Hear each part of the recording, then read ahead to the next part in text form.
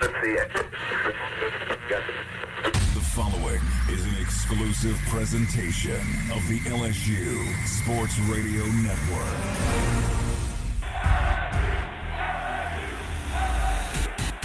This is LSU. This is the place in college baseball. First pitch, he drives down the line in right field. Stay fair, and it is back-to-back jacks. 2-2 pitch, called strike three on the outer black. Drive home safely. Tigers win. They walk it off in the bottom of the ninth inning. LSU Fighting Tiger Baseball is on the air. Play ball! This is exciting live coverage of LSU Fighting Tiger Baseball on the LSU Sports Radio Network, powered by People's Health. Called strike three, struck him out. Brought to you by Cox, the official communications provider of LSU Athletics. McDonald's, official sponsor of the LSU Tigers. Our Lady of the Lake, official healthcare provider of LSU Athletics. Albertsons, the official grocery partner of LSU Athletics. Hancock Whitney, the official bank of the LSU Tigers. Louisiana Blue, official health insurance provider of LSU Athletics. And by Coca-Cola, official beverage partner of the LSU Tigers. The Powerhouse. 3-1 to Bear. Launched in the air to right field. Giving it a look. Ty Evans will just watch it go. This is LSU Fighting Tiger Baseball on the LSU Sports Radio Network. Powered by People's Health.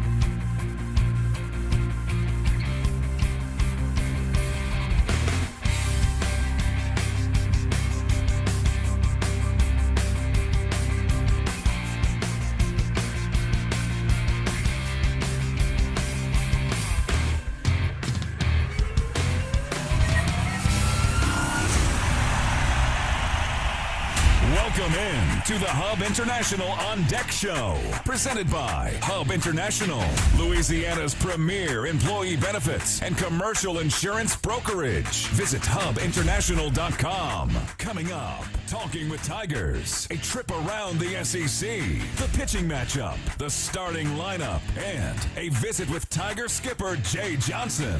It's time for LSU Fighting Tiger Baseball.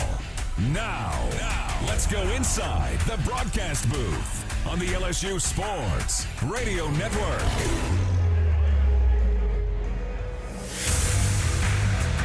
Well, once again, a late one here at the box, but we are set for baseball, and we will conclude tonight's series, this weekend series, between the Mississippi State Bulldogs and your fifth-ranked Fighting Tigers of LSU. Hello, everybody. This is Chris Blair alongside Hunt Palmer and our producer, our straw, stirring the drink back in the Capital One studio, Mr. Jeff Palermo, welcoming you to Skip Bertman Field inside Alec Box Stadium for tonight's play-by-play action. Well, the teams had no problem on Thursday night, right on time, and it was a thrilling victory, 8-6, come from behind for LSU to take the first game of this three-game set.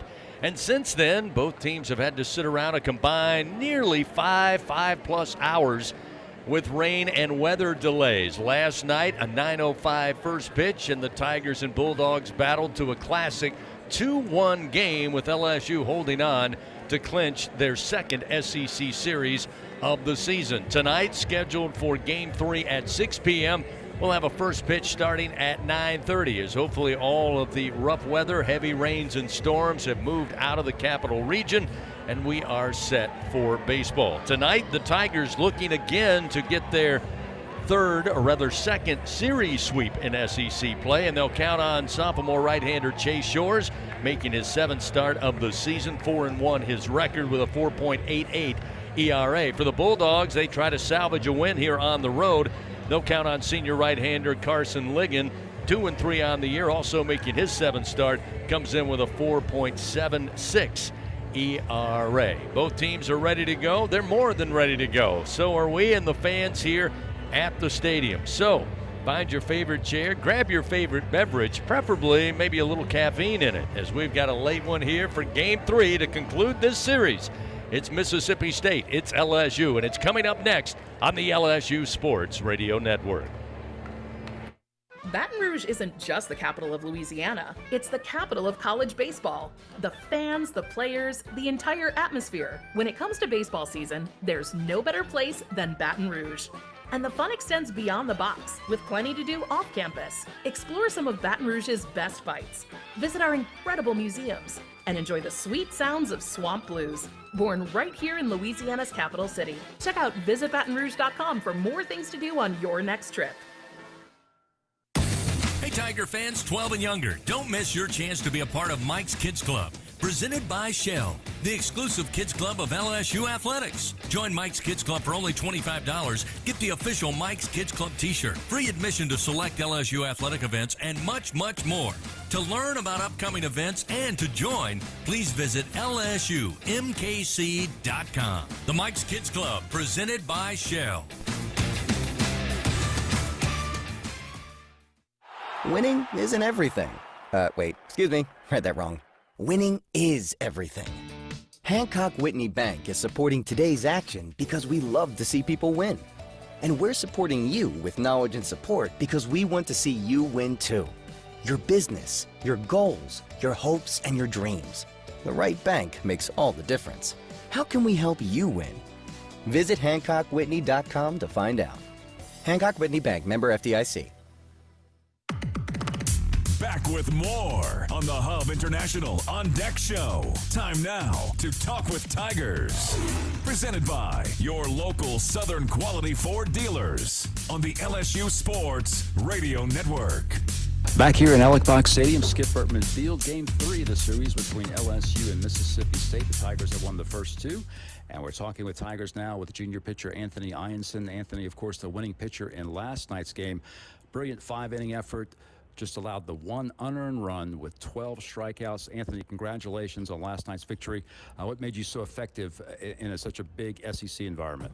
Yeah, thank you very much. I think just executing pitches, helped me the most throughout my outing. I think from start to finish, I had a really big emphasis on that, and just really worked hard to execute when I really needed to. You had a situation, which again we're going to experience tonight, where you didn't know exactly when the game was going to start last night. So how does that affect your preparation, both mentally and physically, in getting ready for a game? Yeah, here at LSU, Coach Johnson, he talks a lot about just staying mentally prepared, for anything. It kind of gives us the advantage, if we stay ready and stay locked in. He always tells us, tell us when to play, where to play, and we'll be ready. So I think just carrying that mindset into it helped me stay ready for it. You faced a tough situation with bases loaded, nobody out, held Mississippi State to just that one unearned run, which I thought was a key moment in the game. Tell us how you managed to navigate through that and the challenges that the Mississippi State lineup gave you guys. Yeah, just pretty straightforward, just playing baseball, Just had to really bear down right there, execute pitches. Yeah, honestly, when I'm in the moment, don't really care too much about, Yeah. Don't try to think too much, just playing. That's when you're at your best. And I think just really, I say it a lot, but just executing pitches is all it is to me. You guys, of course, have a very close-knit staff.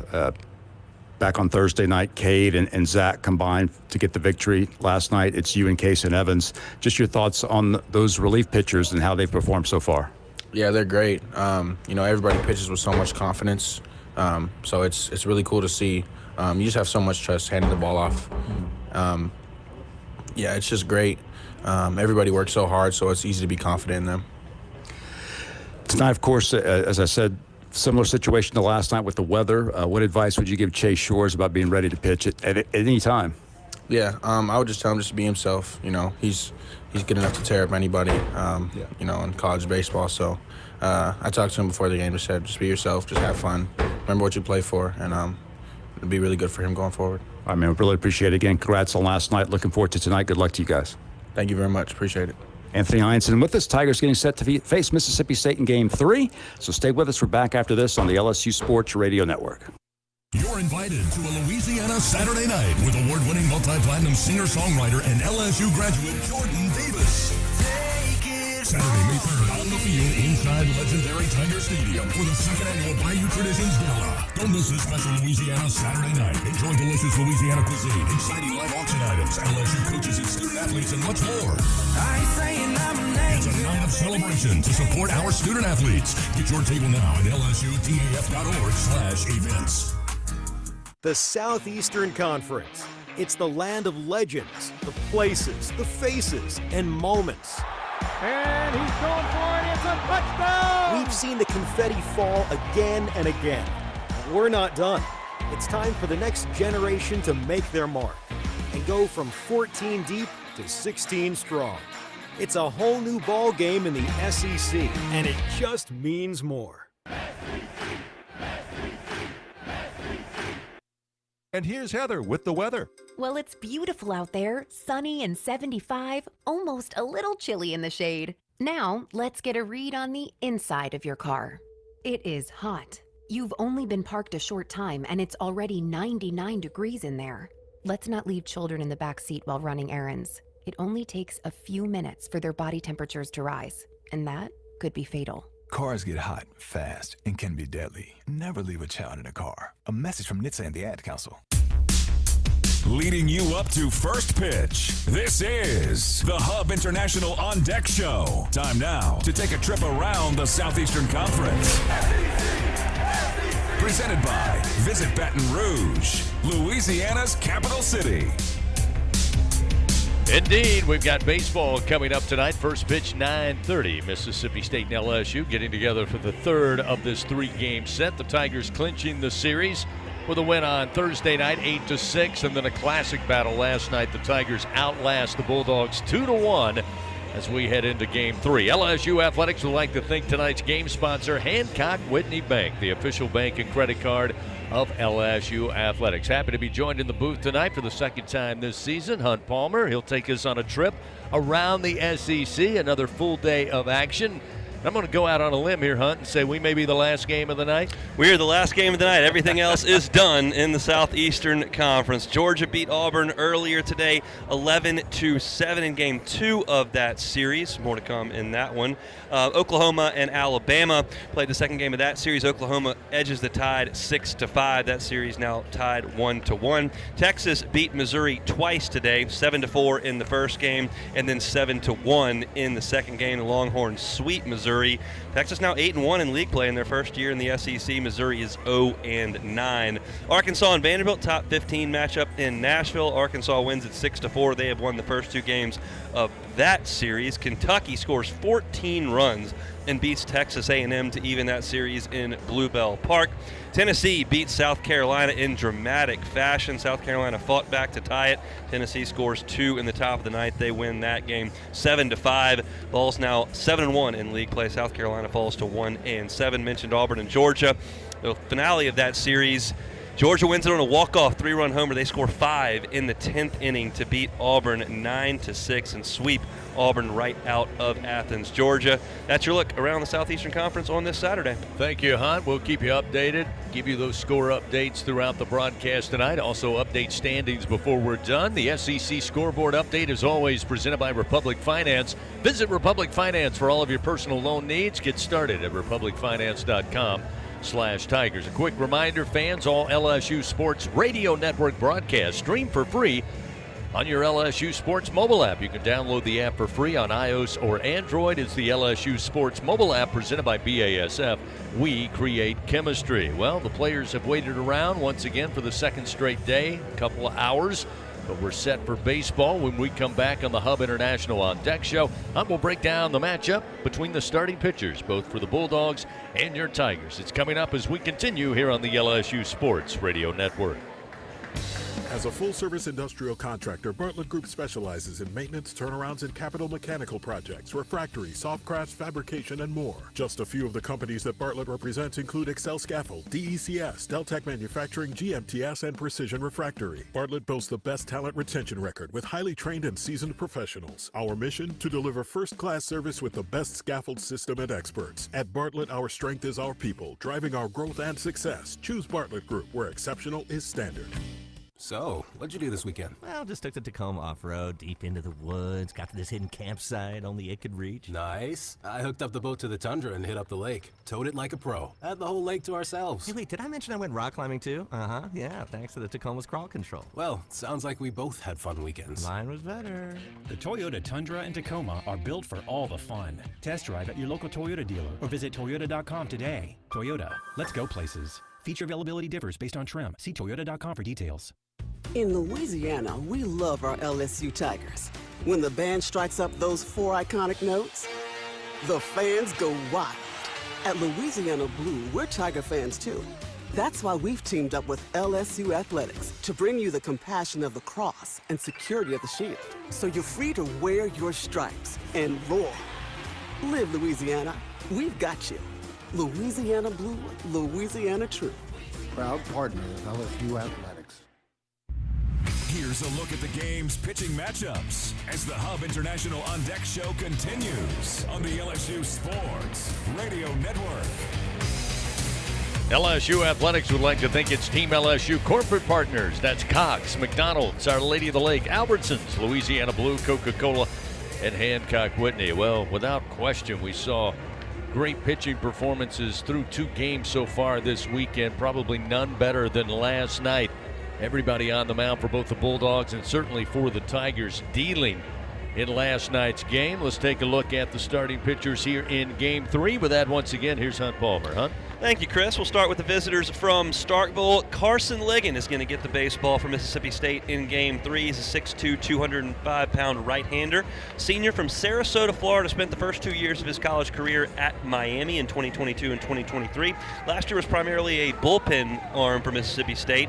Pitched in 15 games, just made 2 starts, had an ERA about 4.5. This year, he has transitioned to the weekend rotation. He started all 6 games, all 6 weekends thus far on the Mississippi State schedule. He is 2-3 on the season with a 4.76 ERA, 22 2/3 innings pitched, 20 hits, 14 runs, 12 of those have been earned. He has struck out 32 and walked 9. Opponents hit 230 off of Ligon. You're going to see a fastball in the mid to upper 90s, up to 96 mile an hour. He will throw a slider in the mid 80s. He'll also mix in a changeup as well. That is Carson Ligon for Mississippi State. For LSU, it's a tall right-hander, Chase Shores, 6'9" sophomore, starting his 7th game of the season. He's 4-1 with a 4.88 ERA, 27.2 innings pitched, 33 hits, 15 runs, all 15 earned. He has struck out 30 and walked 12. Opponents batting 300 off of Chase. When you throw as hard as he does and have breaking stuff as effective as his, just got to pitch in more advantage counts and put guys away when you have an opportunity. Chase will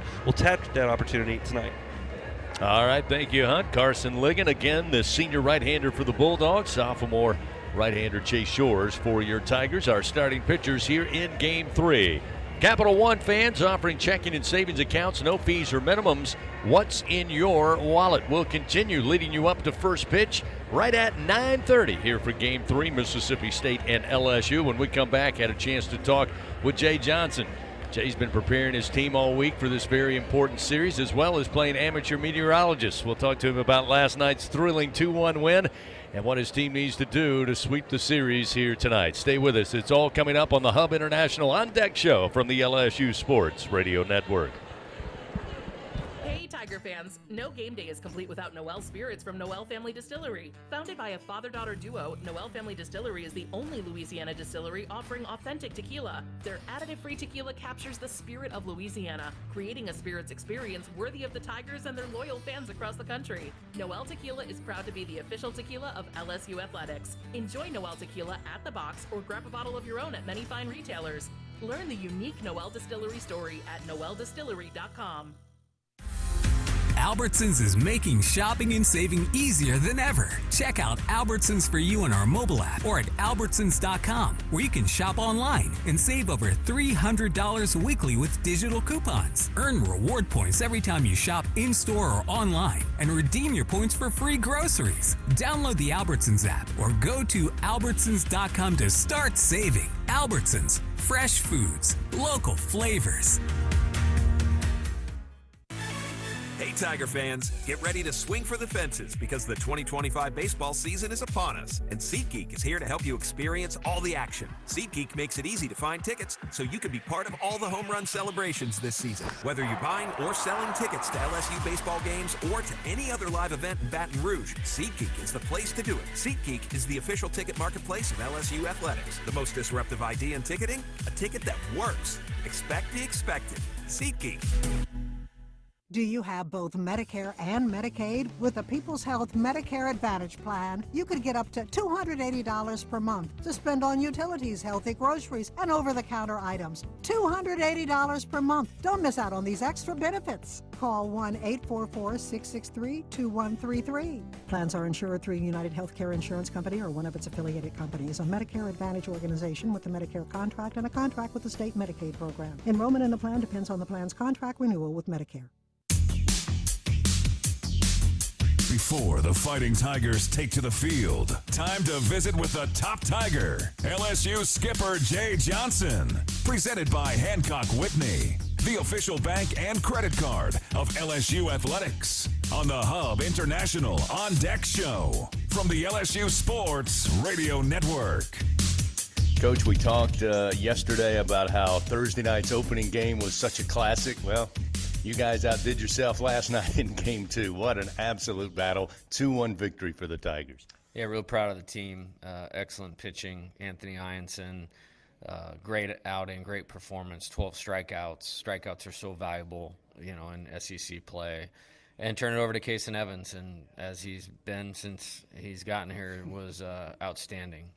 So started on the mound, got some big swings by Ethan and Luis, and we just did enough against Pico Con to, get a win. And when you pitch, it increases your margin for error at the plate. Defensively sound game, no errors, and great play by Chris Stanfield in the game. So great win, and excited about tonight. Before we go to tonight, I wanted to talk to you about Ianson, who, again, has been really good for you. What was it against a really good hitting team that you think was most effective? I think we made some adjustments this week in a few things, just with delivery and, how we were going to execute. And he's such a good athlete.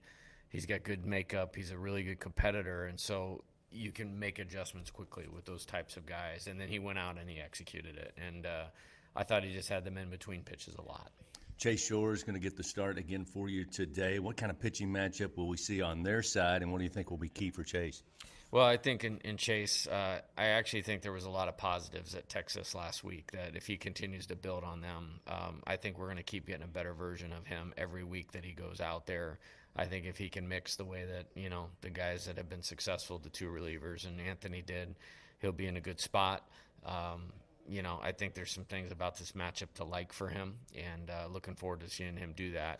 As far as what we need to do today, they have a good bullpen. They have really good arms in the bullpen, and they still have some available. So I think the earlier we can get to those and stretch those guys and maybe try to match up at the right spot at the right time, that will be helpful. We certainly can't let the starter hang around in the game, because if he does, then it gets shorter, and then it becomes a one-on-one battle, and they still have some good arms down there with Dotson, Grant, and then, Williams, as we saw for, 12 pitches on Thursday night. He's pretty good.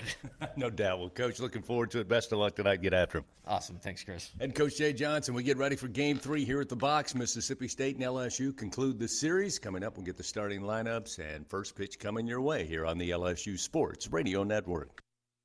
Tiger fans, this is Eddie Kennison, former LSU football wide receiver. If you know me, you know I'm all about making big plays. Tigers win! Tigers win! That's why I joined the team at LSU Sports Properties. Our goal here is to help businesses make big plays both on and off the field. If you want to give your brand that competitive edge and be a part of the biggest stage in college sports, give the corporate sponsorship team at LSU Athletics a call. Your brand, our fans. Utilize the power of LSU Athletics to promote your business and sponsor LSU Athletics today. Call 225-578-2788. Go Tigers. The Southeastern Conference. It's the land of legends, the places, the faces, and moments. And he's going for it. It's a touchdown! We've seen the confetti fall again and again. We're not done. It's time for the next generation to make their mark and go from 14 deep to 16 strong. It's a whole new ball game in the SEC, and it just means more. There's danger out there. It lurks on highways and quiet neighborhood streets. It's more likely to kill you than a shark and more terrifying than the biggest snake. Distracted driving claims lives every day. Every notification, swipe, social post, video, or selfie while driving risks your life. So while you might think public speaking or the zombie apocalypse is scary, what's really terrifying and even deadly is distracted driving. Eyes forward, don't drive distracted. Brought to you by NHTSA and the Ad Council. Wrapping up the Hub International On Deck Show. We are just moments away from first pitch. Time now for the game's starting lineups. Presented by Cintas. Build a better workday when you partner with Cintas. Visit Cintas.com. Scheduled for a 9:30 first pitch. Might be slightly over that. We'll wait and see as they're still getting the field in playing condition. Shout out to the facilities crew here at Alex Box Stadium. They have been hard at work really for 3 days, as they are every weekend and every time the Tigers take to the field. But the challenges, as you might imagine, ramp up quite a bit with the type of weather we've had over the last 2 days. Get to the starting lineups coming up. Tiger fans, if you think you have what it takes to be a true Caniac maniac, you can prove it at the next home baseball game. You could win a prize pack courtesy of Raising Cane's One Love. Let's take a look at the starting lineups for Mississippi State, who is 16-11 on the season, 1-7 in SEC play. Sawyer Reeves started Thursday, came in as a replacement late in yesterday's game. He will get the start again at second base. He'll lead it off, a senior batting .348. Bryce Chance in center field, a junior batting .283, will bat second. Ace Reese will bat third. He'll play third base. Noah Sullivan, again, the DH, will bat cleanup for the Dogs. Hunter Hines, the big bopper, will bat fifth. He'll be at first base. Aaron Downs in left field will bat sixth in the order. Nolan Stevens in right field will bat seventh. Ross Highfield will get the start catching tonight, batting eighth, and Dylan Cupp batting ninth. Now the playing of the national anthem.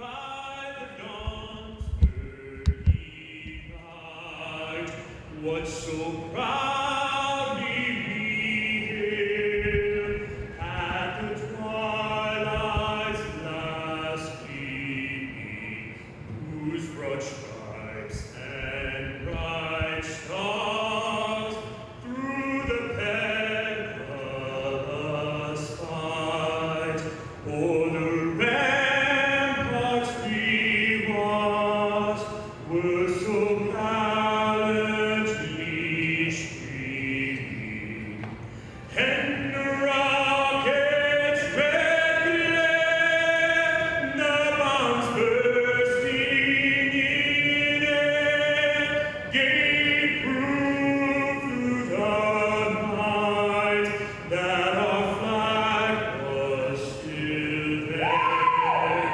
Oh, say does that star-spangled banner yet wave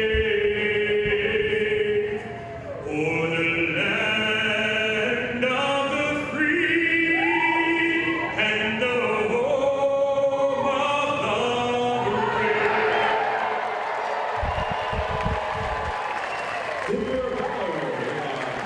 Another beautiful rendition of our national anthem prior to first pitch tonight. We gave you the Bulldogs starting lineups. Again, Reeves, Chance, Reese. Cleanup hitter Sullivan, followed by Hines, Downs, Stevens, Highfield, and Cupp. Now for your Fighting Tigers of LSU, coming in tonight 25-3 on the season, 6-2 in league play, having already clinched this series, going for the sweep tonight. Derek Curiel once again will lead it off, the phenomenal freshman batting .404. He'll be in left field. Jared Jones, team leading with home run 9 on the year, along with leading the team with 42 runs batted in, will bat second. He'll be at first base. Daniel Dickinson at second base, a junior, hitting .348. Stephen Milam will be the cleanup hitter tonight. The shortstop moving up a spot in the order. The sophomore hitting .354. Ethan Fry with a right-handed starter for the Bulldogs once again in at designated hitter. He'll slide back, bat fifth in the order. Jake Brown will get the start in right field. He will bat sixth. Luis Hernandez behind the plate catching, batting in the 7 hole. The senior hitting .257. Had a couple of bops this week at the plate. It'll be Tanner Reeves with the start, making his 12th start of the season. The junior at third base, batting .385, and Chris Stanfield making that incredible play in center field to end the game last night. Once again being center, he'll bat ninth. The junior hitting .301. Again on the bump for Mississippi State, senior right-hander Carson Ligon, and for your Tigers, sophomore right-hander Chase Shores. Those are the starting lineups. That means we do indeed have baseball tonight at the box. Game 3, Mississippi State and LSU, and it's coming up next after this on the LSU Sports Radio Network.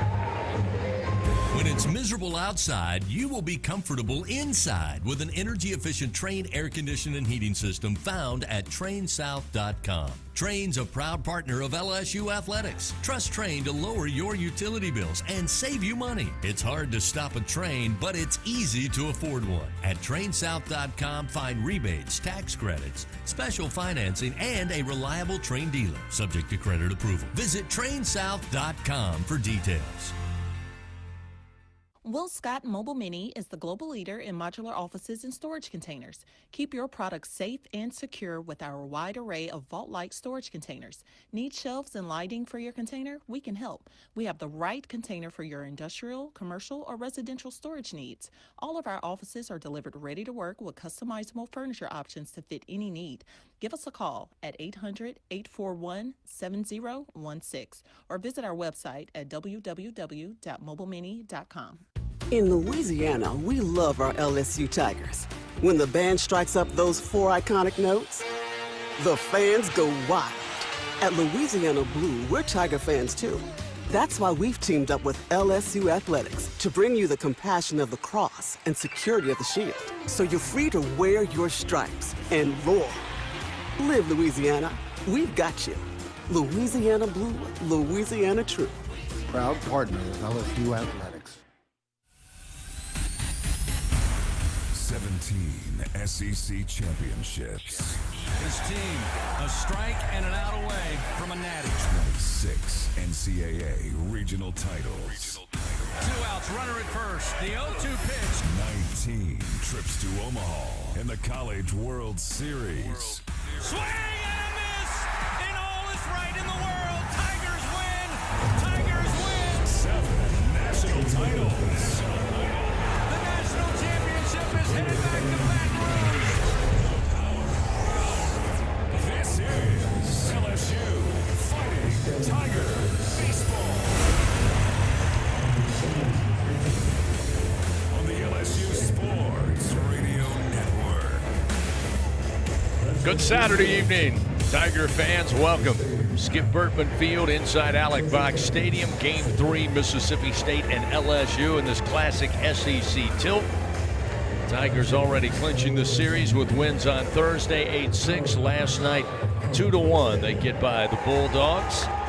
Game 3 tonight to finish up week 3 of SEC play. After dodging the weather for the second straight night, originally scheduled for a 6 p.m. first pitch, we will get underway, my guess is around 9:35 Central Time here on this Saturday night. Along with Hunt Palmer, I'm Chris Blair, our producer, back in the Capital One studio. Jeff Palermo, happy we could be part of your late Saturday evening. Some of you, we hope, will stay up for the entirety on the SEC Network Plus and the LSU Sports Radio Network. If you happen to doze off, we appreciate you starting tonight, Hunt. And hopefully, like last night, we'll have such a dramatic game, it'll keep us going. Yeah, let's hope. It was a classic last night. Absolutely came down to the final pitch and really play a couple of feet from the wall as LSU won the series. So LSU's taken the first two here, and it's still a big game for both teams. You've got 22 SEC games left. LSU's obviously in a really good position. Mississippi State has dug themselves a hole, but those that watched LSU last year know how a hole can be dug out of if you continue to stack wins. So, yes, LSU's taking the first two. That's great for the home team here. Mississippi State still got tons to play for here, and the Tigers do as well. So, excited for a little baseball late on this Saturday, probably, if we're being realistic, into Sunday morning. Yes, I think so. Chase Shores getting the start. Tigers take to the field. He'll take his warm-up tosses, and then Mississippi State will send up Sawyer Reeves to get the game started, followed by Bryce Chance and Ace Reese. A couple of things stand out through these two games, Hunt. I think most fans and most who have watched this series, and probably those who have watched Mississippi State all season long, will tell you this is a very talented team. And again, they've had some tough luck. Again, they come in 1-7 in SEC play. Opportunities to win here on the road Thursday night, and certainly without question a chance last night. They play pretty well. Jay Johnson indicating to me down in the clubhouse, maybe their best bullpen arms outside of Williams we've yet to see. So they do have those at the ready tonight.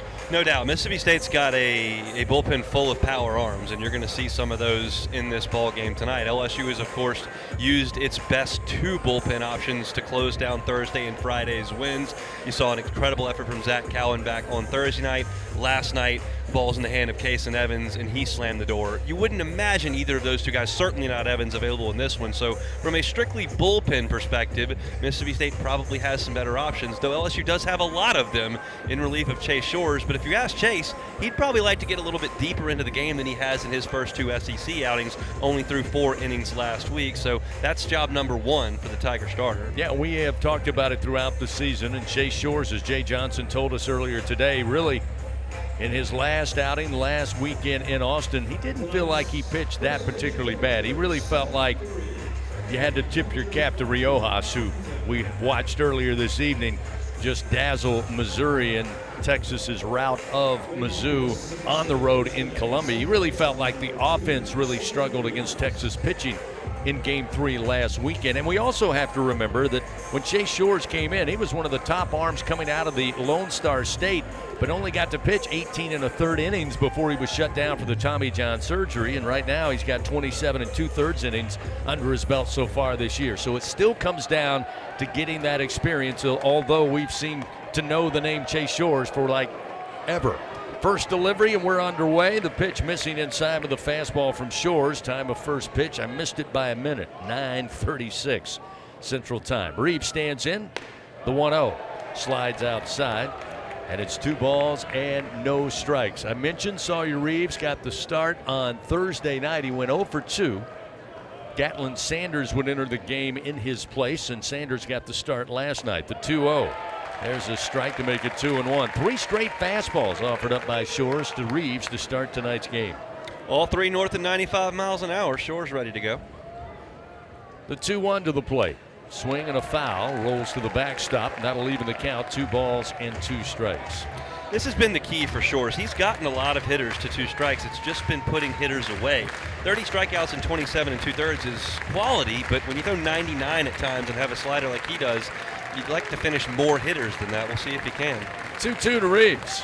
There it is. Called strike 3. Outer half at 98 on the radar. And a great start for Chase Shores. 1 gone here in the top of the first inning. Well, he fell behind 2-0 and then pumped 3 right through there. He's got that arm side run, 98 miles an hour. That's plenty enough to get plenty of outs. And Chase Shores off to a good start here in the ball game on a Saturday night. That'll bring Bryce Chance to the plate.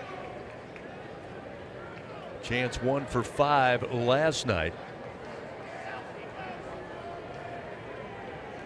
1 for 5 with a run scored on Thursday night. Here's a half-hearted swing on a breaking ball, and he went around. It's 0-1.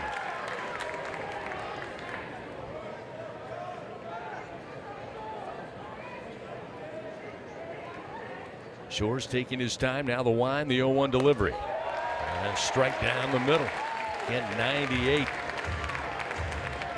You often wonder when you have 2.5, 3 hours waiting around That fine line of having your pitcher ready to go. Shores looked like whatever he did was working. He goes with the slider and it misses outside. They appeal down to first. Jason Millsap says no. Chance did not go around. And it's 1 ball, 2 strikes. You're exactly right. You're throwing 98, 99 with a speed ball and a slider coming in there at 88, dropping 1.5 feet off the plate at the last moment, looking for those punch outs. Again, slider at 86 just off the plate. Chance again stays away, and he evens the count. 2 balls and 2 strikes. It's hard to imagine, but hitters hit 300 this year off of Chase Shores, 333 in SEC play entering this game. Stuff like that, that's hard to believe. 2-2. Called strike 3, went back to the fastball at 98. Back-to-back punch-outs, the start for Chase Shores, and there's 2 gone top of the first. Yeah, that's just a heater right there at the knees. Nothing many are going to do with that, and Shores is off to a great start here in the first. Ace Reese has had some good knocks this weekend. Reese went 1 for 4, had the solo home run. Or I should say 2-run bomb on Thursday night. Left-handed hitter. Waits on the first pitch. Shores delivers. Miss low.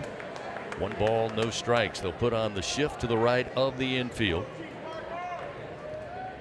Tanner Reeves moving over. Here's a ground ball. Going to be hit right to him, right of second base. Gloves, throw to first in time, and a very quick top of the first for Chase Shores and the Tigers. 1, 2, 3 go the Bulldogs. We played a half inning. No runs, no hits, nobody touches base. We go to the bottom of the first inning. Tigers come to the plate with Curiel, Jones, and Dickinson. When we return, this is Fighting Tiger Baseball.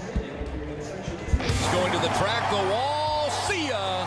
Tiger fans, have you ever wanted to watch LSU baseball on TV but hear the action from the LSU Sports Radio Network? Just sync the game with the LSU Sports mobile app. It's easy to do. Just pause the TV. Use the LSU Sports mobile app to stream the audio on your smartphone or tablet. Connect to a smart speaker, then wait for the audio to catch up to the point your TV is paused. Push play, and you are all set. Sync the game with the LSU Sports mobile app for iOS and Google devices. Download it today. Tigers win. Tigers win.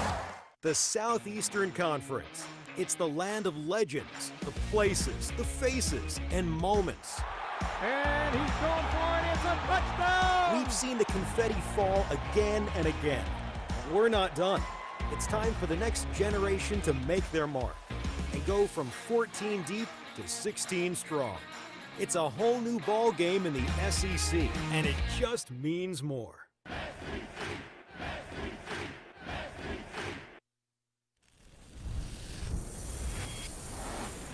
Half of the world's population depends on rice for 80% of their daily food needs. By 2050, population growth could increase rice demand by 30%. But as climate changes, rice output is decreasing. At LSU, we're using genetics, genomics, and AI to create new rice that yields more with less resources. We're not just feeding the hungry, we're growing a better future. This is LSU Fighting Tiger Baseball on the LSU Sports Radio Network. Chase Shores with a great start there in the top of the first inning. A couple of punch outs, then a ground out. 3 up, 3 down for the Bulldogs. Now the baseball in the hands of Carson Ligon for the Bulldogs. And he'll face Curiel, Jones, and Dickinson as we head to the bottom of the first inning. Fans, if you're planning an event, may we recommend Grayson Events and Entertainment. They've got you covered. Everything to make your next event unforgettable. Call 225-436-6520. You won't be disappointed. Yeah, Chris, Carson Ligon get to baseball for Mississippi State in this ball game. 6'2", 205, right-hander from Sarasota, Florida. Transfer from Miami. He started all 6 weekends previously for this Mississippi State team. Last week against Oklahoma, 5 innings, 4 hits, 5 earned runs. He walked 3 and struck out 5. He's got a good arm. Fastball is going to be up to 96, potentially 97 if he's really feeling it. He'll throw a good slider and a changeup as well. So veteran arm for the Bulldogs. As you mentioned, they've got a lot in the bullpen coming behind him, but they'll certainly like to see him get into the middle innings of this game. Yeah, it goes without saying, this is kind of the obvious thing, and it probably applies to every matchup, but Coach Johnson did make a point to me today talking about what still remains in the Bulldog bullpen. He said, hey, look, Ligon's going to present some challenges. What we have to do is really make him work early, able to get to that bullpen early and then stretch each of those bullpen arms out over the course of 9 innings. The quicker they can get to the pen, the better off they think they'll be, as there's a little communication problem with our catcher for the Bulldogs, Ross Highfield. We've got a team member out there trying to wire him up for sound as Curiel stands ready to step in. I'll tell you what, Chris, not the worst crowd I've ever seen considering the weather we just had the last 3 hours where it dumped rain for 2.5 hours. There's still plenty of folks in the grandstands here. Certainly not a capacity crowd at the box tonight, but there are more here than I may have imagined. Now, tip of the cap to the fans who, for the most part, have been here as long as you and I have, since about a little after 4 o'clock this afternoon. Wanted to see their Tigers play, and Mississippi State with their contingent just beyond the third base dugout. First delivery from Ligon to Curiel. Above the letters, fastball missing high, 1-0. They didn't have as good access to the NCAA basketball tournament as we did. No. They had better access to the concession stands, I'll say that. Here's the 1-0. Smacked up the middle, base hit for Curiel. Let's make it 29 games in a row he's reached base, and last night it took his final at bat. Tonight he was not fooling around. That ball was smoked right up the middle off the bat of Curiel. Got his foot down early, fastball, and he just drived it right into center field for a leadoff single. Stand corrected. I missed math. 29 straight. Every game this season, Curiel, the true freshman, has arrived at least one time to first base. And hitting in front of Jared Jones, that's a good thing to do. Yeah, they've got the right combination here. We saw this early on this season of having Curiel atop the order and Jones right there in the 2 spot. Jared steps in, and the first pitch from Ligon. Just off the outside corner, it's 1-0.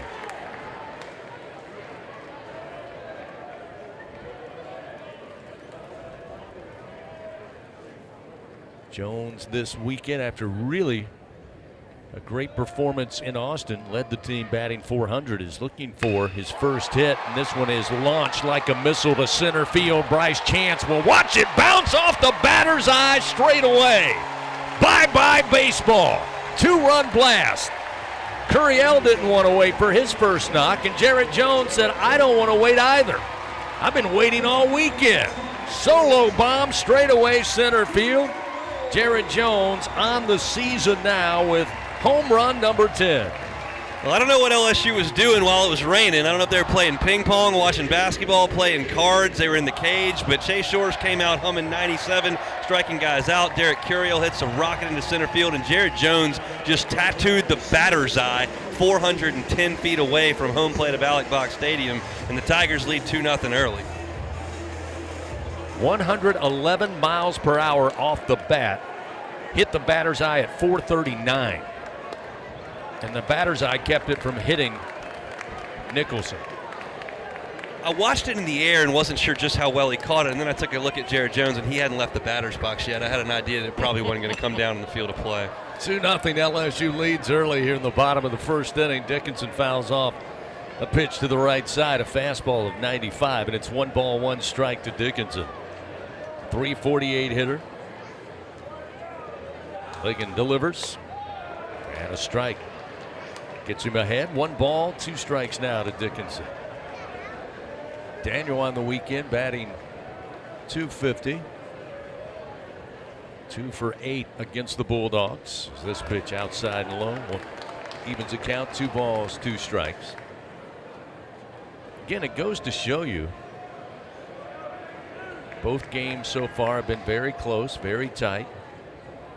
This Bulldog pitching staff has pitched well. Here's the 2-2, and that's going to hit him. Oh, right on the hand, maybe the wrist, as he winces and jumps around in pain, still hopping around home plate. That'll bring Isaac Trujillo, Josh Simpson, the first base coach, and Jay Johnson coming out just to check on Dickinson, and that looked like it got him in the left hand or wrist. He's shaking his fingers. Oh, yeah, it might have caught him in the fingers. He's in certainly a lot of pain on the right hand, yeah. It's definitely the finger. It's not the wrist, and they're going to give him a look, and we'll see. Time called. Justin Parker, pitching coach, going to come out, talk it over with Carson Ligon along with the Bulldog infield here while they allow Dickinson to get some feeling back in that hand. I didn't see the radar gun on that one. I do know that you're talking about a pitcher in Ligon that throws most of his fastballs 94 to 96, so that just doesn't feel all that good. Dickinson still wincing in a little bit of pain. Don't know that he's in a hurry to come out of the ball game, but we'll see what the training staff says. He is able to squeeze it, which is a good sign, but that just doesn't feel very good. So now the meeting on the mound broken up. Justin Parker, pitching coach, headed back to the dugout. Jay Johnson seems satisfied. He's going to make his way to the first base dugout as Dickinson now will hand off his batting gloves, and looks like he is going to be A-OK. He'll stand on first base. Still nobody out here, bottom of the first. Jared Jones followed Curiel, who led off with a single right up the middle. And Jared Jones went right up the middle, but to the batter's eye in center field. It's a 2-0 LSU lead. That'll bring Stephen Milam, we mentioned he moved up a slot, batting fifth to start this weekend. Really, he's kind of here of late been in that fifth spot. He's batting cleanup tonight. He'll bat from the left side against the right-hander, Carson Ligon. Dickinson off of first base, and the first pitch to Milam. Swung on, base hit, gonna drop down, and it gets by the glove of Stevens. Rolling towards the track, going to be picked up by Bryce Chance. They're going to hold the runner up in Dickinson at third. He didn't see the sign, but he'll able to get back to third base without a throw. Kind of stumbled, but luckily gets back to the bag, and runners now second and third. And to say LSU is seeing the baseball really well early, Hunt, is a massive overstatement. Yeah, they're stinging it all over the place. That ball was hit really, really hard, and it was sinking, and Stevens kind of got in no man's land, came in hard, and it short-hopped his glove. It got by him, so Chance had to come over from center field to pick it up. And then they missed the cutoff man, but Dickinson had just had the brakes thrown up at third base, so he wasn't in a position to read that and go. Still LSU in business second and third with nobody out. Tigers already here in the bottom of the first inning with an LSU online home run. They've got 3 Bingo Pest Product base hits as Ethan Fry had one of 2 home runs last night in that 2-1 victory. He and Luis Hernandez, the difference makers from an offensive standpoint. Fry on the year with 5 home runs, DHing once again tonight. And the 1-0 pitch, smacked hard, base hit up the middle, gets by a diving Reeves. That will bring Dickinson. They'll wave Milam around. The throw is cut off, and the Tigers now lead 4-0. You mentioned it, Chris. None of these are cheap. They are all absolutely rockets all over the field, and LSU's doing such a good job of staying through the middle and to the opposite field. Curiel, Jones, and Milam up the middle. That's a great swing there from Fry, right on right. We've seen Fry more often this year swinging the bat against left-handed pitching like Pico Khan last night. He gets to start against the right-hander Ligon. Doesn't matter, he hammers it. 5 LSU Tigers have come to the plate. 4 of them have base hits. Dickinson was hit by a pitch. He came around to score. And Jared had the big home run to center field. 4-0, still nobody out. Fry at first base. We'll see Jake Brown. Pitch to Brown.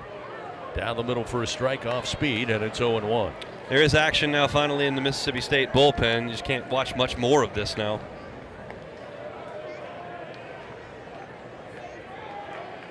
0-1 the count. Brown batting .370. This pitch floats in a little high, and it's 1 ball, 1 strike.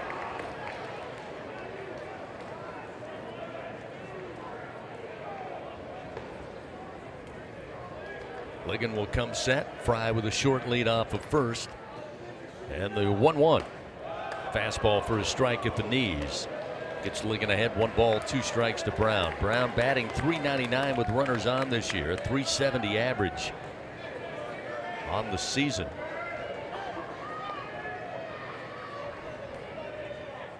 There's a swing, bouncer, but foul down the first base line.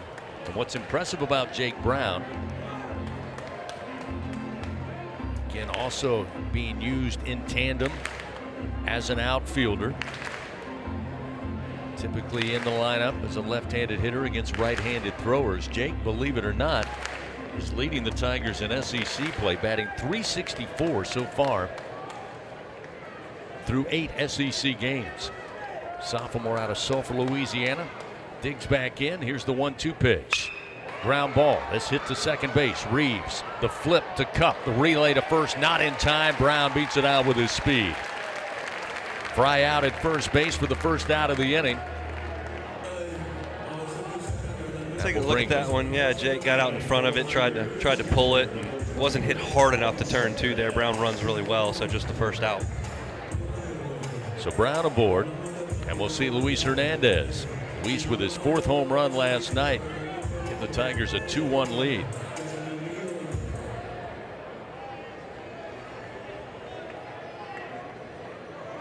Brown with good speed takes a 3-step lead off of first. The pitch to the plate, hammered foul into the screen above the first base dugout, and it's 0-1 to Hernandez. Fans, you got to have the right equipment to take on any job linked to the land. Do so by visiting Sunshine, your hometown John Deere dealer in Louisiana at sunequip.com. Turn and throw to keep an eye on Brown. He's back standing up at first base. For those of you watching tonight on SEC Network Plus, yes, the weather was rough here for a while, but right now things very comfortable at the box for some college baseball, albeit late. 69 degrees. Here's the 0-1 pitch. This time Hernandez holds back.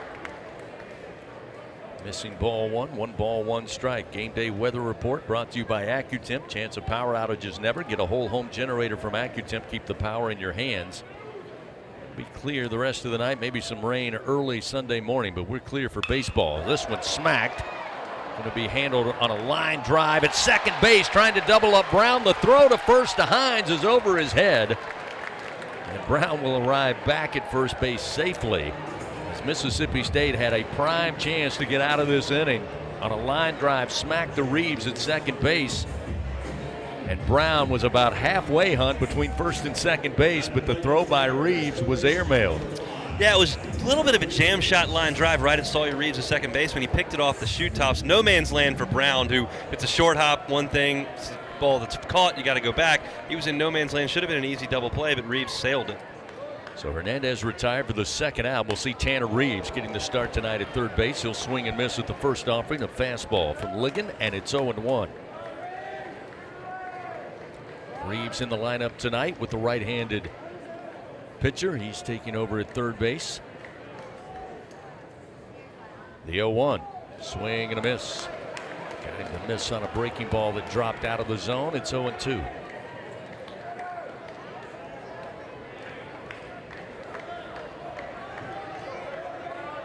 Brown remains at first base. It's a 4-0 LSU lead with 2 outs here in the bottom of the first inning. Brown off and running. The throw down to second to Cup. And sliding safely under the tag is Jake Brown. He's in with a stolen base, his 7th of the year.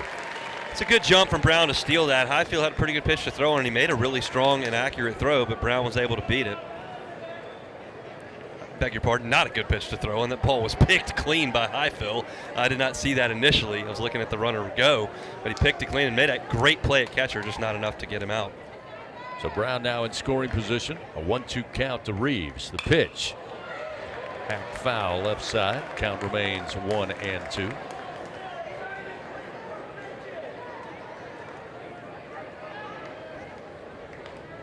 LSU came out on fire.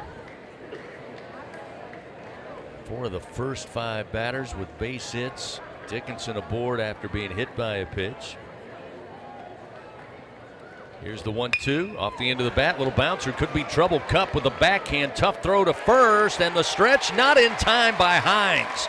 Beating it out is Tanner Reeves. They had Dylan Cup shaded towards second base. That one hit right to the 6-hole. Great job getting over there with the backhand, but then had to throw across his body with all of his momentum headed towards third base. Again, quick scampering down the line by Reeves, and now runners on the corners. They're not going to take a look at it here. No challenge from Mississippi State. So that'll get Chris Stanfield to the plate. Number 9 in the order here with 2 down. That was a sensational play by Mississippi State shortstop Dylan Cup to get to that ball and get enough on it to get it to the base, and just half a step too late. Stanfield batting .301. With 2 outs, the first pitch outside. Highfield has to rise and step to his right to get it. 1-0.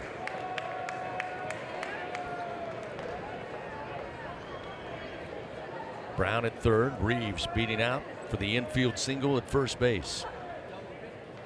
The 1-0 pitch. Stanfield rips it to left field. That will score Brown. Reeves into second base, and the Tigers with their 6th Bingo Pest Product base hit all coming here in the bottom of the first inning. It's now 5-0 LSU. That's just a 95-mile-an-hour heater right down the chute, and Stanfield just jumps all over and hits a missile right into left field for a 2-out RBI hit. Jay Johnson calls those Goldens, good as gold, and that was a quality AB there from Chris Stanfield to add to the lead. So Chris with the RBI single, and the Tigers batting around here in the bottom of the first. That'll bring Derek Curiel to the plate. Curiel wasted little time. He swatted one right up the middle for a base hit to get this inning started, get this game started for LSU. First delivery off speed, a strike, and it's 0-1. Right-hander Ben Davis down in the Mississippi State bullpen. He wears number 35.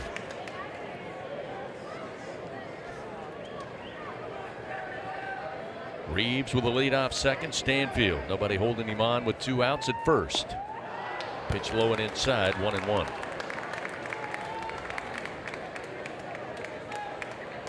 We could take a look at tonight's recipe for success, brought to you by BRQ Seafood and Barbecue, the official catering service of LSU Athletics. My guess is 5 runs on 6 hits in the bottom of the first is part of that. So that pitch outside to Curiel makes it 2-1. 5 runs on 6 hits in the first generally gets the job done. We got a lot of baseball to go tonight, though.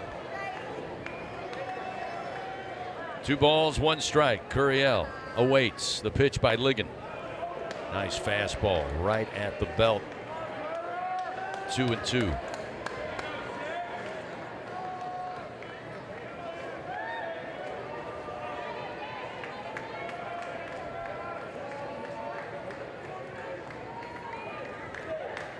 Ligon now takes a little extra time. Pitch clock down to 4 and the 2-2.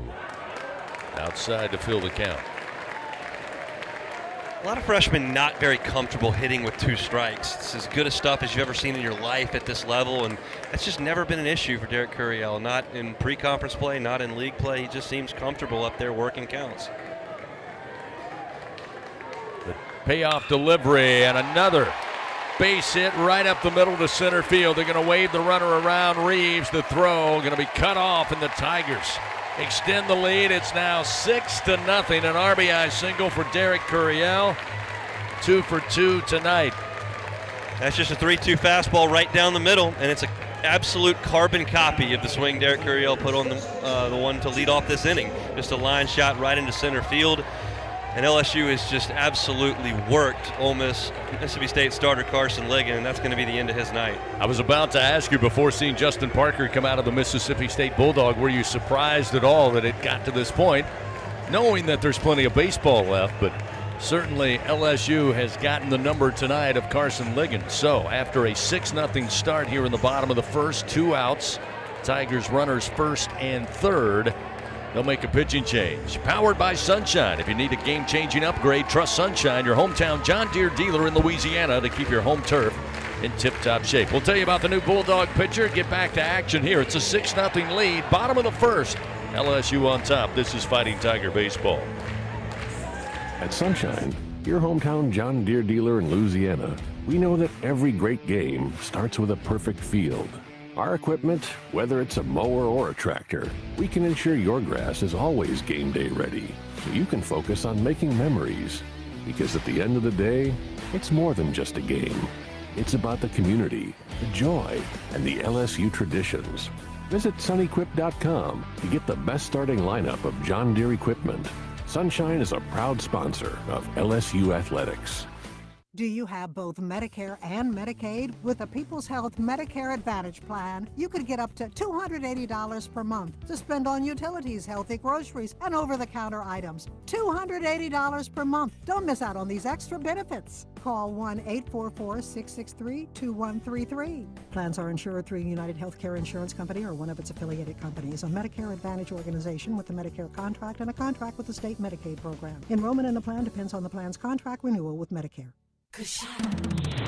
Hey, LSU fans, you're invited to Louisiana's largest casino resort, Coshada. Coshada Casino Resort has the largest and most spacious gaming floor in the Lake Charles area, with thousands of the newest slots, over 55 table games, live bingo and off-track betting, plus 3 beautiful hotels, delicious Cajun cuisine, and the #1 rated golf course in Louisiana. Coshada Casino Resort is proud to support LSU.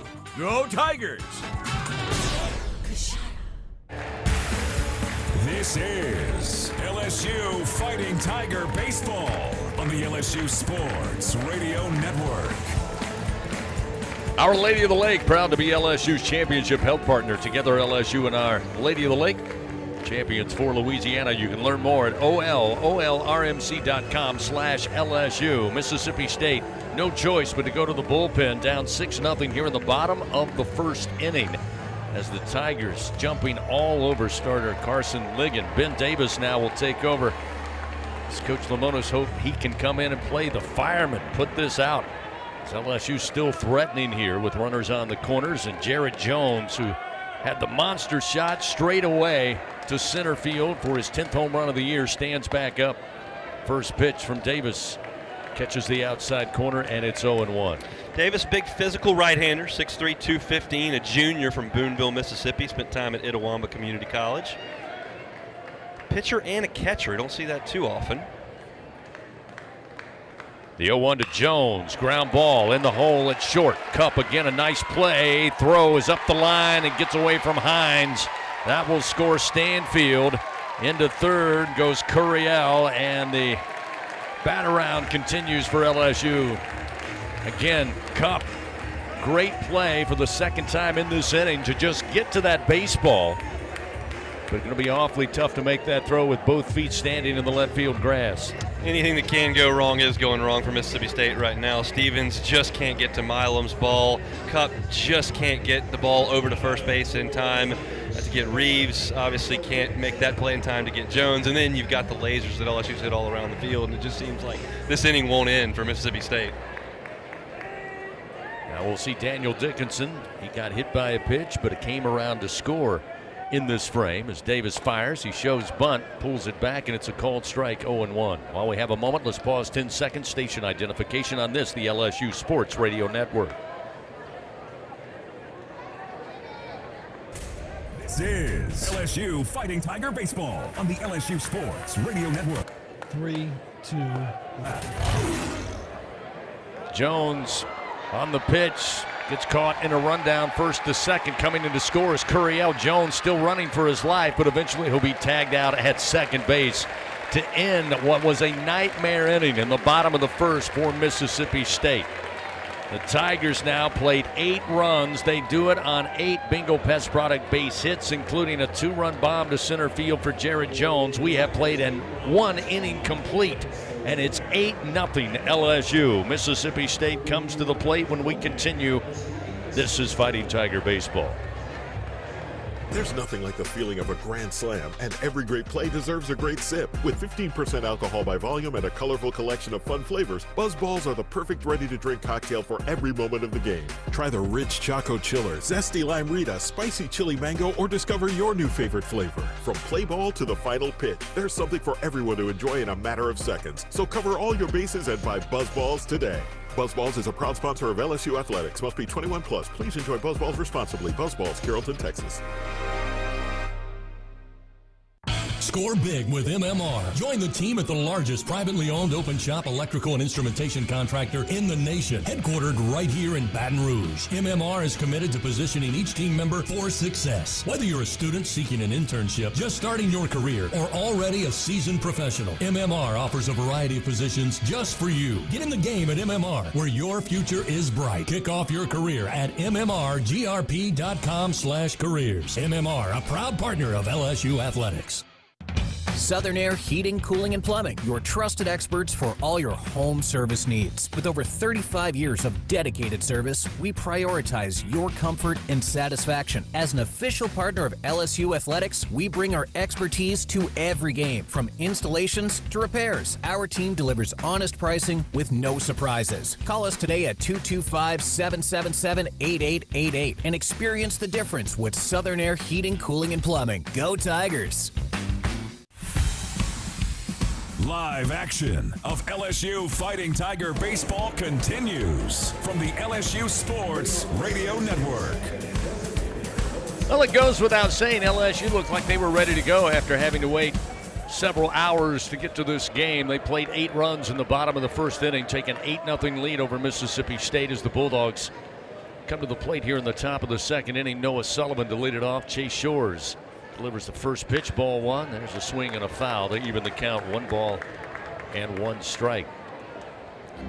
Shores worked a 12-pitch first. It seems like a long time ago. He got to, I guess, sit there and watch his team put up an 8 spot, but that can get you right out of your rhythm. We'll see how the big right-hander responds. Yeah, it was off to a great start in that top of the first inning. Couple of strikeouts. Made quick work. 3 up, 3 down. First time around. There's a strike to make it 1-2. Little bender there from Chase Shores gets him ahead.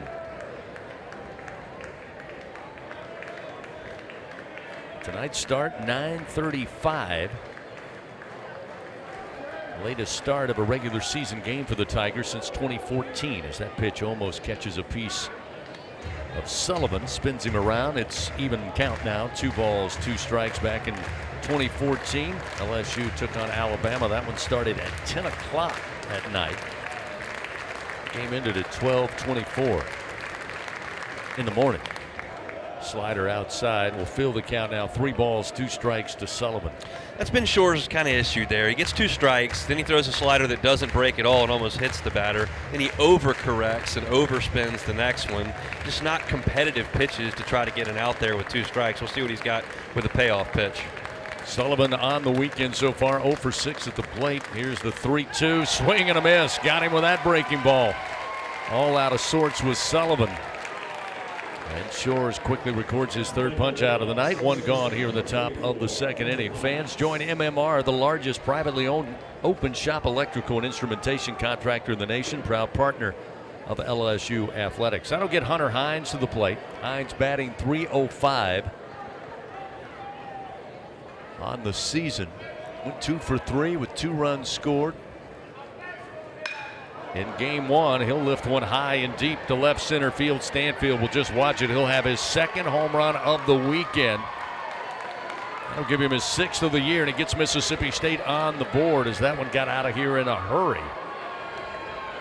Make it an 8-1 ball game. Hines is one of the most physical hitters in the Southeastern Conference and has been now for 3 years. He had 2 home runs in a single game against LSU in Starkville last year, and he got that one up into the jet stream. It didn't need the jet stream, but it used it some and got way out of here, out of the ballpark in left center field. He's now 3rd on the all-time home run list at Mississippi State. There have been some pretty good hitters there in Starkville, so he's one of the best. Just the 2nd home run given up on the season by Shores. He'll try to put that behind him. Now Aaron Downs to the plate. The first pitch inside corner, strike off speed, and it's 0-1.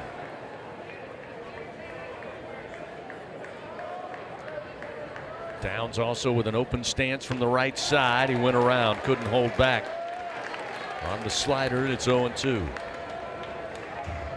And that's the slider you're looking for. Had a late break, maybe 6 inches off the plate when Hernandez received it. Here's the 0-2 pitch. Ground ball. Chopper over the mound and makes its way into center field. Downs with a hard hit base hit with 1 out. He's aboard. Yeah, Downs was obviously geared up for the heater when he check swung at that breaking ball that was well off the plate. He was still ready for the heater 0-2 there, and he got one at 97 miles an hour. Was able to be really short with it and chop it over the 6'9" Shores' head into center field. 2nd hit of the night for the Bulldogs here. That'll bring Nolan Stevens to the plate, a .348 hitter. Righty on lefty matchup as Shores fires. Strike on the inside corner as Stevens tried to hold back. He thought it was inside. And it's 0-1. Downs 3 for 3 over at first base in stolen bases. There's a swing and a miss on another slider, and it's 0-2.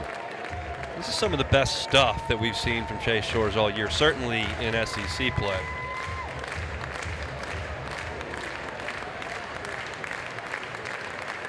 Ahead in the count, 0-2. 1 down, runner at first. Shores delivers. Tried the inside corner again and just missed. Make it 1 ball, 2 strikes. Yeah, that's the breaking ball, and Luis Hernandez behind home plate tried to give the home plate umpire a really good look at it, but just missed the plate. Stevens, the California native, readies the bat. Here's the 1-2 from Shores. Another chopper over the mound. Can Dickinson or Milam get to it? Milam gets it, but will put the baseball in his pocket. Would have had a tough throw to get Stevens out at first, and instead of allowing runners to advance, he'll just live to fight another day. So Mississippi State now with their third hit of the night, and they've got runners first and second. LSU had a couple of balls they hit on the infield back in the first inning that were just in a spot that Mississippi State couldn't get to. That was the same story there. That ball was not hit especially hard, but not in a place where anybody with a gold jersey on could get to it in time to make a play on it. See Ross Highfield, starting catcher tonight. Batting .246. Shores delivers. Breaking ball misses outside, and it's 1-0. Highfield took one off the face last week in Norman, broken nose, so he's got that face mask on there. But he's a catcher, so he's a tough guy. He's going to put the tools on. He's going to go back there and play. He's going to go out there and hit. 97-mile-an-hour fastball is not what I would want to be looking at with a broken nose. Again, Shores comes back with a second breaking ball, and it misses outside. That's going to bring Nate Yeske out to the mound, the pitching coach for LSU, so they'll call a timeout.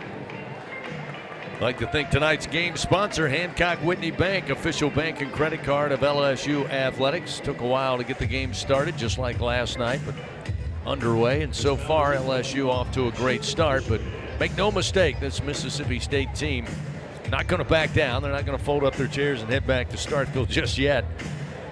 Struggled there in the top of the first, but got something going. Hines with the solo home run gets them on the board, and since then, 2 base hits. They have runners first and second. We mentioned that maybe Shores out of a rhythm after that long first inning, but he did come out here in the top of the second and strike Noah Sullivan out with some really good stuff. You give up the home run to Hines, and it's not like Downs and Stevens have crushed the ball. They bounced it in one case through the infield and once into no man's land.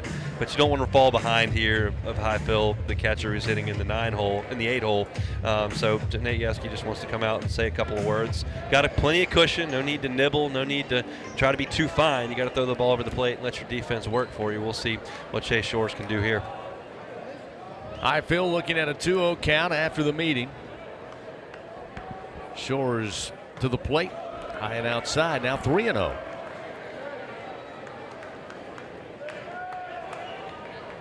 After trying a couple of breaking balls, tried the fastball but missed away. Downs at second, Stevens at first base. The 3-0 pitch, going to hit him. That one hit the right-handed hitter right in the side of the hip. As you mentioned, Highfield with that broken nose. That time he took it in the side, but happy to advance down to first. He appears to be all right. Now the base is loaded for Mississippi State. Just one out. That's classic catcher there, especially a guy with a broken nose. It's 3-0. If you just get out of the way, then you can go down to first base anyway. But instead, he just stays there, lets him take it off the quad, and heads on down to first base. Catcher's a little different breed. So now we'll see Dylan Cupp at the bottom of the order. 298 hitter. And the first pitch catches a piece of the outside corner again, starts him off with a breaking ball, and it's 0-1. A lot of SEC fans certainly listening to us terrestrially and then there on SEC Network. Plus an SEC score in the NCAA basketball tournament. Duke 85, Alabama 65 final. Look out. Oh my, line drive foul into the dugout of LSU first base side. Luckily, I believe, missed everybody. That one right above the railing. It's now 0-2 to Dylan Cupp. Yeah, the Florida Gators advancing for the SEC with a win tonight. And Alabama not looking good. This one laced down the line off the bat of Cupp into the corner.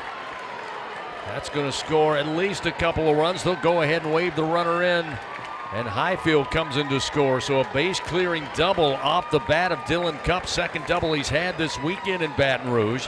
And suddenly now they have cut the lead in half, 8-4. What do you say we settle in for a long night, Chris? That ball was hammered up in the zone, and he hooked it down into the left field corner.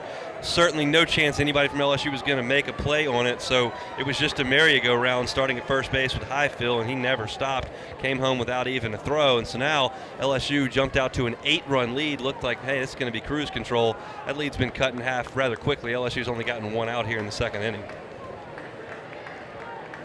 So that will bring Sawyer Reeves, the top of the order. It's caught looking by Chase Shores to start tonight's game. we start to see some activity in the LSU bullpen now. Left-hander up and tossing. As time called, Hernandez is going to go out and talk with Shores here. That's DJ Primo, who's got the baseball he's tossing. That's Connor Ware next to him, stretching a little bit, so a pair of southpaws up. Look at how this game started, 1 through 4 in the Mississippi State order, and Chase Shores goes strikeout, ground out, and then he strikes out Sullivan. So your top 4 hitters, no solid contact, just some easy work. Then all of a sudden, home run, single, hit by pitch, and a 3-run double. All of the damage done from 5 through 9 in the Mississippi State order. So the meeting done. Hernandez back behind the plate. Sawyer Reeves from Lugoff, South Carolina, the right-handed hitter, stands in. Only one out, runner at second, an 8-4 LSU lead. Starts him off with a slider, missing outside, 1-0.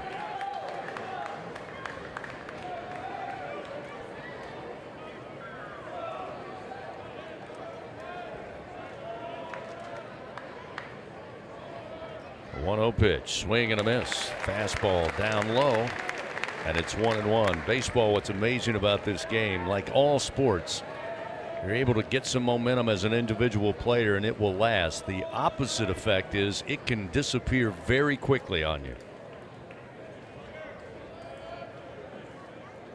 The 1-1 from Shores outside. 2-1. It's just been a struggle for Chase Shores trying to get back into the groove. Missed all of last year with the Tommy John surgery and didn't have a lot of innings under his belt in the previous year as a true freshman. He's trying to get his sea legs under him in SEC play. 2-1 pitch to the plate. High chop going up for it is Reeves at third base. Comes down, throws to first, looks the runner back to second, 2 down.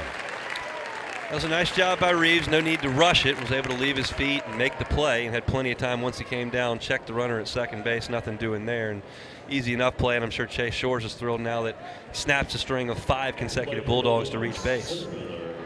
So with 2 down, we'll see Bryce Chance. Chance also caught looking by Shores. The first 2 batters he faced there in the top of the first inning.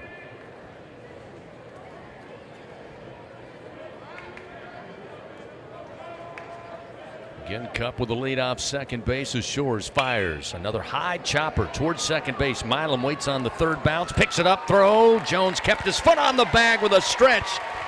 Behind first base, makes the play for out number 3. But Mississippi State comes back, cuts the lead in half, 4 runs on 4 hits. They leave 1 man on. We go to the bottom of the second. It's an 8-4 LSU lead. This is Fighting Tiger baseball. You're invited to a Louisiana Saturday night with award-winning multi-platinum singer-songwriter and LSU graduate Jordan Davis. Saturday, May 3rd on the field inside legendary Tiger Stadium for the 2nd annual Bayou Traditions Gala. Don't miss this special Louisiana Saturday night. Enjoy delicious Louisiana cuisine, exciting live auction items, LSU coaches and student-athletes, and much more. It's a night of celebration to support our student-athletes. Get your table now at lsutaf.org/events. The Southeastern Conference. It's the land of legends, the places, the faces, and moments. And he's going for it. It's a touchdown! We've seen the confetti fall again and again. But we're not done. It's time for the next generation to make their mark and go from 14 deep to 16 strong. It's a whole new ball game in the SEC, and it just means more. Going to the track, the wall, see ya! Tiger fans, have you ever wanted to watch LSU baseball on TV but hear the action from the LSU Sports Radio Network? Just sync the game with the LSU Sports mobile app. It's easy to do. Just pause the TV. Use the LSU Sports mobile app to stream the audio on your smartphone or tablet. Connect to a smart speaker, then wait for the audio to catch up to the point your TV is paused. Push play, and you are all set. Sync the game with the LSU Sports mobile app for iOS and Google devices. Download it today. Tigers win! Tigers win! This is LSU Fighting Tiger Baseball on the LSU Sports Radio Network. 8-4 our score. LSU leads over Mississippi State, Game 3 on this late Saturday night. Tigers with an 8 spot in the bottom of the first inning, but credit the Bulldogs. They will get the bat on the ball. Played 4 runs on 4 hits. They're in the top of the second.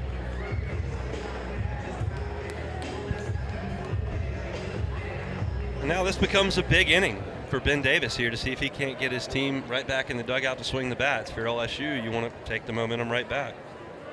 Daniel Dickinson was at the plate in that rundown play that ended it for the Tigers in the bottom of the first, so he will be at the plate to start the bottom of the second. The first pitch outside from Davis, and it's 1-0.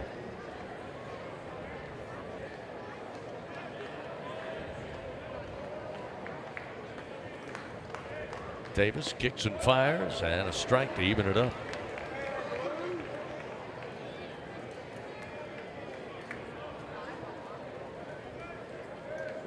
Dickinson, another great get for Jay Johnson and company out of the portal. Junior right-hander waits, and the pitch high and outside, 2-1. This has been kind of the first year that LSU has gone to quote-unquote lower levels to get transfers to come in. You've seen guys like Tommy White, Thatcher Hurd, Gage Jump, Luke Holman from Power 5 programs. They dip down. It's worked okay. You're looking at Zach Cowan, who's been sensational from Wofford, and Daniel Dickinson from Utah Valley, who's been phenomenal as well. Guys that have certainly translated their skill sets to the Southeastern Conference. Now a 2-2 count to Dickinson. Davis fires. Dickinson sends it in the air. A little blue fly ball into shallow right center, and nobody gets to it. Reeves went back. He thought maybe Chance or Stevens, the right fielder, had a better angle as he was backpedaling. They couldn't get there in time, and he couldn't get it with a glove, and it will land safely, and Dickinson aboard for the second time. I think Reeves, the second baseman, was going out with the thought that one of his outfielders was going to eventually call him off. You saw him as the ball was descending kind of look back at one point, and there was nobody there. And by that time, he said, well, I got to try to catch it, and he wasn't in position to make the catch. Just a weird confluence of no man's land baseballs being hit on the ground and in the air through just 2 innings of this baseball game. That'll get Stephen Milam to the plate. Milam with a double and scored in that big first inning as the first pitch missing inside. Fastball from Davis makes it 1-0.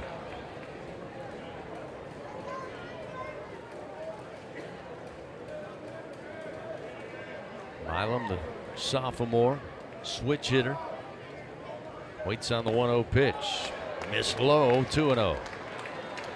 Milam's one of those rare switch hitters that doesn't have a preferred side. He really swings the bat well from both sides, and that's generally not the case, but he's rock solid from the right-hand side and the left-hand side. Yeah, the majority of the season, he actually was more effective against left-handed pitchers from the right side of the plate. Last year, the numbers kind of favored him batting left-handed. You're exactly right. Really doesn't matter to him. He can do it all. 2-1, the count now to Milam.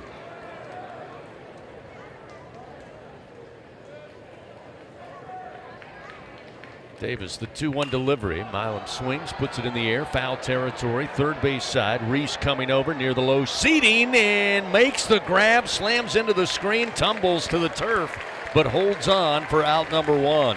Sensational play, full speed, running in foul territory, having to navigate the side wall and able to get his glove up, bring it in, and then crash to the ground. So that's that new seating down each line, that side on the left field line, and you've got a wall that comes up about a foot, and then it's all netting. And Reese made that catch on the run as the wind was carrying it more and more foul, and that's the first time I have seen this year a player fall into that netting that they put in this year, and it held him up. Heck of a play by Reese.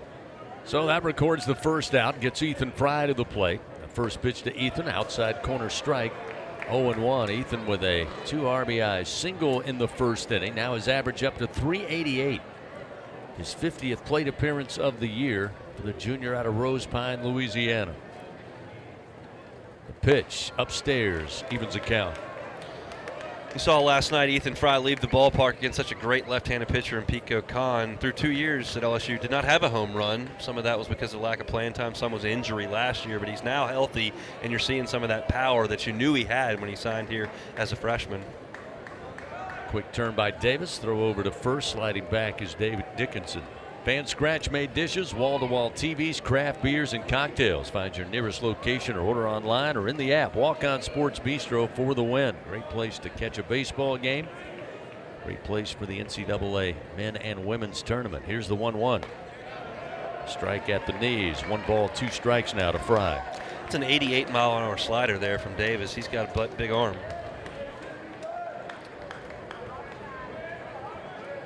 A 1-2 count now to Fry. One away and a runner on at first base and an 8-4 LSU lead. Pitch down low to the right, sliding over is Highfield, and it evens the count. So Highfield picked him up and putting him down from first base when he scored on that double, and he showed the athleticism there. Just very effortlessly sliding over into that left-handed batter's box and blocking that ball up. He's a good athlete and catcher. Davis checks the runner. Now the 2-2 and a swing and a miss. In on the hands with a fastball.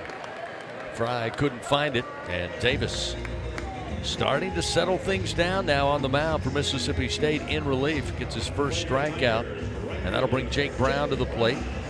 Brown aboard on a fielder's choice. He came in to score one of those 8 runs in the bottom of the first inning. I got to tell you, I like the walk-up song. Hips Don't Lie. Big Shakira fan? Yeah. That song. I don't know that I could name any others. Here's a wild pitch. Gets away from Highfield all the way to the backstop. That will allow Dickinson to make his way into second base. Here's a trivia question for you. Can you name the last LSU player to have Hips Don't Lie as his walk-up song? Yeah, because I say yes because I remember making a joke about it, and now suddenly the name escapes me. So no, I would fail in this trivia contest, and I know that you're the trivia master. So Daniel Cabrera that's had that song as his walk-up song. 1 ball, no strikes to Brown. The pitch, swing and a miss. Leaving it up, 1 ball and 1 strike. In fact, Daniel Cabrera on a certain play, right after we had mentioned his walk-up song, on a check swing, ruled he didn't go around. I said it was because the hips don't lie. His hips did not allow him to swing. Jake Brown will swing and a ground ball. Tough bounce, gets by Reeves at second base into shallow right center, and then falling down and slipping is Stevens, and that will easily allow Dickinson to come in to score from second base, and it's 9-4 LSU. RBI. Let's see if they rule that an error. I don't think so. I think that was a base hit all the way. No doubt, base hit all the way there. It's a fastball up in the zone. Brown got the barrel to it, smoked it up the middle. Good effort from Sawyer Reeves, but he could not keep it in front of him there, and easily runner comes in to score. Another 2-out hit there from LSU to play to run. Here we are with 2 outs in the bottom of the second. The Tigers already with 10 Bingo Pest Product base hits. That will bring Luis Hernandez, who lined out to Sawyer Reeves at second base, his first time up. And it was also Jake Brown at first who was able to avoid the twin killing by the airmail throw to first. So now Hernandez batting for the second time, but first Davis. Snap throw over to first, and Brown back safely. Did see Stevens, as you mentioned, slip a little bit, and I'm curious, because it rained so much over the last 2.5 hours, how that outfield looks. There's no standing water, and I don't see any puddles as guys are running. The field drains great, but that showed it is a little bit slippery out there. Pitch from Davis, misses outside. Starts off Hernandez, 1-0.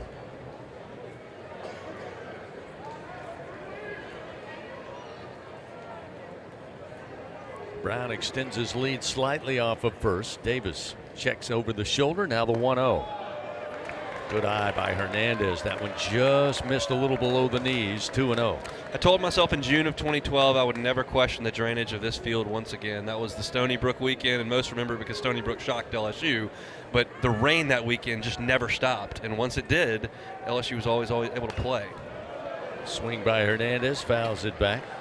It was just 3 days of torrential rain, and every time there was a little break, they just brushed the dirt around and we'd go, and it played just fine. So after that, I said, well, if it can withstand this, we're going to be able to play no matter what, as long as the rain stops at the very moment. Hung out with the legend Ron Polk while we were waiting around during that weather delay. Here's the 2-1. Hernandez laces one to left field. Brown around second, and he'll put on the brakes, head back to the bag. But a 2-out single by Hernandez, his first hit of the night. And with 2 outs, the Tigers starting to mount another threat here, a continued threat, as that will get Reeves to the plate. Coach Folk was telling me, hey, look, when this thing clears, we're going to be fine. This field drains fantastic.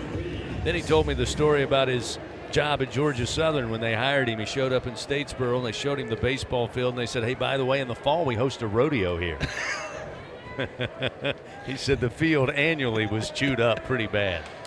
Don't believe there's a rodeo on the books for the Box anytime soon. First delivery to Reeves. Misses for ball 1-0. Savannah Bananas will be here, but that's about the extent of the entertainment. They don't bring horses they to don't, the Bananas? Not to my, I can't rule anything out, but not generally. 1 ball, no strikes to Reeves. Pitch from Davis. Inside, another great job by Highfield. That one almost snuck up on him, but he's able to glove it. Runners stay put first and second. Now a 2-0 count to Tanner Reeves. I think that Savannah Bananas have got a guy that hits in stilts. That may be the extent of the turf wear. Yeah, that probably doesn't help. Here's the 2-0. That time Davis finds the zone. 2-1.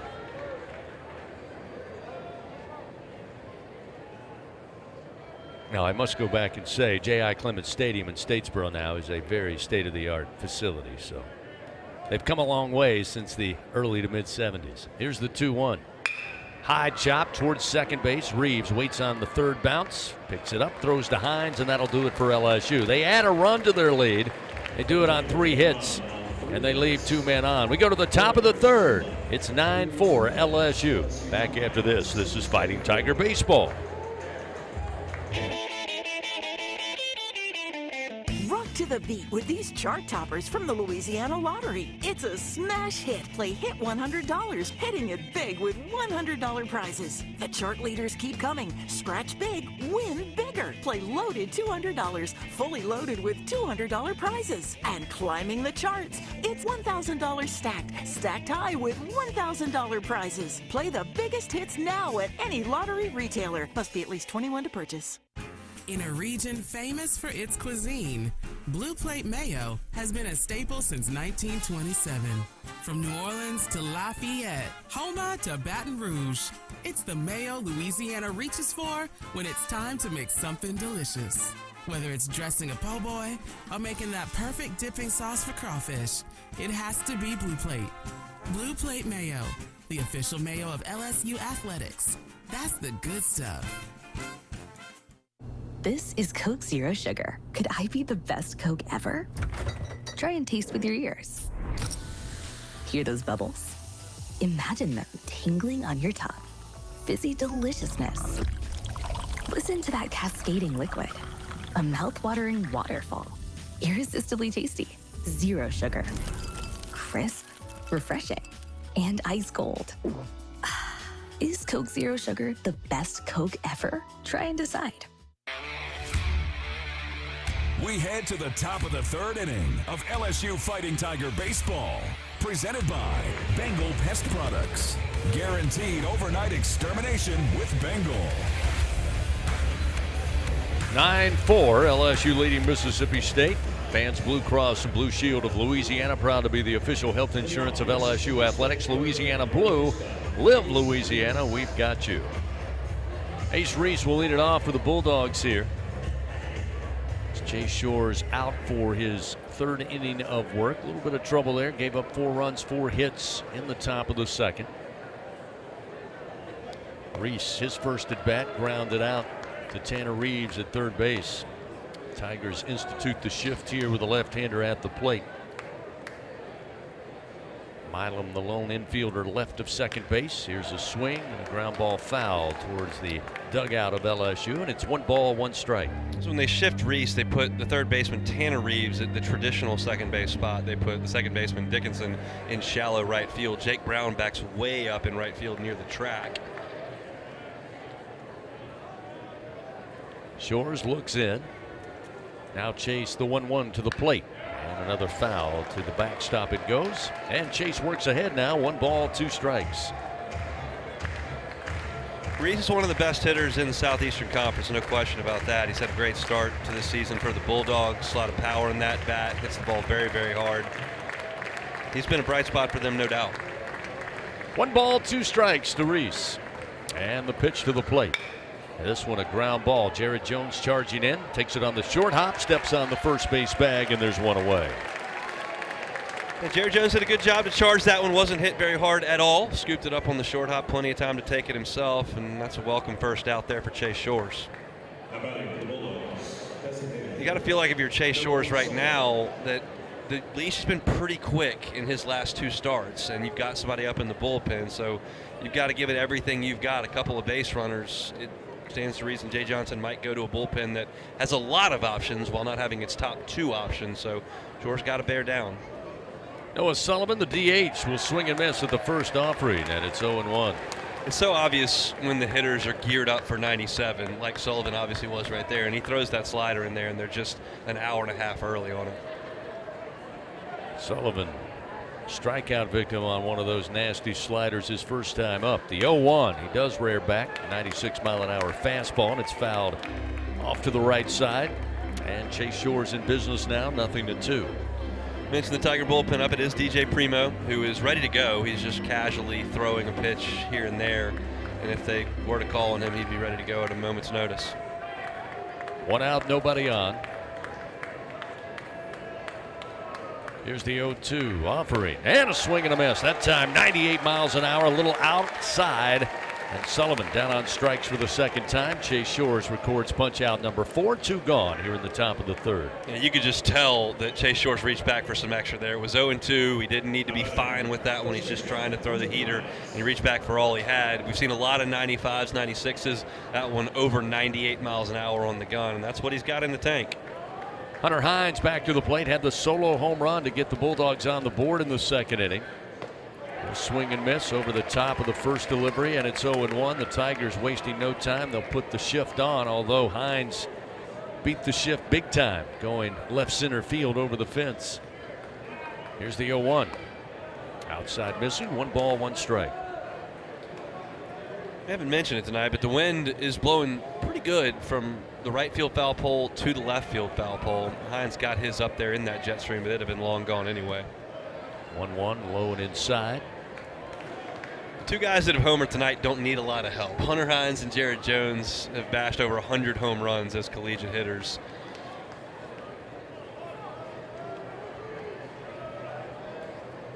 Two balls, 1 strike. The pitch from Shores. Just a little high. 3 balls, 1 strike.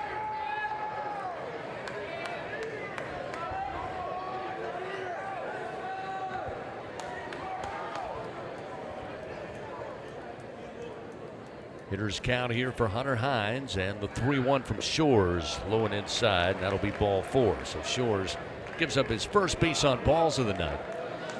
That's a lot of respect for Hunter Hines. You're talking about a 5-run ball game here in the 3rd inning. There's nobody on base. There's 2 out, beg your pardon. And in a hitter's count, Chase Shores throws a breaking ball. Just no interest in throwing a 96-mile-an-hour fastball in there because you know the damage that Hines can do. That's just, to me, a big sign of respect to a really good hitter. Time called. Hines stretching down there after reaching first base, just making sure he's all right. We'll come back to the bag. Aaron Downs will be coming to the plate. Fans, some chase thrills, others drive it with the 2025 Tundra and Tacoma. Adventures at every turn. Test drive at your local Toyota dealer. Visit Toyota.com. Adventure, it's what we share. First pitch on its way, and the nasty slider gets a swing and a miss from Downs, and Shores gets ahead early, 0-1. And State hadn't quite picked up on that first pitch breaking ball yet, and they're swinging over the top of it a good bit.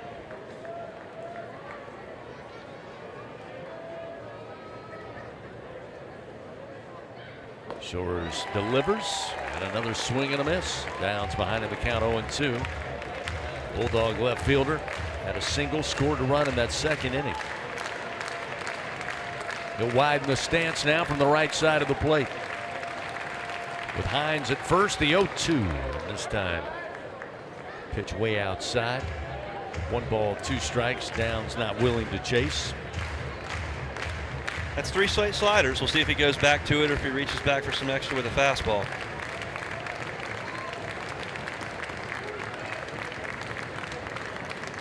Chase comes set. Now the 1-2.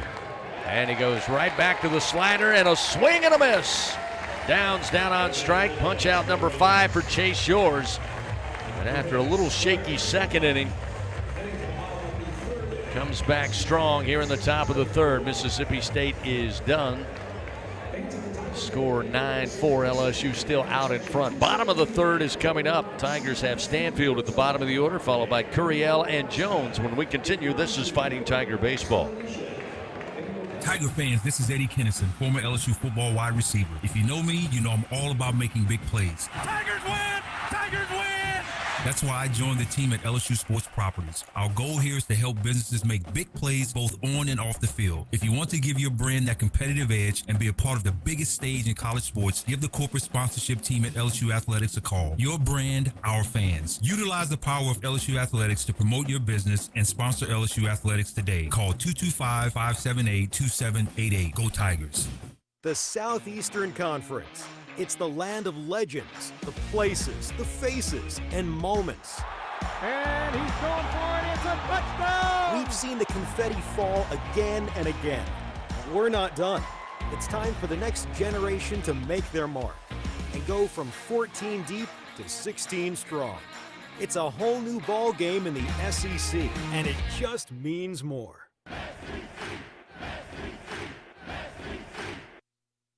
LSU Tiger fans are gearing up with real Tigers apparel and merchandise from the official online store at lsushop.net. Get jerseys, sideline gear, polos, t-shirts, hats, official team merchandise from Nike, accessories, and much more. Over 3,600 products, all shipped right to your door.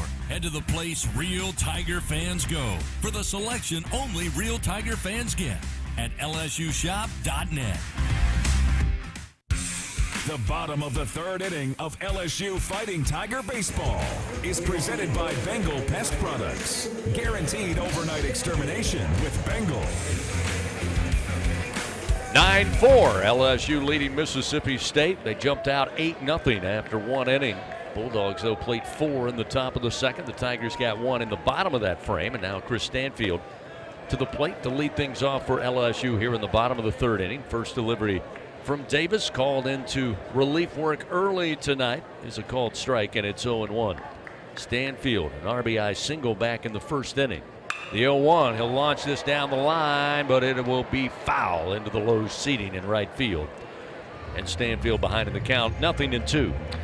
You mentioned Davis being called into relief early, and we talked earlier in the broadcast about how many arms and how many good arms Mississippi State had left in the bullpen. I think all of them are now stretching and doing calisthenics in the bullpen. There's a small army of Bulldog pitchers getting loose. I think somebody will be up and getting ready if any sign of danger shows up here for Davis.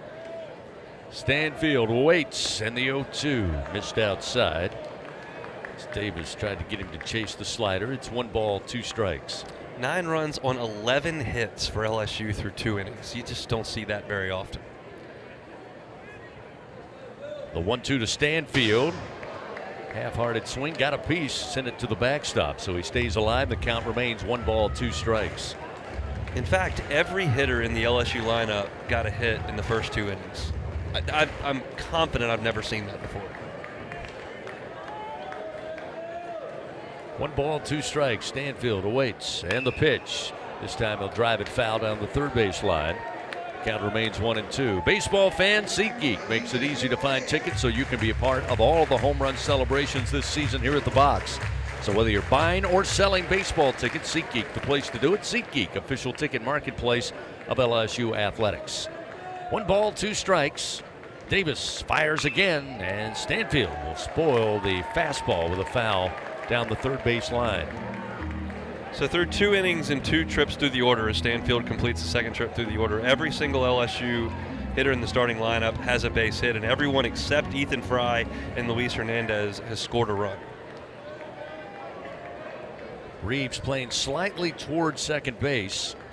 As this pitch got loose from Davis, he knew it once he released it. Way outside to the backstop it goes. It evens the count now to Stanfield 2-2. They've got Ace Reese behind the third base bag, not necessarily hugging the line. Cup the shortstop straight away in the 6 hole, but again, Reeves just a little right of the second base bag. Here's the 2-2 to Stanfield. This time a called strike 3. Tried to hold up, but it was a good pitch, a fastball from Davis, and he'll record the punch out. That will be his second tonight in relief. One gone, and we'll see the top of the order, Derek Curiel. Curiel again, a 29-game reach base streak, and it started in the bottom of the first inning with a solid smack to center field. He would come around to score one of those 8 runs, and then would bat again in the first. Drove in a run with another smack to center field, and also scored another run. It's pretty good for a leadoff hitter. He's not bad at that gig. I think he will probably keep doing it. First pitch to Derek. Off speed, missed a little low, and it's 1-0.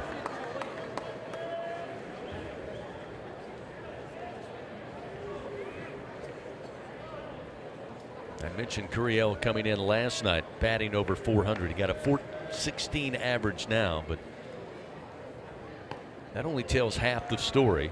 There's that pitch outside to make it 2-0. Curiel second for the Tigers behind Jake Brown in SEC play. Everyday player Curiel batting .355 in his first season, again through 8 games of SEC play. The 2-0 pitch missed inside at the hands. Now 3 balls, no strikes.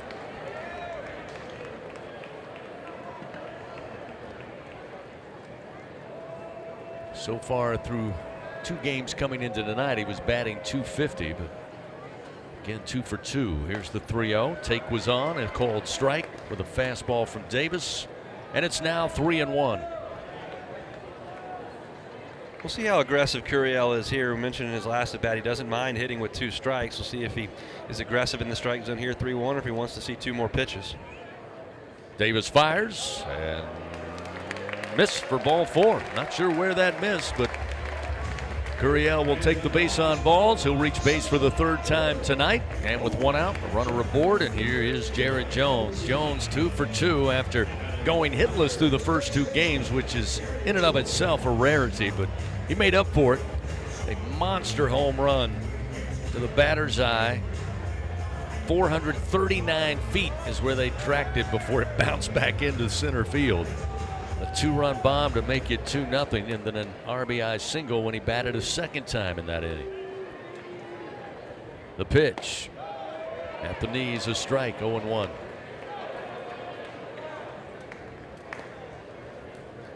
Davis comes with a fastball in the first offering to the Bear. Let's see if he decides to challenge again or go off speed. Another fastball, this time in on the hands, and it's fouled off by Jones, make it 0-2. Jones' home run back in the first was his 10th on the season. He's now 8 away from 3rd all-time on LSU's list. Needed 18 coming into the season. He's not going to be able to catch Brad Cressy or Eddie Furnace this year. Those were 4-year players in the Gorilla Ball era. But to be 3rd all-time would be quite an accomplishment. He needs 8 more this year. The 0-2 missed high. Again, steady diet of fastballs here from Davis, and it's 1-2. But more so than the home runs, it's been just watching Jones' evolution as a complete hitter, taking pitches, driving the ball the other way, 2 strike hits. It's been really an amazing progression from Jared Jones over 3 years. The 1-2 missed high and outside. Another fastball, and it evens the count, 2 balls, 2 strikes. Jay Johnson said it Monday night on his radio show. He said the development of Jared Jones, probably the best he has seen, certainly in his time here at LSU from the time he arrived. The 2-2 swing and a bouncer foul, 3rd base side. It also included his defensive play. I don't know about you, Hunt, but there were a lot of people when he took over for Trey Morgan after the title team last year, and I thought he was phenomenal. And he really has made some great plays there, shows his athleticism time and time again. 2 balls, 2 strikes. Curiel at first, and the pitch. Another foul down the 3rd base line. Davis having to work here. Next pitch will be his 50th out of the bullpen, and it's still a 2-2 count to Jones. You got to wonder how long Davis will go. It's not that he hasn't been effective. He has been pretty good thus far from Mississippi State, but there are a lot of arms that could be ready to go at a moment's notice. 2-2 the count to Jones. Davis fires. Called strike 3 on the outside corner. Nothing but fastballs to Jones at that at bat, and eventually Davis wins the battle. Yeah, Jared did not like that call. I'd like to see it again on the replay. We'll see, but that ball was on the outer half or just off the outer edge. And once the call was made, Jared never looked back, but he was careful to make his case known to the home plate umpire that he wasn't fond of that call. So with 2 gone, Daniel Dickinson back to the plate. He's reached base twice, hit by a pitch and scored in the first. Single and scored last time in the second inning. Again with Curiel at first. Davis, quick turn and throw, and Curiel slides back safely. Good to see Dickinson continuing after he got hit on the finger. That looked really painful, and he was wincing for a good 2-3 minutes afterward. But now that's about an hour in the rearview mirror. He looks to be just fine. Davis delivers, and a swing over the top by Dickinson, and it's 0-1. Connor Ware continuing to toss in the LSU bullpen. DJ Primo has sat down.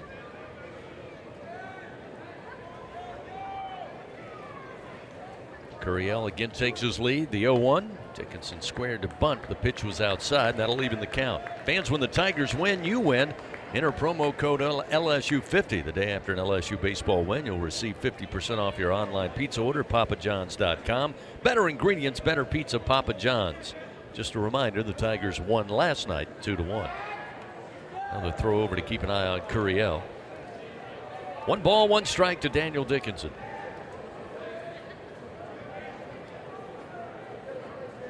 A lot of talk prior to the season leading up to opening day about Milam moving to shortstop and Daniel Dickinson coming in taking over at second. 1-1's fouled back by Dan, and it's 1-2, and that was quickly put to rest. Strong middle infield for the Tigers this year with that combo. They've been phenomenal both in the field on defense, and they've been great at the dish as well. Both guys have played exceptional baseball early on, and they're 2 of the best middle infielders in this conference. 2 outs, runner at first, a 1-2 count to Dickinson. Davis, quick turn, throw, Curiel back safely.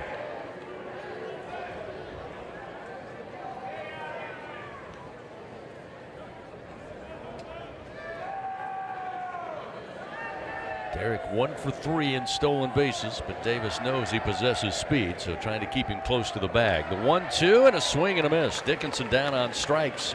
That's strikeout number 4 for Ben Davis on the mound for Mississippi State. He's cooled things down quite a bit after that 8-run first inning. Tigers empty-handed here in the bottom of the third. We move to the top of the fourth. The Bulldogs have Stevens, Highfield, and Cup 7, 8, and 9 when we continue. This is Fighting Tiger Baseball. Hub International is Louisiana's premier employee benefits and commercial insurance brokerage. Hub can insure just about any risk that your business faces. Did you know Hub even insured the bonuses for our football coaches in 2022? Hub specializes in the construction, healthcare, real estate, and hospitality industries. Chances are you're probably already doing business with someone who does business with Hub. Turn to the agency that the Tigers, Saints, and Pelicans choose. Hub International. Visit them today at hubinternational.com. In Louisiana, we love our LSU Tigers. When the band strikes up those 4 iconic notes, the fans go wild. At Louisiana Blue, we're Tiger fans too. That's why we've teamed up with LSU Athletics to bring you the compassion of the cross and security of the shield, so you're free to wear your stripes and roar. Live Louisiana. We've got you. Louisiana Blue, Louisiana True. Proud partner of LSU Athletics. 4, 4, 4, 4, 4, 4, 4, the number you gotta dial. Life throws you a curve, you know the deadly devotion goes the extra mile. Throw your fours up, throw your fours up. There's a number you gotta dial. Throw your fours up, throw your fours up. Deadly devotion goes the extra mile. 4, 4, 4, 4, 4, 4, the number you gotta dial. Throw your fours up. We'll need the ID. Top of the 4th inning, presented by Dudley DeBosier Injury Lawyers. Throw your 4s up. We move now to the top of the 4th inning. Before we get started, let's pause 10 seconds. Station identification on this, the LSU Sports Radio Network. This is LSU Fighting Tiger Baseball on the LSU. 3, 2, 1. Nolan Stevens leads it off for Mississippi State. First pitch from Chase Shores, a called strike, and it's 0-1. Stevens tonight batting from the left side. The swing and a miss gets him in the hole early. 0-2. Stevens had a single and scored a run in that second inning where the Bulldogs were able to get it within 4 runs. They plated 4. Here's the 0-2. Tried to lay back and a bouncer foul down the third base line off the bat of Stevens. Count remains 0-2. It's a smash hit. Just made platinum status fans scratch your way to the top and play Hit $100 from the lottery. Hitting it big with $100 prizes must be at least 21 to purchase. Shift is on right of the diamond as the pitch from Shores missed low. It's a good 0-2 pitch, but Stevens putting a lot of faith in home plate umpire Scott Klein decided to take, and it's 1 ball, 2 strikes. A 1-2. Ooh. Maybe just missed high, a little outside, not sure. Close one. It's 2-2. Shore's next pitch will be his 60th of the ball game. 2-2 delivery, and just getting a piece to stay alive is Stevens. Count remains 2 balls and 2 strikes. So Shores toils away. Maverick Rizzi throws in the LSU bullpen. So the second member of LSU's front court on the pitching staff is chucking some baseballs. 2-2 the count to Stevens, leading things off for the Bulldogs.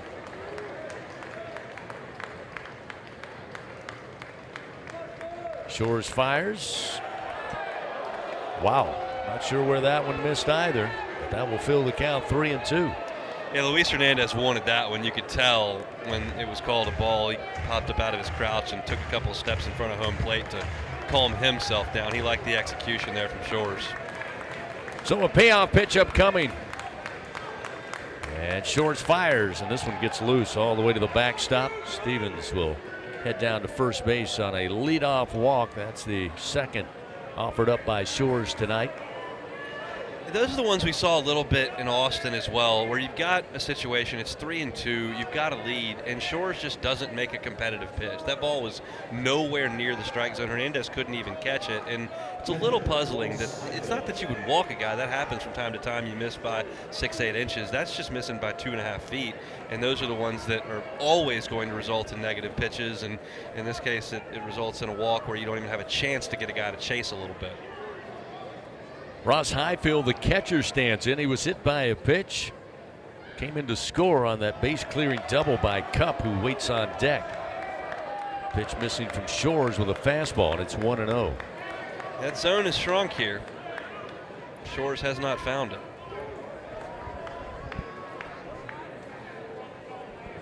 The 1-0 from Shores. A soft liner coming in. Milam makes the grab, throw across the diamond to first, not in time. Getting back safely was Stevens. That ball was not hit very hard. Milam was able to range to his right and make the catch. Stevens, maybe not a great read on it. I'm not sure, but it took him a second to stop and turn around. That's why Milam had a chance to throw it back. It was an easy catch to make, and the play was probably closer at first than it should have been. So it records the first out as Highfield retired on the line out to short. And now Dylan Cupp, who we mentioned had the base clearing double in the second inning. Second double on the weekend, 7th of the year. And this pitch, beauty. Nice breaking ball to the right-hander. That one broke right across the plate, and it's 0-1. Been a good weekend for Cupp. He is 4 for 8 with a pair of doubles for Mississippi State. Hitting out of the 9-hole tonight. The 0-1 from Shores. Breaking ball outside, 1 ball, 1 strike. Top of the 4th, a 9-4 LSU lead.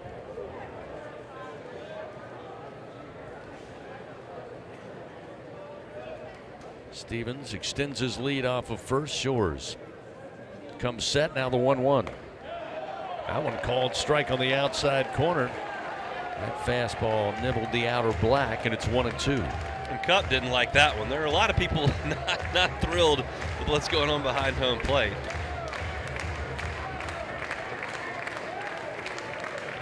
One ball, 2 strikes, 1 out, runner at first. Shores fires, little soft chopper at third. Reeves charging in, the quick throw to first. Nice stretch by Jones. Foot is on the bag for out number 2. That's as well as you can do it there with Tanner Reeves. That ball was chopped out in front of home plate, and he had to come on full speed, glove it, and throw it on the run, and he did so very, very smoothly. Reeves was not a third baseman at junior college. That's a position that he's learning here in Baton Rouge, and he played that one excellently. Second baseman, number 49, Gatlin Sanders. So now Gatlin Sanders, who again enters the game for the starting second baseman, who was atop the order.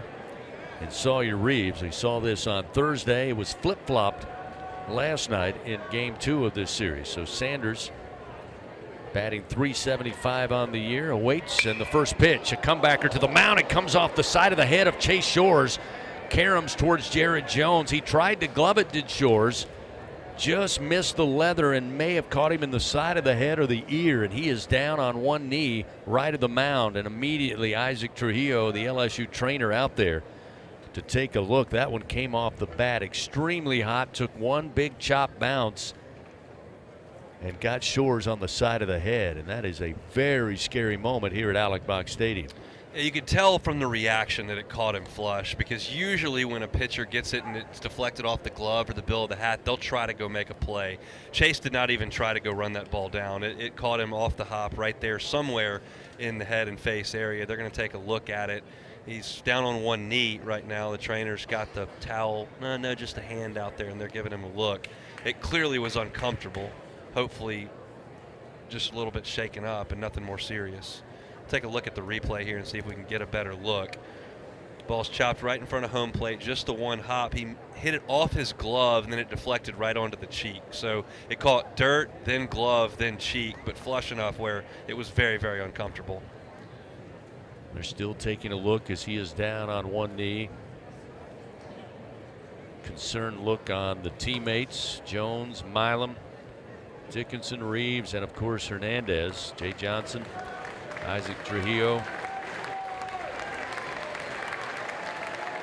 Shores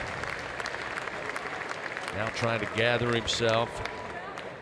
Not yet trying to get on his feet. Again, you're exactly right. I mean, he caught a little bit of the side of the glove before glancing right off the cheek. The concern there is obviously the eye. And we obviously this far away can't tell exactly what they're looking at. No one has a towel out immediately looking for blood or anything. They're examining his face. Isaac Trujillo did add the rubber gloves just moments ago. And again, we have too far away to get a look at what they're actually looking at. But again, hopefully everything's going to be all right. Now Chase Shores rises to his feet. To a thunderous applause here at the box. He's going to take a couple of throws here to make sure he's okay. And Jay Johnson going to be right there to watch it. It's great to see him grab that ball and get back up on the mound. Looks like a little bit of a mark there on the left side of the upper cheek. Makes the first warm-up toss. I saw Coach Johnson on the two-way radio. Again, probably communicating with Coach Yeski as well as the bullpen as to be ready depending on how these warm-up throws go for Chase Shores. Yeah, just looking at the video feed here, it's already swollen up on him. That's not going to be very pleasant tomorrow. But he wants to stay in the ball game. And you can tell he's gotten hit in the eye there. There's no two ways about it. In between warm-up tosses, I think trying to lobby to Coach Johnson he's okay. And it looks like he has lobbied successfully. So good to see Chase Shores on his feet throwing the baseball and appears to be okay after a very scary moment here on that comebacker to the mound. Off the bat of Sanders. Gets aboard down at first base. So now we'll see Bryce Chance. Chance tonight caught looking by Shores, one of 5 strikeouts for the Tigers starter. And last time in the second inning, Chance grounded out to Stephen Milam. So back to action. Shores delivers. First pitch low. Ball 1. This is a big spot in the game here, Chris. You're talking about a 5-run game. Chance is an excellent hitter, but Reese and Sullivan and Hines behind him are the best hitters in this lineup for Mississippi State. Got 2 outs here. It's a big spot. The 1-0 pitch. Got the breaker across for a strike, 1-1.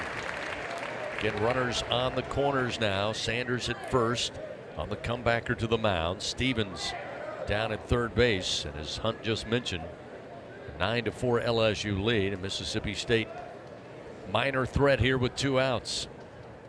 Shores, the 1-1. Missed away with a slider. It's 2-1. Considering the spot in the game, 2 outs, the fact that he just got hit in the face, the fact that Reese is a left-handed hitter on deck and Primo's ready to go in the bullpen, I'm comfortable saying this is going to be it for Chase Shores. He's probably going to empty the tank here. 2 balls, 1 strike to Chance. The 2-1 pitch.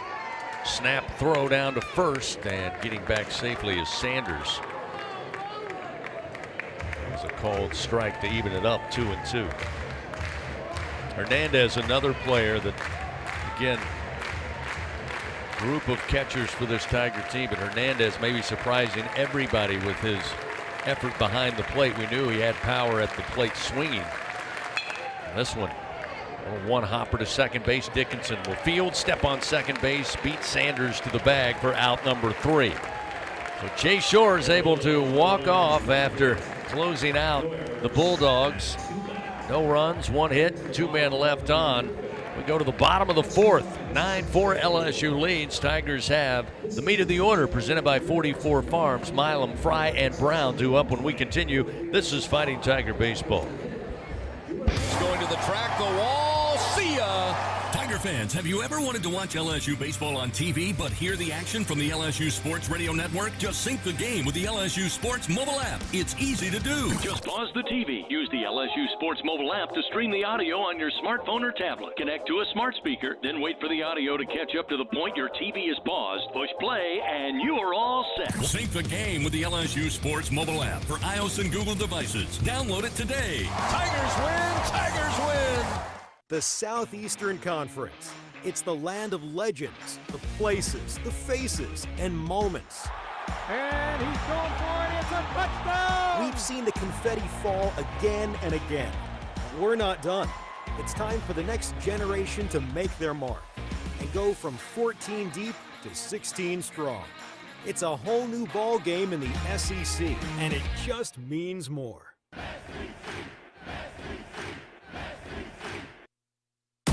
Hey Tiger fans 12 and younger, don't miss your chance to be a part of Mike's Kids Club, presented by Shell, the exclusive kids club of LSU Athletics. Join Mike's Kids Club for only $25. Get the official Mike's Kids Club t-shirt, free admission to select LSU athletic events, and much more.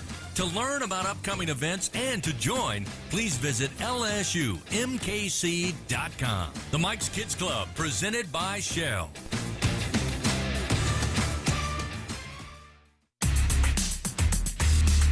The bottom of the 4th inning, presented by Dudley DeBosier Injury Lawyers. Throw your 4s up.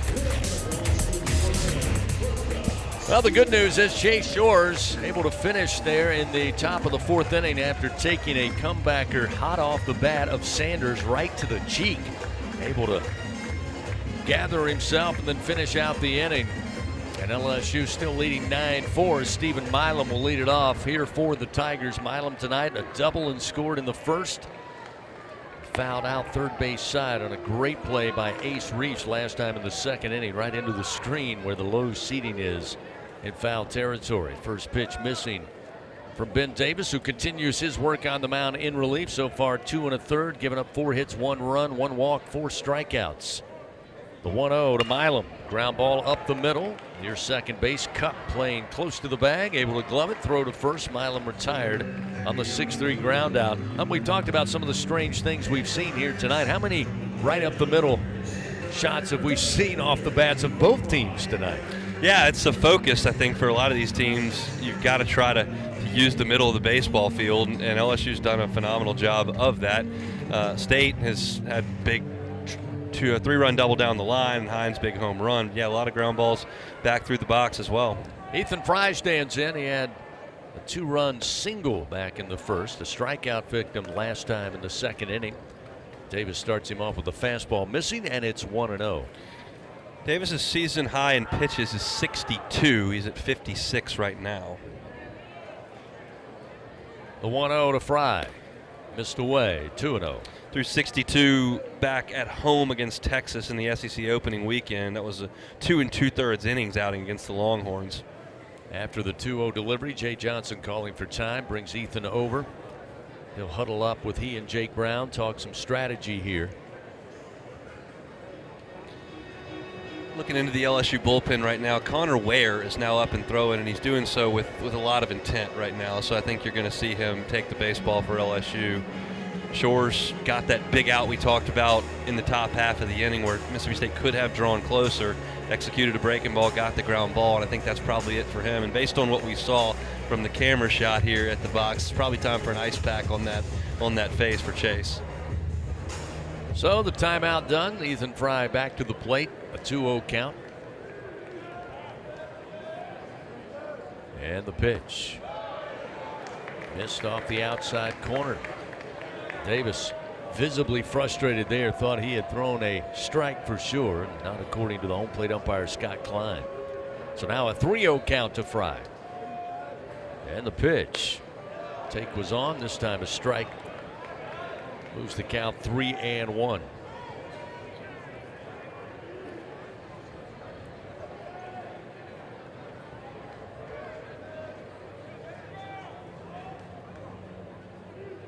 (3-1) pitch to Fry. Another strike on the inside corner. Fry thought he saw ball 4, but Davis gets the fastball across, and that'll fill it up. He took a couple steps towards first base, and I think he knew that was a strike. He turned around and looked at the home plate umpire and tapped his own chest. Said, "That's on me. My bad. My bad, Blue." Not a good idea to try to upstage the home plate umpire if you're going back to swing the bat. And he does successfully with a bouncer through the right side. Base hit to right field. Second base hit of the night for Ethan Fry, who continues to play so well here in 2025. Another Bingo Pest Product base hit for the Tigers, make it number 12 on the night. And a 1-out single gets Fry aboard and gets Jake Brown to the plate, who's 1 for 2. Another right-on-right single there for Ethan Fry goes the other way. I don't know that he smoked that ball, but certainly hit it well enough to get it through the infield into right field. And so he's aboard with his second hit, as you mentioned. Jake Brown tonight aboard on a fielder's choice and eventually scored in that first inning. Delivered an RBI single in the second, again batting .373. Now Davis with 1 out and a runner on. Working from the stretch and the pitch. First swing a foul right side. And it's 0-1. Fans Dudley DeBosier, they stand up for the purple and gold. They fight for Tiger fans all across Louisiana. Dudley DeBosier, proud to be an official partner of LSU athletics.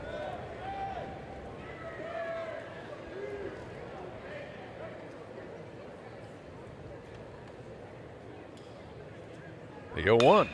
This time tried to lay back and just missed down the line at third base. A foul ball by Brown. He had the right idea. Ace Reese, part of this kind of easy shift there by Mississippi State, is the infielders just a touch to the right field side of their normal position. But there's a lot of room near the bag at third and down into the left field line, and Brown missed it by about 1.5 feet. 0-2 the count to Brown. Davis fires, low and outside, ball 1.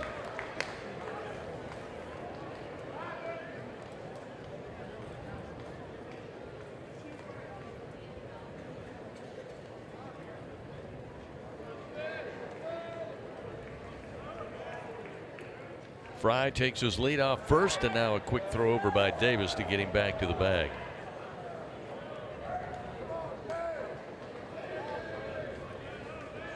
Tigers able to get their 8th run there, Hunt, in the bottom of the first inning with the play we've seen considerably more this year, and that is send the runner from first with a runner at third and give up the out, drag it out long enough to get the run in. Yeah, they've done that a number of times, and they do it with 2 outs. You're giving yourself up as the runner from first base. You stop and let them get you in a rundown to bring the run home. I like it when you have a lead. LSU's done it a couple times trailing, and I'm not wild about giving up outs while trailing, but it has worked for LSU. There's no doubt about that. 2-2 and a called strike 3. Inside corner fastball by Davis. He'll pick up his 5th strikeout. And regardless of the outcome of the weekend and regardless of the outcome tonight, I got to believe Chris Lamona is very happy with what Ben Davis has been able to come in and do tonight after LSU jumped all over the starter, Carson Ligon. Yeah, Ligon gave up 7 earned runs, 8 runs total on 7 hits in 2/3 of an inning. Davis has come in and given State 3 innings of 1-run ball, struck out 5, only walked 1. Fry gets a little extra step now. Time called by our home plate umpire, Scott Klein. Not sure if maybe Hernandez asked for time, but he'll step out momentarily. Hernandez tonight lined out to Sawyer Reeves back in the 1st inning, the second baseman. And then had a base hit last time in the 2nd inning. First pitch from Davis across the plate for a strike, and it's 0-1. When Hernandez was brought into LSU, the thought was, oh, this is a guy who hit 23 home runs. He's going to be a slugger for LSU. And it turns out he's hit some home runs, but he's also just been a huge piece to the defense. He's done a great job at catcher. It's a swing and a bouncer foul towards the Bulldog dugout, third base, and it's 0-2. Saw the home run last night for Hernandez off Pico Khan. Big towering fly ball down the line in left field. And he's got that in the bag. But really what LSU needs from him is quality defense behind the plate, and he's given him that over the last month. The 0-2. Breaking ball outside, and it's 1 ball, 2 strikes. Fans, you can find out how to build a better workday every day. Just contact Cintas. Visit Cintas.com. Get ready for the workday. 2 outs, a 9-4 LSU lead, and a 1-2 count to Hernandez. The pitch. Outside, Luis holds back. Evens a count, 2 balls, 2 strikes.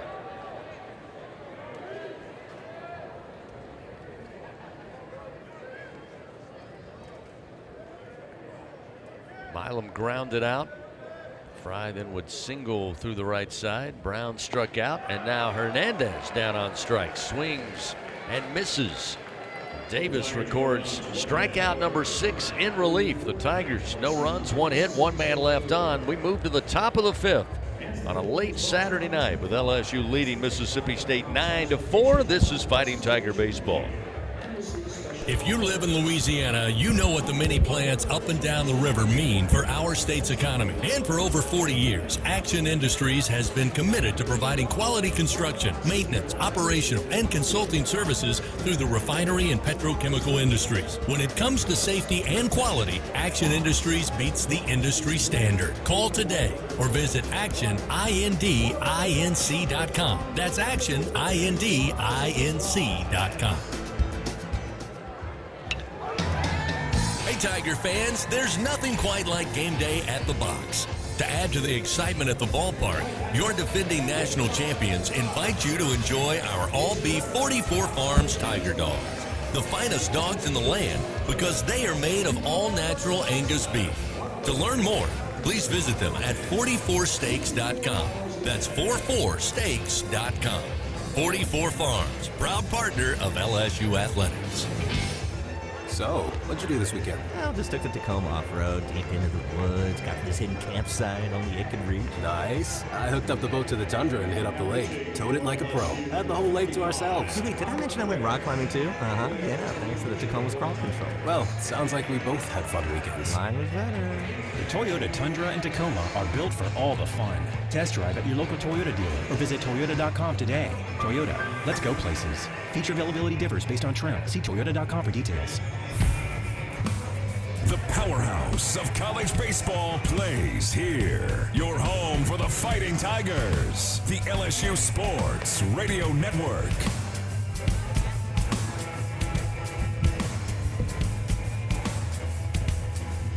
Top of the 5th inning here on this Saturday night. LSU leading 9-4 over Mississippi State.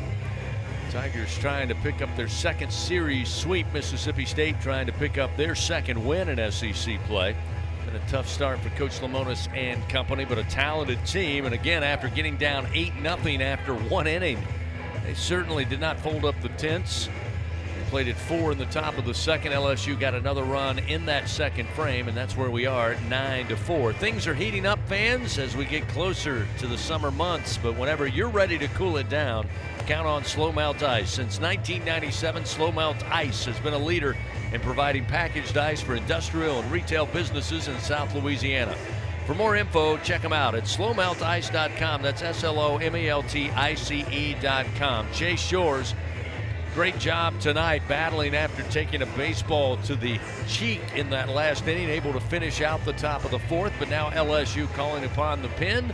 It'll be Connor Ware taking over, another left-hander out of the bullpen for LSU, and he'll face Ace Reese to get things started here in the top of the fifth inning.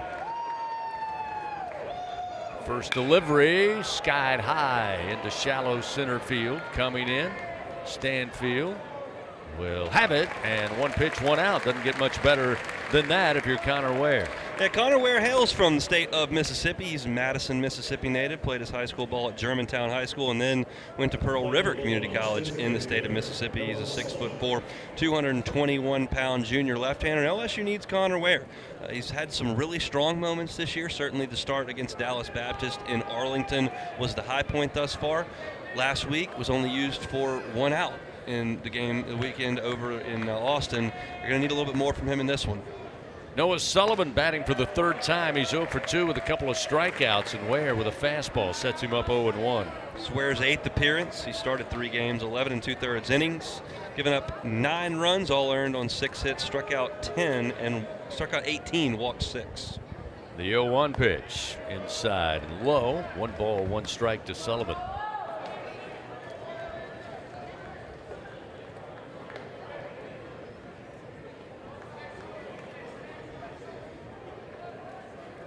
Ware's 1-1 delivery. Short of the plate. Gets away from Hernandez, and it's 2-1. Close the book on Chase Shores. 4 innings, 5 hits, 4 runs. They were all earned. He struck out 5 and walked 2. He also hit a batter. Through 74 pitches, 45 were for strikes. 2-1 delivery upstairs and outside. That fastball missing, now 3-1. LSU obviously went to the bullpen for Zach Cowan and Kason Evans in the last 2 games, and those 2 guys were able to eat up 4 or 5 innings. Tonight, you're likely to see kind of a parade of pitchers out of that pen trying to get 3 or 4 at a time. 3-1, across the plate for a strike. That'll fill the count now to Sullivan, 3-2. Connor Ware, another 4-pitch mix for the left-hander. Here's the 3-2, and it's inside low, and Sullivan will reach base for the first time tonight on a 1-out walk.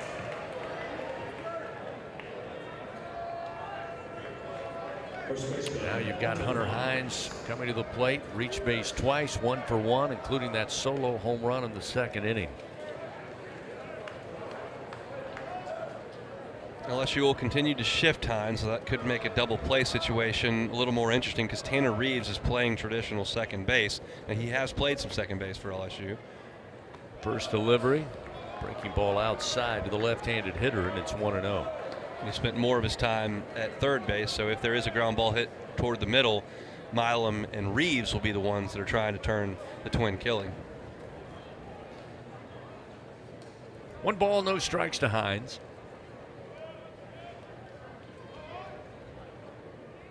Ware's pitch to the plate, off speed, low and outside. 2 balls, no strikes. And this is what you can't have if you're Ware. You obviously working with a 5-run lead, come out 1 pitch, 1 out. That's exactly what you're looking for, but then you issue the walk. You fall behind one of the most dangerous hitters in the Southeastern Conference, and that's not what Jay Johnson and Nick Yeske have him out there to do. Ware comes set, looks at first. Now the 2-0 pitch, sent back foul by Hines. The count 2-1. Invite you out coming up Monday night, 6 o'clock. TJ Ribbs, the Jay Johnson Show, every week, getting the latest updates and game insights on your favorite baseball team, the Tigers of LSU. It's the Jay Johnson Show, presented by Our Lady of the Lake, championship health partner of LSU athletics.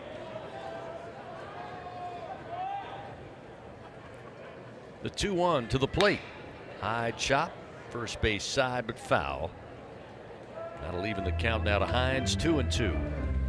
We'll see what Ware decides to go to with the 2-2 pitch here. He's obviously got a couple of different breaking balls plus a changeup. You wouldn't figure left on left the changeup would be the pitch, so it's probably going to be a fastball that he throws about 90-91 miles an hour, and not a breaking ball that he'll try to get down if he can get a swing and a miss or a ground ball in the infield that could be a double play.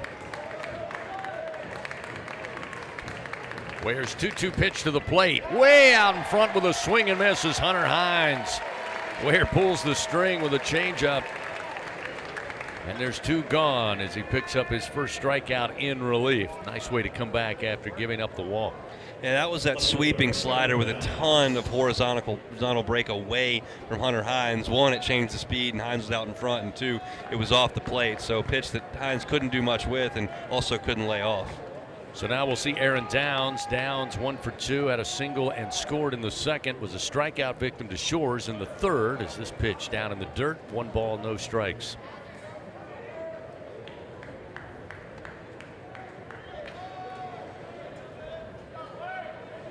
Again, both teams combining for 13 runs through the first 2 innings. Now scoreless over the last 2 frames. 1-0 to the plate. Pitch to Downs is down, and it's 2-0. And Ware falling behind once again here. He's able to fight back against Hunter Hines and get the strikeout, but it's tough to work from behind against a lineup with as many talented hitters as Mississippi State has.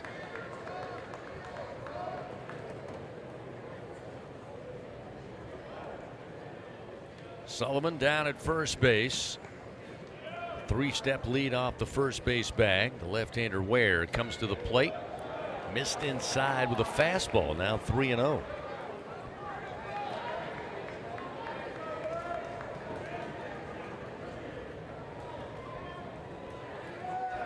Connor will step off the bump momentarily. Now stand back on. And the 3-0 pitch upstairs, ball 4. So now 2 walks given up. And Mississippi State starting to put runners aboard, first and second with 2 outs. And that's going to bring Jay Johnson out of the Tiger dugout here.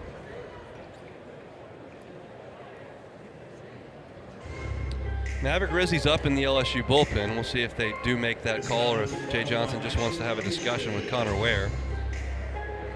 He hasn't made any sort of signal yet. He did check with the home plate umpire on the way out.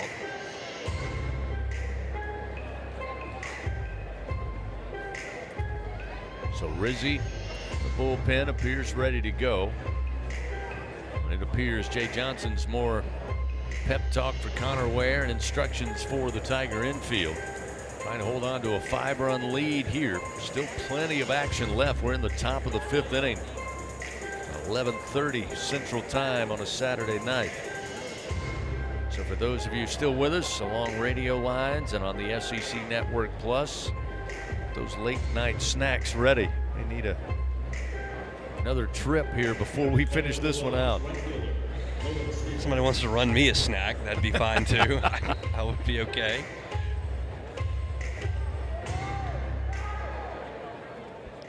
So now with runners first and second, we'll see Nolan Stevens, a single and a walk tonight. Ware's first delivery misses low with a fastball, 1-0. Just no real fastball command right now for Ware. He's executed a couple of breaking balls for strikes, but fastball just hasn't been anything he can land.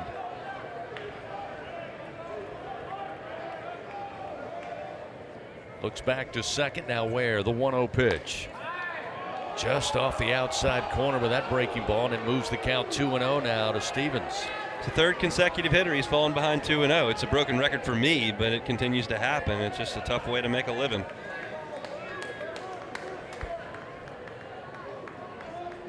Two outs, 2 men on. The 2-0 pitch.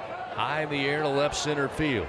Calling for it is Curiel, and backpedaling, he'll have it for out number 3. Mississippi State, a small threat, but no runs, no hits. They do leave 2 men on. We go to the bottom of the 5th inning. Tigers coming to the plate. They'll have 8-9, top of the order. Reeves, Stanfield, and Curiel. 9-4. Tigers up. This is Fighting Tiger Baseball. Albertsons is making shopping and saving easier than ever. Check out Albertsons for You on our mobile app or at albertsons.com, where you can shop online and save over $300 weekly with digital coupons. Earn reward points every time you shop in-store or online and redeem your points for free groceries. Download the Albertsons app or go to albertsons.com to start saving. Albertsons, fresh foods, local flavors. How powerful is Cox Fiber? Powerful enough to stream all my live sports actually live? Yep. Powerful enough to share my screen more smoothly? You got it. Powerful enough to keep my games online and my squad on top? Oh yeah. That's pretty powerful. Introducing Cox Fiber, from the company with the fastest download speeds 9 years in a row. It's internet built for tomorrow, today. Cox, always building better. Limited availability in select areas. Speeds vary and are not guaranteed. Cox terms and other restrictions may apply. Analysis by Ookla of Speed Test Intelligence in Las Vegas, Omaha, Phoenix. Fixed median download speed Q2 2016 to Q1 2024. On game day, Tiger fans are hungry for a win. So when LSU hits the field, Manda hits the grill with a legendary flavor that's in a league of its own. Manda's top quality meats and original seasonings are the fielder's choice for game day and every day. So from one legend to another, make sure Manda is on deck to throw a perfect game day party. Manda, the official smoked sausage of LSU Athletics. This is LSU Fighting Tiger Baseball on the LSU Sports Radio Network. Bottom of the fifth inning, and we are still Saturday night, but inching ever so close to Sunday morning. It's a 9-4 LSU lead. Tanner Reeves will lead it off for the Tigers. Reeves in the 8th spot tonight, 1 for 2. Single and scored in the first, a ground out to the second baseman. Sanders back in the second inning. Ben Davis continues his work. Really solid outing out of the bullpen so far for the Bulldogs, as Hunt broke it down a few moments ago. 3 1/3 thus far. He's given up 5 hits, but just 1 run, 1 walk, and 6 strikeouts since coming into the game. 1-0. Missed outside with a fastball. Now 2-0 to Reeves. Davis has absolutely given Mississippi State a chance to come back in this ball game. He has held the rope for his team, and we'll see how far he can go. 2-0 pitch. Outside, 3 balls, no strikes. You mentioned earlier that his season high in pitches 62, so he has blown by that 74 to this point. 3 balls, no strikes to Reeves. Davis fires. Called strike 3 and 1. The Tigers with 8 runs on 8 hits. They're in the bottom of the first inning. Since then, with Davis coming in, or rather 7 hits, he's given up just 5. And after it looked like LSU was off to the races. That pitch, though, way outside and high, got away from Highfield, and that'll be ball 4. So Reeves will reach base for a second time tonight. And the leadoff man aboard for LSU to the bottom of the order, Chris Stanfield. And we haven't seen a delivery quite like that from Davis in a little bit. That could probably signal there is some fatigue setting in. It was a non-competitive 3-ball pitch. So there is activity in the Mississippi State bullpen. They've got a left-hander going who's probably pretty close to ready. We're near the end of the line for Davis, who we mentioned has done a great job, but they'll call on him to try to get Stanfield here. Yeah, this pitch for Davis will be his 78th out of the pen. Stanfield 1 for 2 awaits, and they'll appeal. They'll say he did not go around on a pitch outside, and it's 1-0.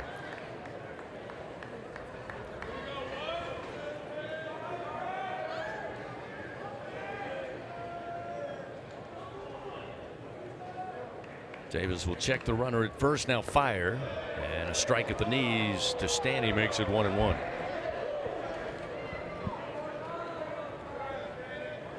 LSU softball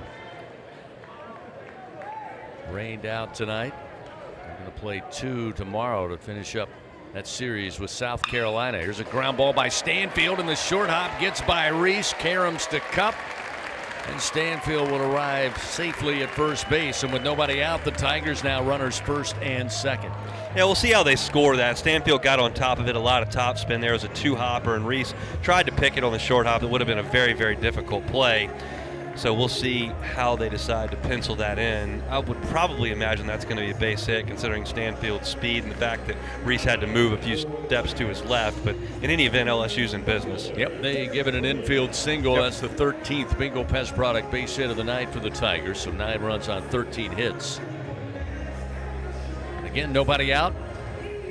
That may be all. Justin Parker, the pitching coach for Mississippi State, the slow walk out to the mound, but a valiant effort tonight by Ben Davis. Certainly, as we said earlier, regardless of the outcome of this series and tonight's game, certainly he's done a lot to help his team be in contention here after getting down early. So Davis's night is done. They'll call upon a new pitcher out of the bullpen. The pitch and change powered by Sunshine, your hometown John Deere dealer in Louisiana. Tigers here with runners first and second, nobody out, bottom of the 5th. New pitcher coming in. We'll tell you all about it when we continue. 9-4, LSU leads Mississippi State. This is Fighting Tiger Baseball. Winning isn't everything. Wait, excuse me, read that wrong. Winning is everything. Hancock Whitney Bank is supporting today's action because we love to see people win. And we're supporting you with knowledge and support because we want to see you win too. Your business, your goals, your hopes, and your dreams. The right bank makes all the difference. How can we help you win? Visit HancockWhitney.com to find out. Hancock Whitney Bank, member FDIC. It's 4 in the morning when the roaches are on.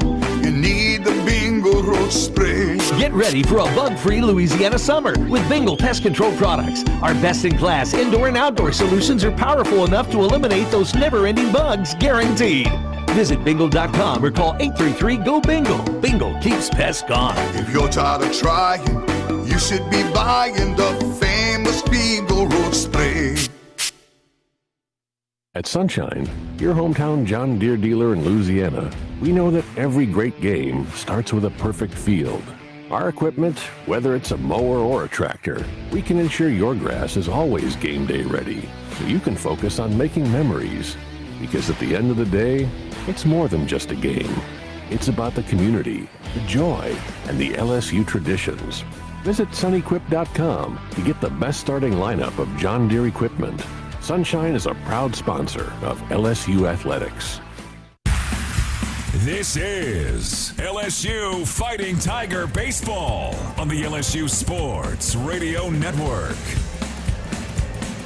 Pitching change for Mississippi State. Third pitcher of the night, it'll be Luke Dotson, the sophomore.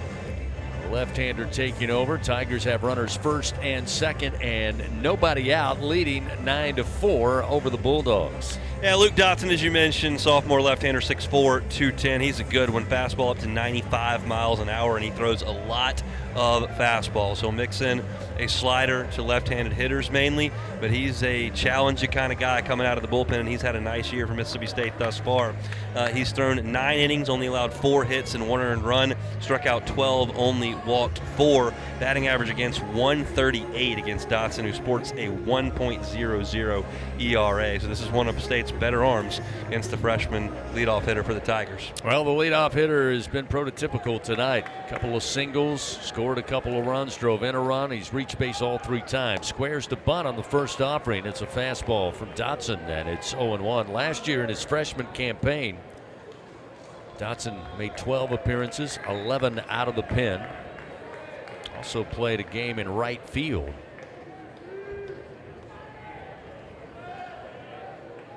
As the 0-1 pitch comes, and it's high and deep to left field. Aaron Downs going back. He'll get to the track and just shy of it. Make the grab on a long fly ball out opposite field off the bat of Curiel, who's retired for the first time tonight. And there's 1 out here in the bottom of the 5th inning. Yeah, Curiel didn't catch much of that one. That was off the end of the bat and floated. The wind did push it, but there's not enough behind it to make it any sort of a threat to the Mississippi State defense. So the first out there, Dotson does his job with the lefty, but here comes Jared Jones. Jones tonight, 2 of 3, a 2-run homer, straightaway center field. 439 feet, 111 miles per hour off the bat. Single with an RBI in the first. He's caught looking by Davis in the 3rd inning. He's got runners first and second, and now we have a home plate umpire. I believe the catcher Highfeld called time there. Yep, he did call time. So So Highfield behind the plate at the last moment before Dotson began his windup. Called for time, so Sky Klein, our home plate umpire, making note of that.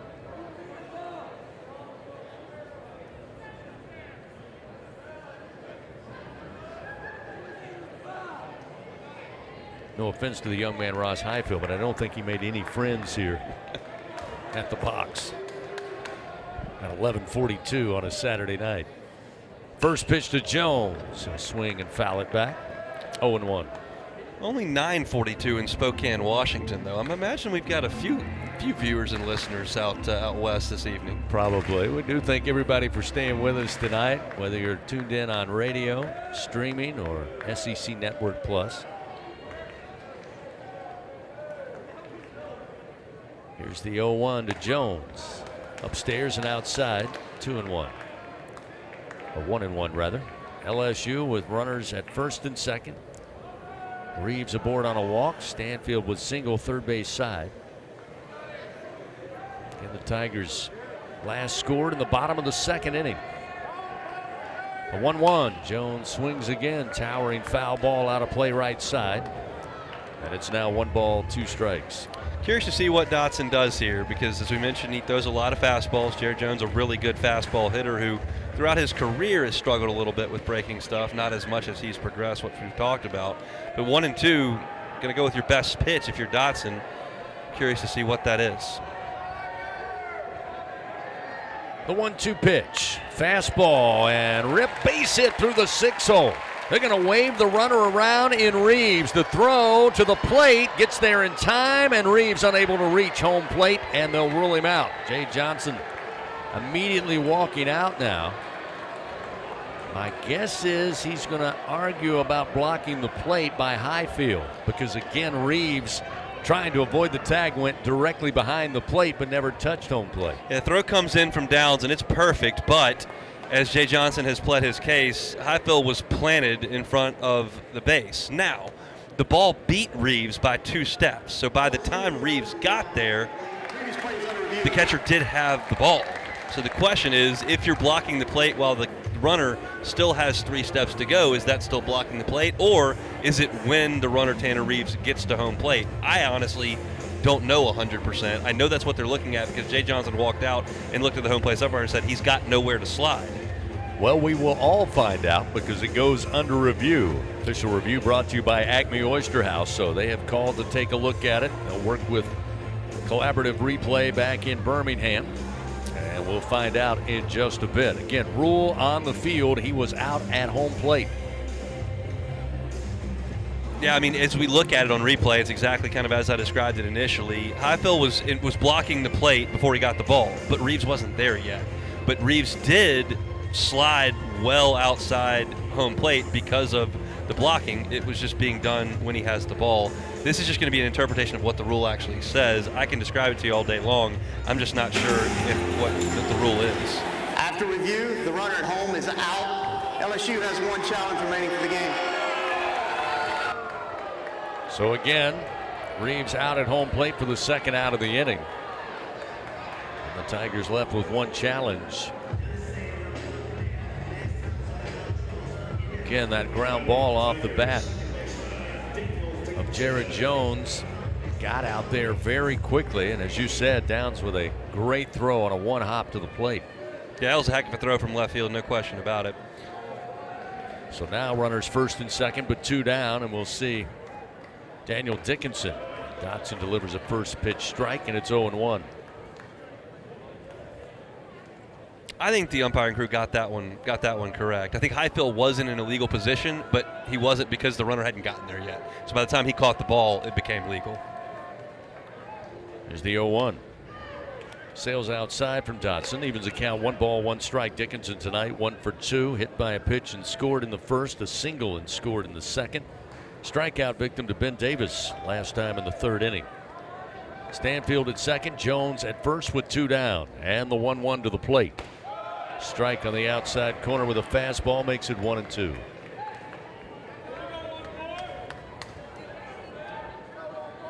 (9-4) LSU leading. All the scoring for both teams coming in the first 2 frames. 1-2 pitch. In the air towards the alley, right center field. Everybody giving chase. Stanfield around third. He will score. Jones hustling. He's going to be waved around. The throw just now coming to second base. And a 2-run double with 2 strikes and 2 outs off the bat of Daniel Dickinson. His 8th double, rather 9th double of the year, and RBI 33 and 34, and the Tigers now lead 11-4. That is a huge swing of the bat for Danny Dickinson. 2 strikes, fastball. We've talked about how often you're going to see fastballs from Dotson, and that was one. And you look at Dickinson, he stayed inside of it, hit a line shot into the gap. Jared Jones never slowed down from first base, as he wouldn't with 2 outs. He scored with ease. There's just a huge difference in 9-4 and 11-4, and that's a great swing of the bat from Danny Dickinson. First runs across the plate since the second inning. It comes with 2 outs, and it gets Stephen Milam to the plate, batting for the first time from the right side. And the first pitch, a strike on a fastball from Dotson. So Milam with a chance to add to his RBI total, 29 on the season.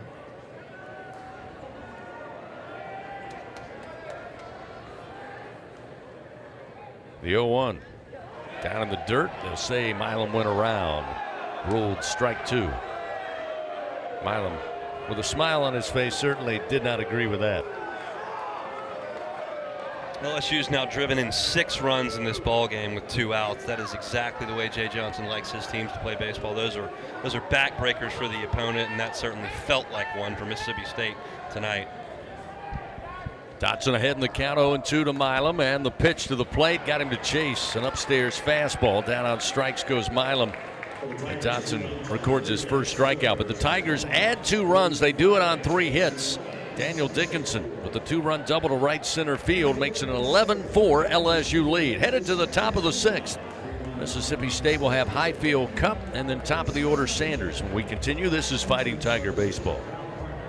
It's 4 in the morning when the roaches are on. You need the Bingo Roach Spray. Get ready for a bug-free Louisiana summer with Bingo Pest Control products. Our best-in-class indoor and outdoor solutions are powerful enough to eliminate those never-ending bugs, guaranteed. Visit bingo.com or call 833-GO-BINGO. Bingo keeps pests gone. If you're tired of trying, you should be buying the famous Bingo Roach Spray. Join the school with the winning track record in education. With LSU Online and Continuing Education, choose from over 150 degrees, certificates, and courses designed to match your specific goals. Earn the same on-campus degree from anywhere, with flexible learning options tailored to your needs. You'll call the plays. Start your journey to success today at online.lsu.edu.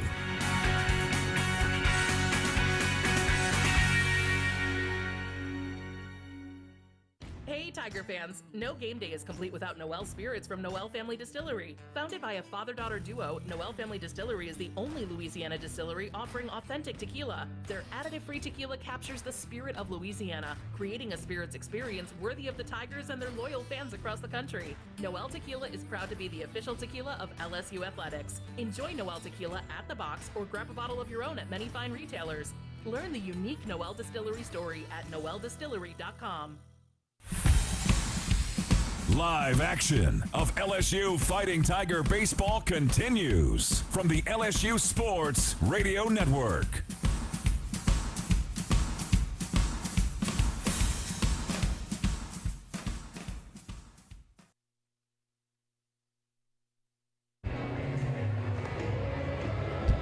Top of the 6th inning coming your way from the box as we head towards the midnight hour and then Sunday morning. But LSU able to get 2 runs there in the bottom of the 5th to extend the lead 11-4. Now they'll hand the baseball off to Maverick Rizzi. Tall, lanky right-hander comes in. They'll face 8-9 in top of the order for Mississippi State. The Tigers 11 runs on 15 hits tonight. Mississippi State 4 runs, all coming in the top of the 2nd inning on 5 hits. They have 1 error, came early in the game. All of these outings for these LSU relievers are auditions for further roles. Now, certainly you've got to get to the finish line. This game is not over, but you don't have Zach Cowden, you don't have Kason Evans in this game, and they need other arms they know they can count on. And Maverick Rizzi's one of the guys with the highest upsides in this bullpen. And despite the fact that LSU's got a 7-run lead right now, you've got to see that guy go out there and throw the ball well. He did in the midweek, and now he tries to continue that momentum here into the weekend. Catcher Ross Highfield leads it off for the Bulldogs. First pitch from Rizzi.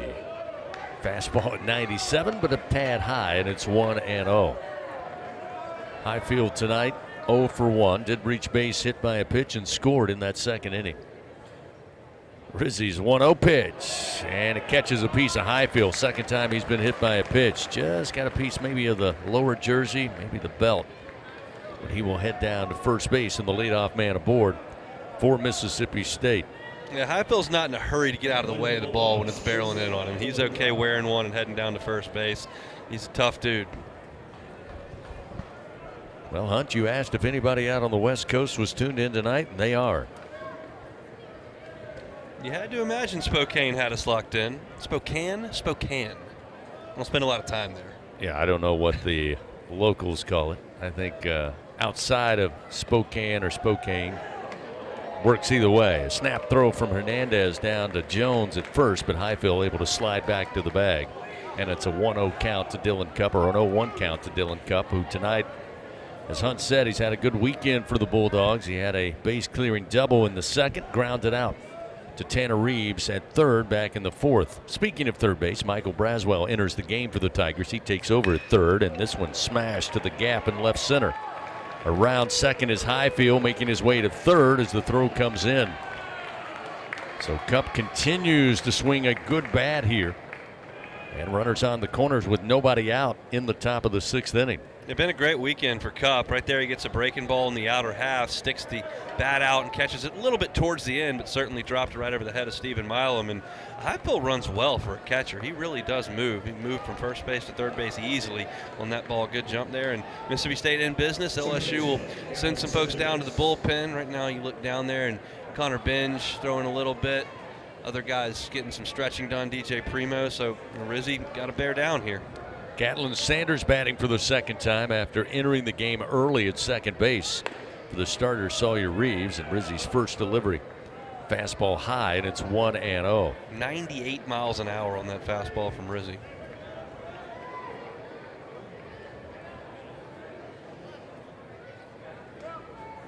Runners on the corners, and the 1-0 pitch, high and inside. 2 balls, no strikes. More of the same that we saw from Connor Ware. It's just working from behind consistently. Start the inning off with a hit batsman. Now after a single, you fall behind 2-0. Sanders awaits the 2-0 pitch. Low for ball 3. In the fastball, plenty of velocity, just can't find the strike zone. And honestly can't find close to the strike zone. Those just aren't pitches you're going to get a lot of chase on. Highfield at third, Dylan Cupp at first base, nobody out. And the pitch. That fastball did find the plate, and it's 3-1.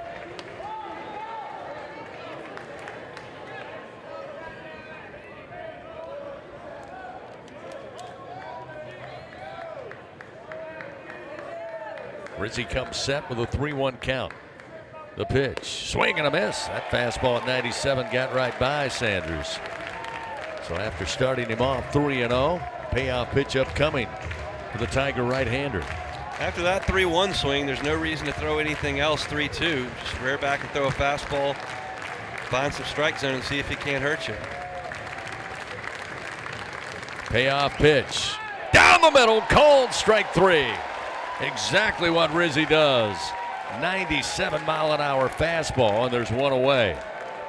We'll watch it again. It appeared that one just split the plate. It did. I'm not sure what you're looking for up there when you've got a 7-run deficit and it's a 3-2 count. Just pump one right down the chute and to not get your bat off the shoulder is not great hitting.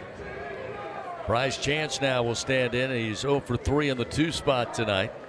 Still work to do for Rizzi with runners on the corners and just 1 out. First pitch, belted foul out of play right side. Chance 0-1. He was caught looking back in the first inning by Chase Shores. Grounded out to Milam in the second. And did reach base in the fourth on a fielder's choice. See if those 3 straight strikes have found something for Rizzi here. The 0-1 pitch. Outside corner called strike. 0-2 now to Bryce Chance.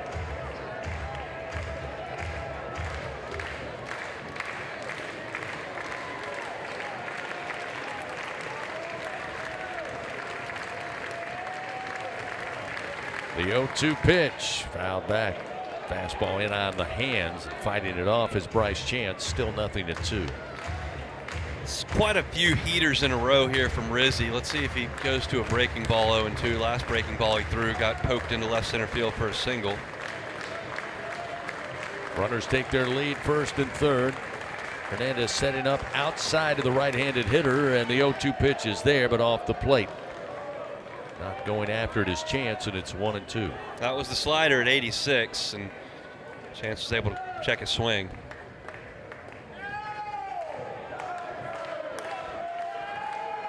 One out, an 11-4 LSU lead here in the top of the 6th.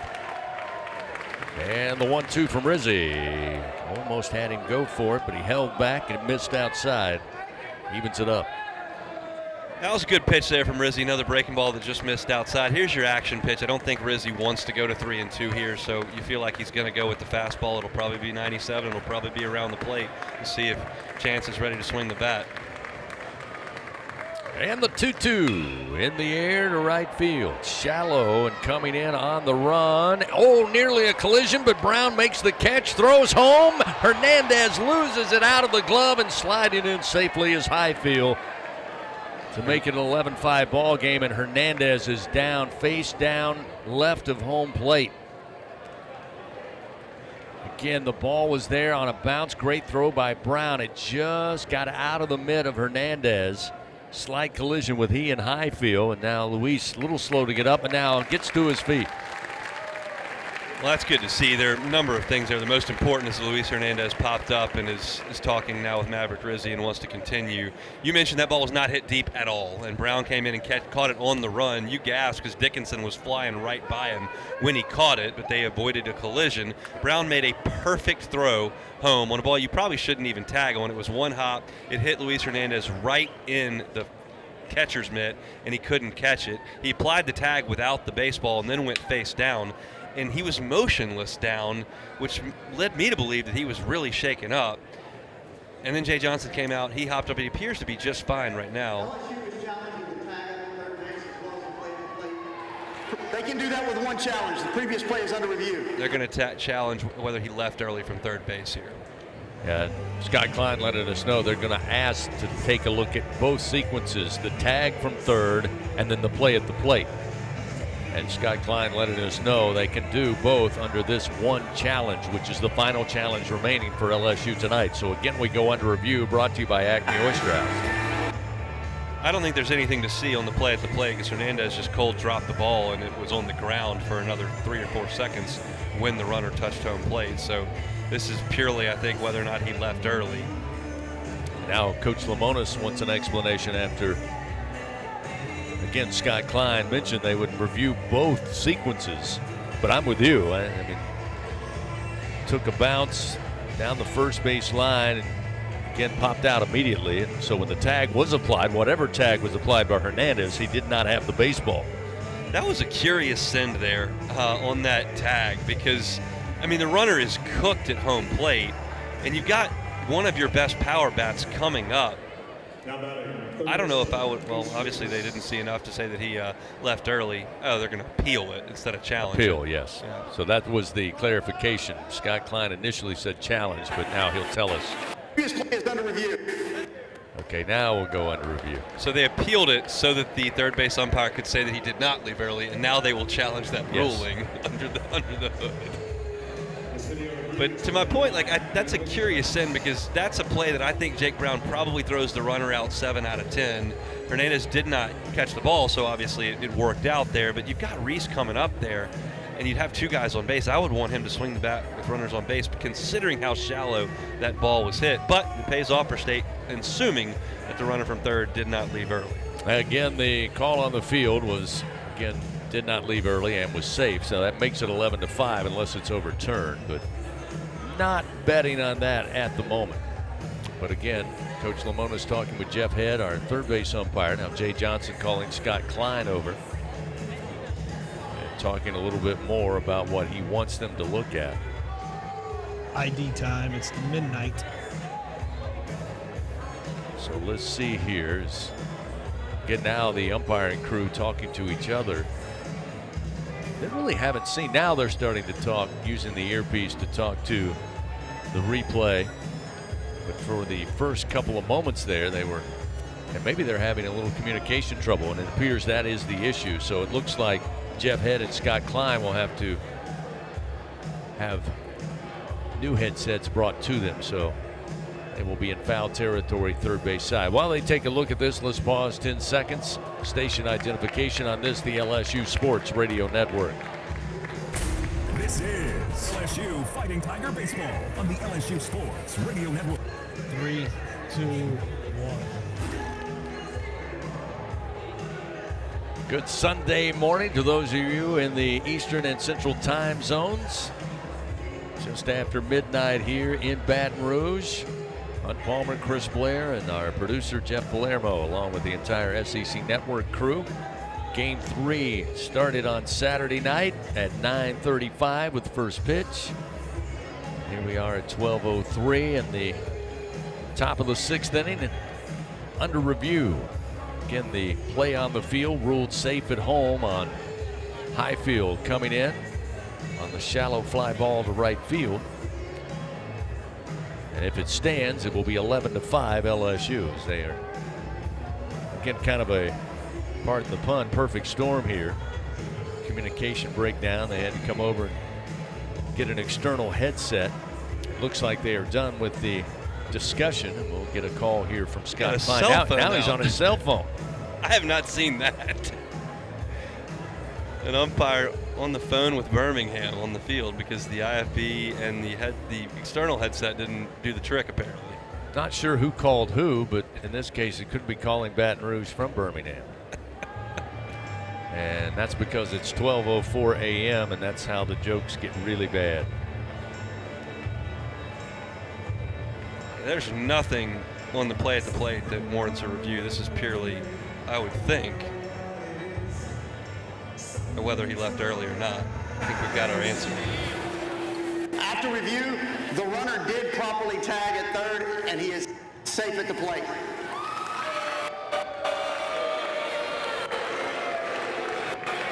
Well, I'm sure Tiger fans aren't happy with it, but I don't know that it's all that surprising, and the run will stand. It's now 11-5 with 2 outs. Mississippi State with a runner at first. And forgotten in all of that is what you mentioned, which was Brown coming in full speed on that shallow fly ball, and luckily he and Dickinson did not connect.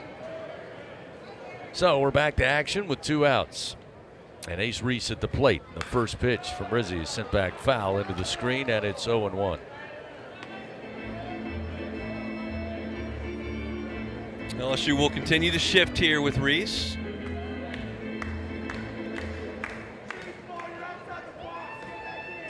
(0-1) the count to Reese.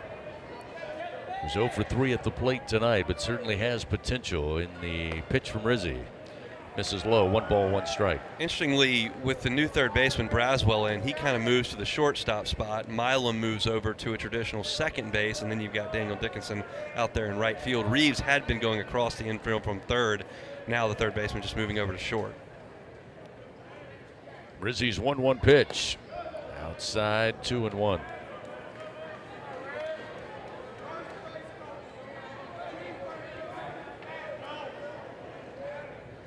Two balls, 1 strike to Reese.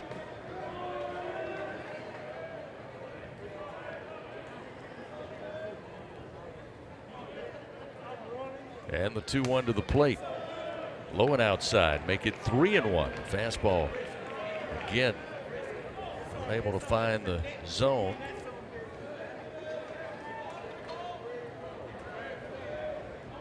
Cup takes an extra step on his lead from first. He's off and running with the pitch, and a foul ball down the line into the seats in left, out of play.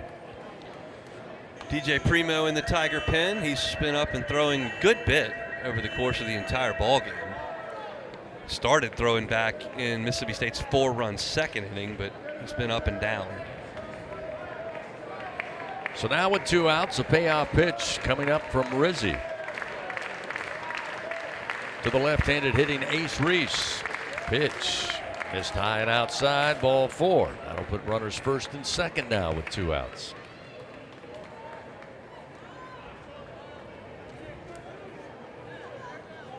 And that'll bring up Sullivan, who is one of the best hitters in this Mississippi State lineup. He's had a tough go tonight. He's over 2 with the strikeout and walked, but he does have the ability to hurt you.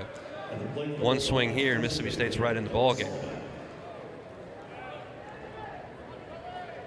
Sullivan tonight, couple of strikeouts, aboard on a walk in the 5th inning. Rizzi, first delivery to the plate to Sullivan. Breaking ball outside, ball 1.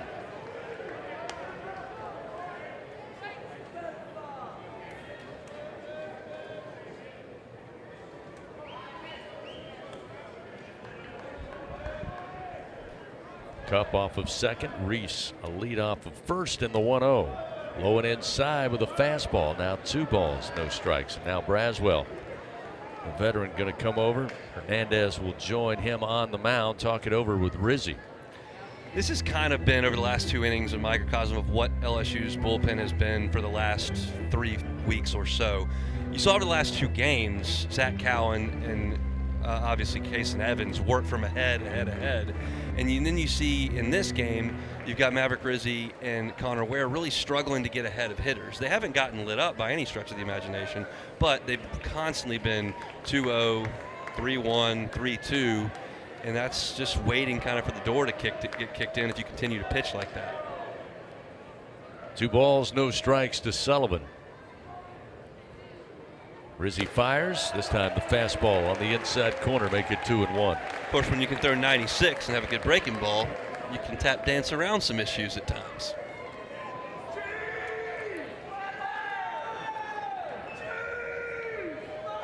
Sullivan ready to go. A 2-1 pitch as Rizzi kicks and fires straight up into the air. Rizzi trying to shout directions. Hernandez coming out from behind the plate. Now Braswell coming in from third, and he'll have it in front of the mound for out number 3. Good communication, good teamwork, and the Tigers finish the Bulldogs here in the top of the 6th. They get a run, they do it on 1 hit, they leave 2 men on. We go to the bottom of the 6th. It's 11-5 LSU. This is Fighting Tiger baseball. You're invited to a Louisiana Saturday night with award-winning multi-platinum singer-songwriter and LSU graduate Jordan Davis. Saturday, May 3rd, on the field inside legendary Tiger Stadium for the 2nd annual Bayou Traditions Gala. Don't miss this special Louisiana Saturday night. Enjoy delicious Louisiana cuisine, exciting live auction items, LSU coaches and student athletes, and much more. It's a night of celebration to support our student athletes. Get your table now at lsutaf.org/events. The Southeastern Conference. It's the land of legends, the places, the faces, and moments. And he's going for it. It's a touchdown! We've seen the confetti fall again and again. But we're not done. It's time for the next generation to make their mark and go from 14 deep to 16 strong. It's a whole new ball game in the SEC, and it just means more. And here's Heather with the weather. Well, it's beautiful out there, sunny and 75, almost a little chilly in the shade. Now, let's get a read on the inside of your car. It is hot. You've only been parked a short time and it's already 99 degrees in there. Let's not leave children in the back seat while running errands. It only takes a few minutes for their body temperatures to rise, and that could be fatal. Cars get hot, fast, and can be deadly. Never leave a child in a car. A message from NHTSA and the Ad Council. This is LSU Fighting Tiger Baseball on the LSU Sports Radio Network. Bottom of the 6th inning here on a Sunday morning. Game 3, Mississippi State LSU. Tigers already clinching the series with an 8-6 win on Thursday night. 2-1 classic win for the Tigers over the Bulldogs in Game 2 on Friday. Also late into the night with a weather delay. Same thing here on Saturday, now into Sunday morning. It's 11-5. LSU leads, and Ethan Fry leads it off here in the bottom of the 6th inning as Luke Dotson continues on the mound for Mississippi State. First pitch inside, missing, ball 1-0. Dotson fires, and a strike at the belt makes it 1-1. Ethan Fry off to a good start in this ball game, 2 for 3 with a pair of runs driven in, and that was all against right-handed pitching. He's seen mostly left-handed pitching this year, and he'll get a look at Dotson, the left-hander here. Fry tonight 2 for 3. Excellent job at the plate for the Tigers as the pitch from Dotson rides high, 2-1.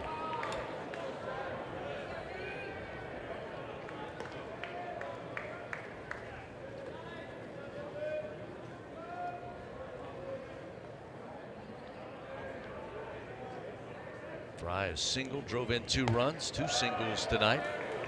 1 in the first, 1 in the fourth. This pitch missing for Dotson, now 3-1. Ethan knows a heater's coming here. I'd be getting that front foot down early and trying to drive something. From the stretch, the 3-1. Missed high, ball 4, so Fry aboard for the 3rd time tonight on a walk. So the Tigers off to a good start in the bottom of the 6th, and that will bring to the plate Jake Brown. Brown also seen the baseball extremely well here in 2025, as we told you, especially in SEC play when called upon. Tonight he's 1 for 3, reached base on a fielder's choice and scored in that big 8-run first inning. Drove in a run with a single in the second. He was caught looking last time in the 4th inning. Breaking ball strike from Dotson makes it 0-1. Brown's been able to spend really the last year and a half focusing solely on swinging the bat, when his entire mature baseball life has been spent pitching as well. So when he's focused on just swinging the bat, you see the results. He's been great this year. Runner goes, trying to bunt. Pitch was outside and no throw. Highfield will hold on to it. Ethan Fry in with his 2nd stolen base of the year. The Tigers get a runner in scoring position with nobody out here in the bottom of the 6th. That ball was down, and Highfield couldn't get a handle on it to pick it clean. Fry got a good jump. That probably is going to be a tough play anyway, but once Highfield couldn't handle it, there's no chance he's going to be able to make the play at second base. So after showing bunt, they'll bring in the 3rd baseman even with the bag. There's a swing and a miss as Brown chases after the off-speed pitch, and it's 1-2. Yeah, that's the slider. You'll see Dotson throw the slider a little bit to left-handers, not as much to right-handed hitters. He's a heavy fastball to those guys, but when you can see Jake Brown was looking heater there, got the bat head out in front, and then the slider dropped out there and had him out in front. 1 ball, 2 strikes to Brown. Dotson fires, goes back to the fastball and misses outside, 2-2.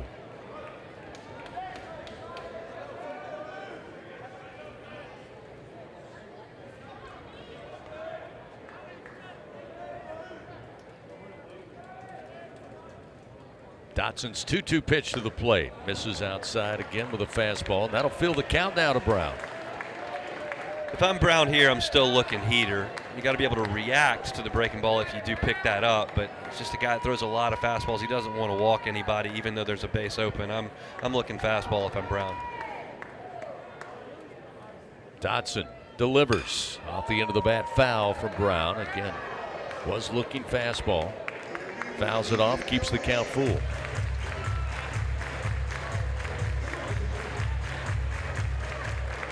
Tigers have a midweek coming up Tuesday night. Louisiana Tech coming to the box before they head off to Norman, Oklahoma to take on the Sooners in SEC play next weekend. Another payoff pitch coming from Dotson with Fry leading off of second. The pitch. And Brown fights off another fastball, sends it to the screen. Mentioned Oklahoma. They took 2 of 3 from these Mississippi State Bulldogs last weekend in Norman.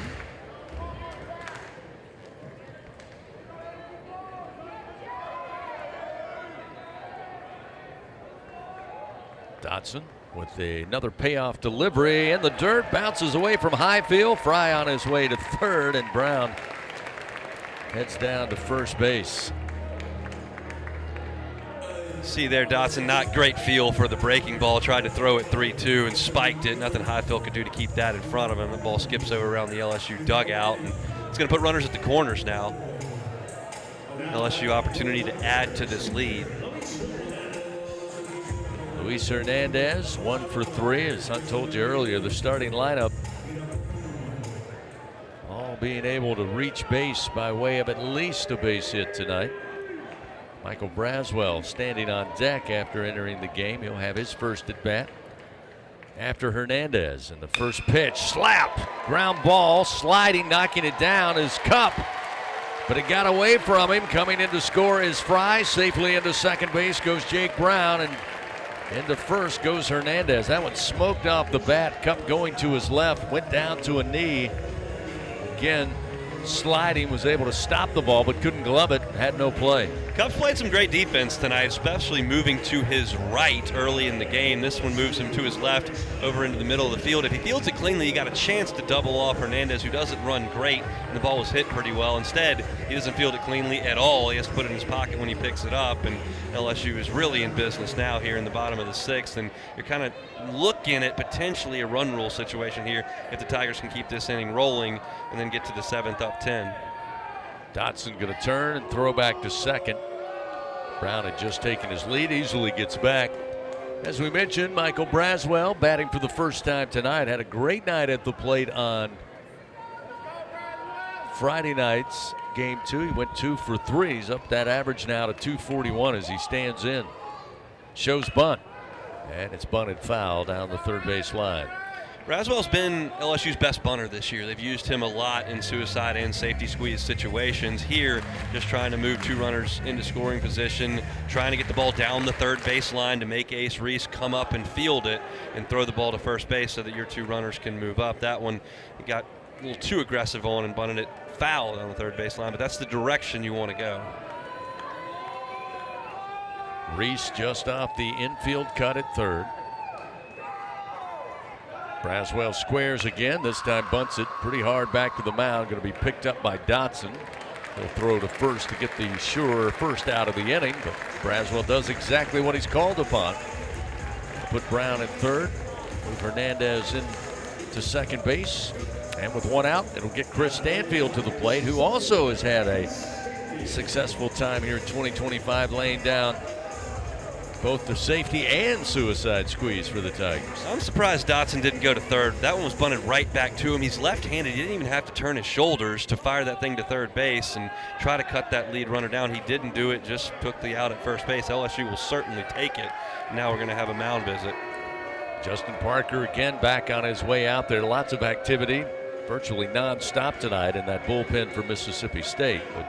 And he'll make a call, so looks like they're going to go to a right-hander out of the pen. A pitching change powered by Sunshine, your hometown John Deere dealer in Louisiana. So with the Tigers threatening and 1 out, at runners second and third, Stanfield coming to the dish. They'll make a call to the pen. It's a 12-5 LSU lead here in the bottom of the 6th inning. We'll continue with more. This is Fighting Tiger Baseball. At Sunshine, your hometown John Deere dealer in Louisiana, we know that every great game starts with a perfect field.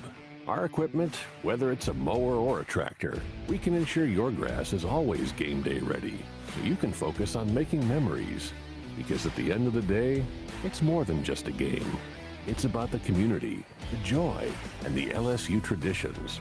Visit sunequip.com to get the best starting lineup of John Deere equipment. Sunshine is a proud sponsor of LSU Athletics. In a region famous for its cuisine, Blue Plate Mayo has been a staple since 1927. From New Orleans to Lafayette, Houma to Baton Rouge, it's the mayo Louisiana reaches for when it's time to make something delicious.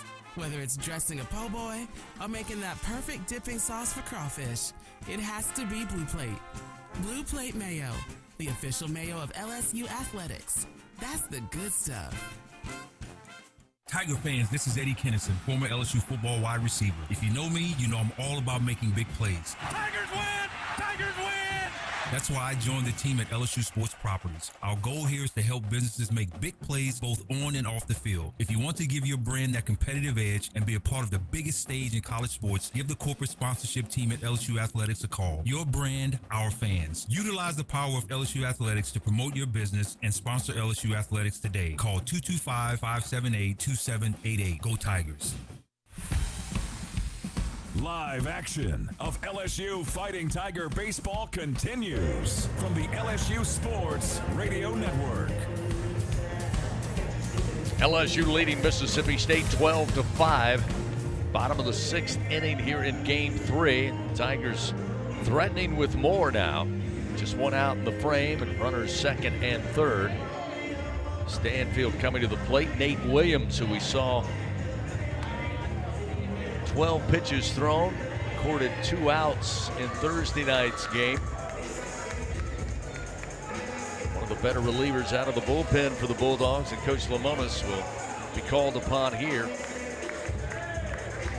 Again, with plenty of outs left for Mississippi State, and plenty of outs for LSU yet to get, trying to keep it just a 12-5 deficit. They'll bring the infield in, obviously. Stanfield awaits, and the first pitch from Williams. Fastball for a strike, and it's 0-1. Williams, big boy, 6'4", 250-pound senior from Ackworth, Georgia. Florence Darlington Community College for his stop in Starkville. The 0-1 to Stanfield. Looking to try to lay down a safety squeeze there. He'll peel down to first. Said he was able to bring it back as the pitch was low, and it's 1-1. Williams' fastball is up to 97. Well, she's got to be ready for that. State will bring the entire infield in here against Stanfield. Brown, plenty of speed at third. We'll see what he offers here at the plate. The pitch. Stanfield looking to swing, but the pitch is low, and it's 2-1.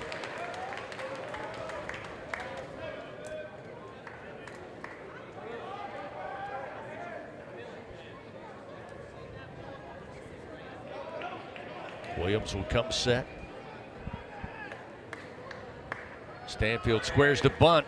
They've got the suicide squeeze on. The pitch got away from Highfield, and sliding in safely is Brown. Using the speed down the line, they get it on a pitch that got away from the Mississippi State catcher, and it's now 13-5. You called it perfectly, Chris. That's a suicide squeeze. It's a slider down. Highfield does a good job to block it, and it dribbles about 3 feet away from him to the right. And by the time he could go get it and come back, Brown's speed beat him to home plate, and that's great speed and a great athlete at third base. It wasn't a bad play from Highfield at catcher. He did a pretty good job, but that's just part of the suicide squeeze. Is you got to execute if you're the defense, and Mississippi State couldn't quite do it. Absolutely. You got nanoseconds to make the right play in that situation. Highfield did all he could do. The 3-1 now to Stanfield. He uncorks this one, but foul down the line into the seats in left.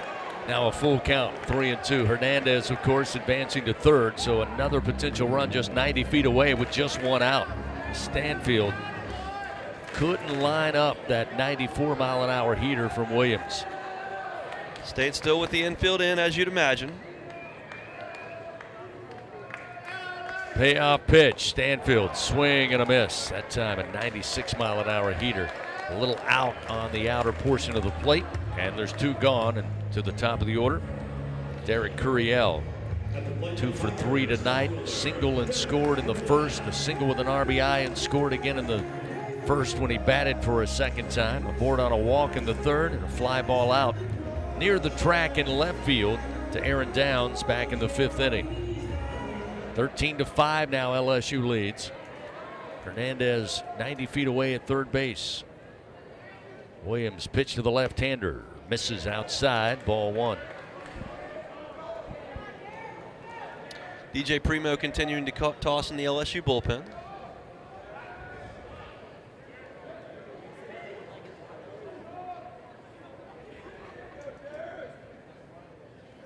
The 1-0 to Curiel on its way. Overhand off speed and a called strike to even it up 1-1.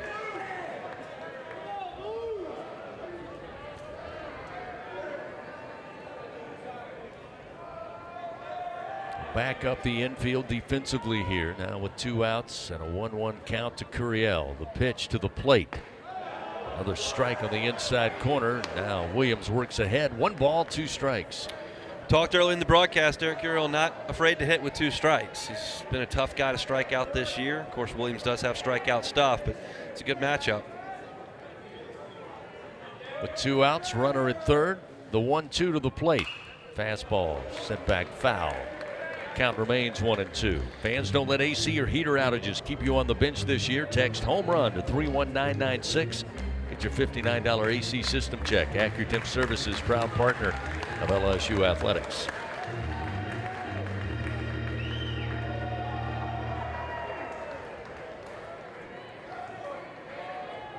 One ball, 2 strikes. Curiel at the plate. Hernandez at third. A 13-5 LSU lead.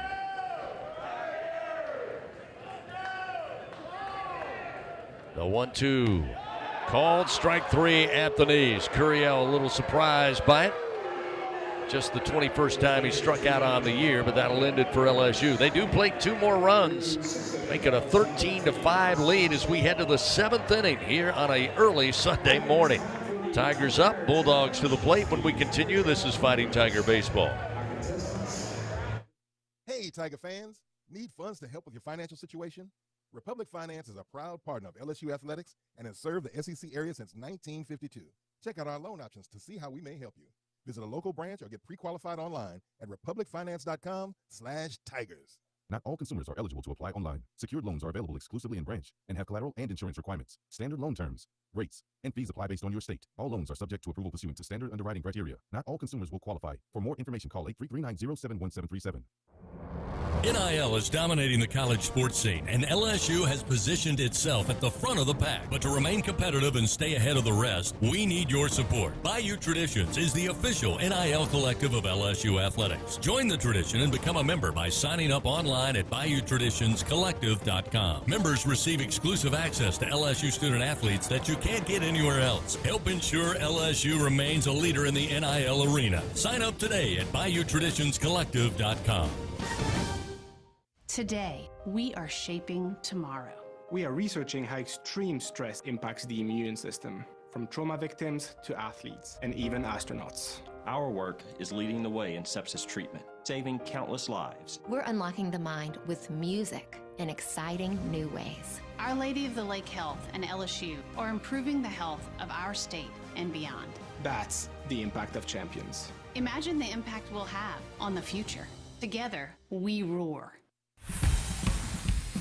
Live action of LSU Fighting Tiger Baseball continues from the LSU Sports Radio Network.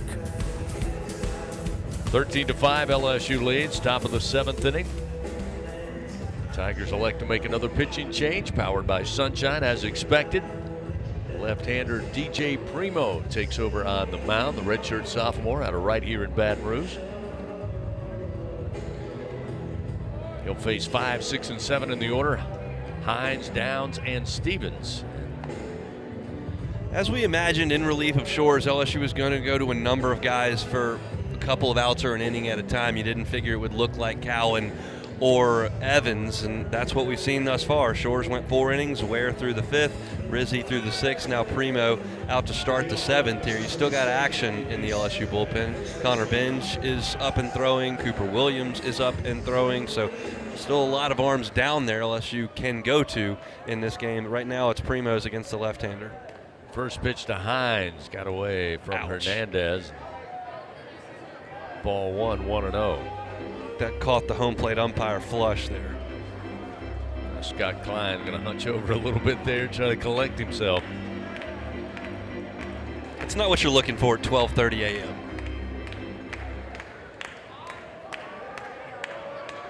Shift is on with Hines, the left-hander, as the Tigers have done all night. That pitch missing high, and Hines able to stay away, and it's now 2-0. Like a pretty good pitch location-wise.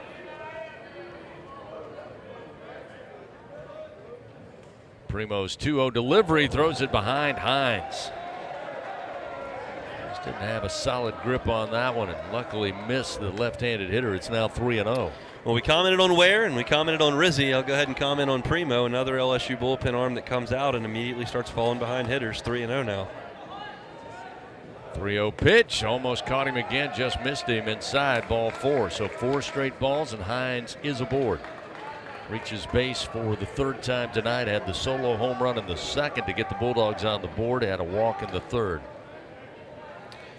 You can close the book on Maverick Rizzi. He threw an inning, gave up a hit and a run. It was earned. He walked 1 and struck out 1. Hit a batter as well. He threw 26 pitches, 13 of those half were for strikes. Aaron Downs stands in. He's 1 for 2. Primo fires. This time off speed, but inside, 1-0.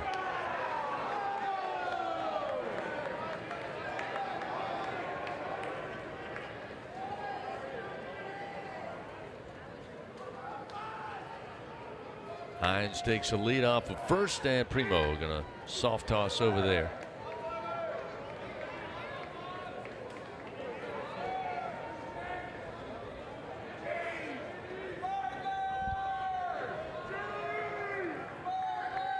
Pitch to Downs, gonna hit him.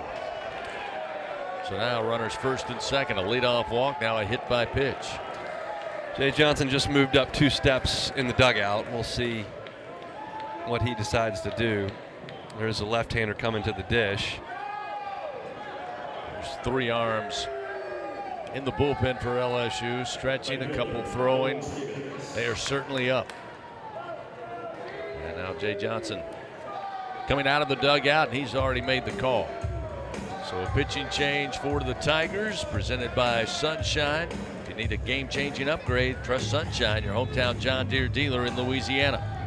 So DJ Primo, quick night for him on the mound. 13-5, LSU leads. Nobody out here in the top of the 7th. The Bulldogs, a couple of free passes. They've got runners first and second.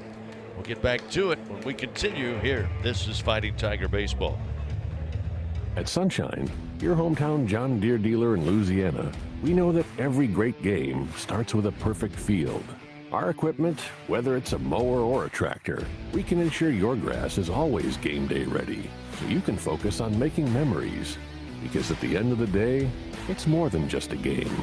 It's about the community, the joy, and the LSU traditions. Visit sunequip.com to get the best starting lineup of John Deere equipment. Sunshine is a proud sponsor of LSU Athletics.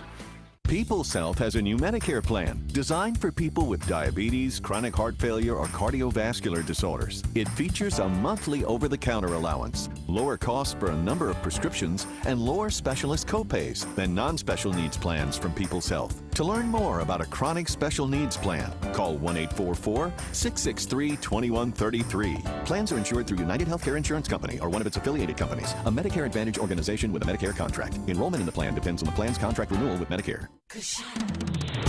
Hey, LSU fans, you're invited to Louisiana's largest casino resort, Coshada. Coshada Casino Resort has the largest and most spacious gaming floor in the Lake Charles area, with thousands of the newest slots, over 55 table games, live bingo and off-track betting, plus 3 beautiful hotels, delicious Cajun cuisine, and the #1 rated golf course in Louisiana. Coshada Casino Resort is proud to support LSU.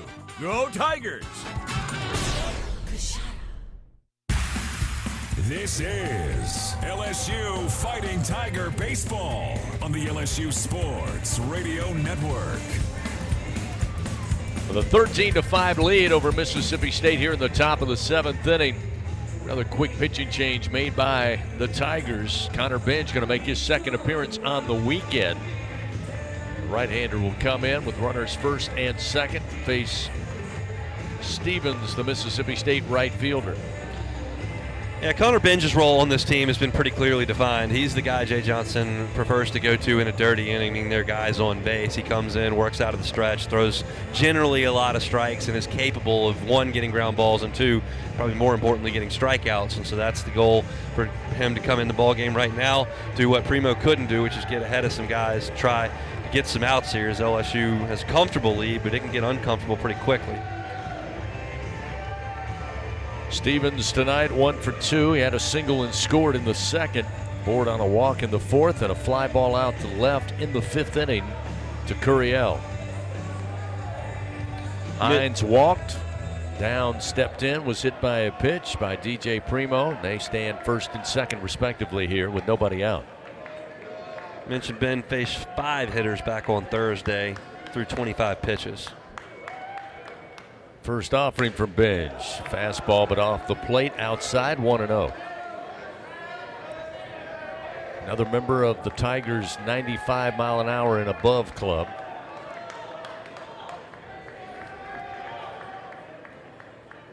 A 1-0. Misses low again with a fastball at 95. 2-0.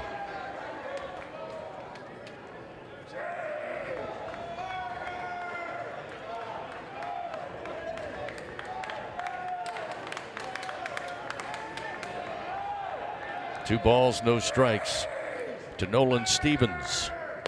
This time Benj comes right down the middle. Gets a 2-1 count now to Stevens. Benj has plenty of good stuff to get it over the plate.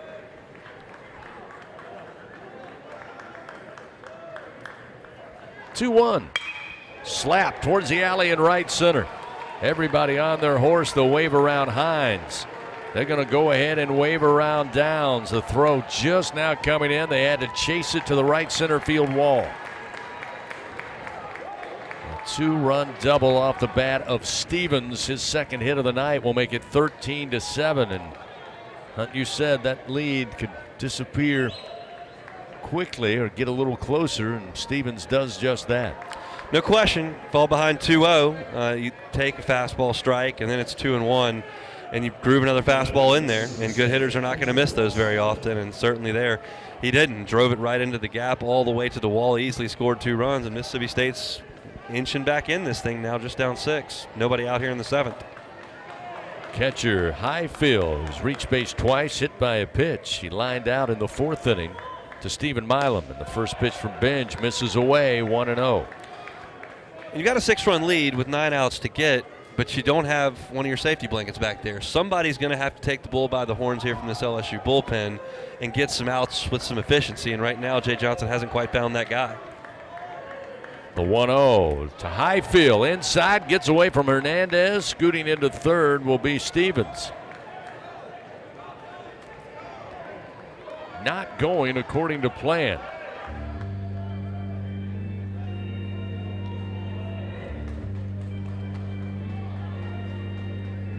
To go back to the 5th, when you had Ware in, he fell behind 2-0 to Hines, then 3-0 to Downs and walked him, and then 2-0 to Stevens.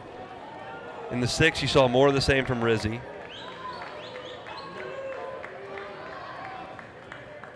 Squaring to bunt. Highfield brings it back, and the pitch they'll say is low. Jared Jones showing his disbelief. Connor Benj trying to put it behind him, but it's now a 3-0 count to Ross Highfield.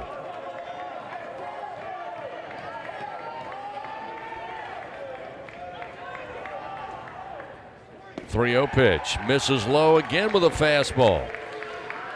And that's just a 4-pitch walk. I mentioned that the issues for Ware in the 5th. In the 6th, you went to Rizzi. He hit Highfield with a 1-0 pitch, and he gave up a single.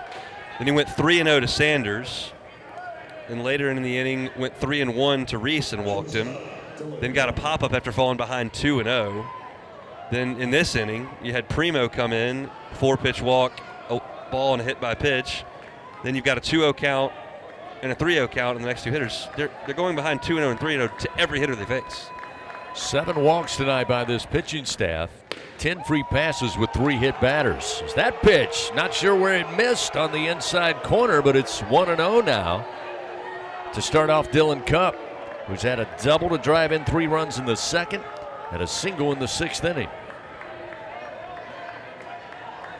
Batting 2 for 3 on the night. Runner goes to second. Hernandez going to throw down to Dickinson, but beating the tag and in with the stolen base is Highfield. Now runner second and third for the Bulldogs. A little bit unconventional to steal a base down 6 runs in the 7th inning, but you've got a pitcher that's so focused on trying to throw it over the plate that you feel like you can get a good jump. Highfield did. He was able to take the bag. And as we saw earlier, Highfield plenty of good wheels. Dylan Cupp finds the outfield safely. You know, they can probably get both runs in as that pitch missing. Now 2-1.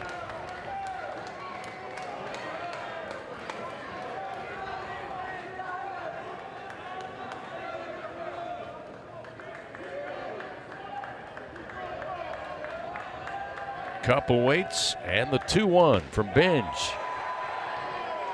They say miss below the knees, now 3-1. When you mentioned it about 3 innings ago, that tight strike zone getting tighter. And here's a 3-1 count.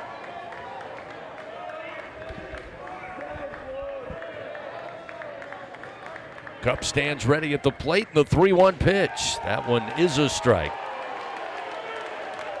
I'll give Cupp a little break there. He kind of thought it was ball 4, but he'd seen some pitches very close to that were ruled balls. It's not like you're looking at Binge who's taking something off it to find the zone. That was 97.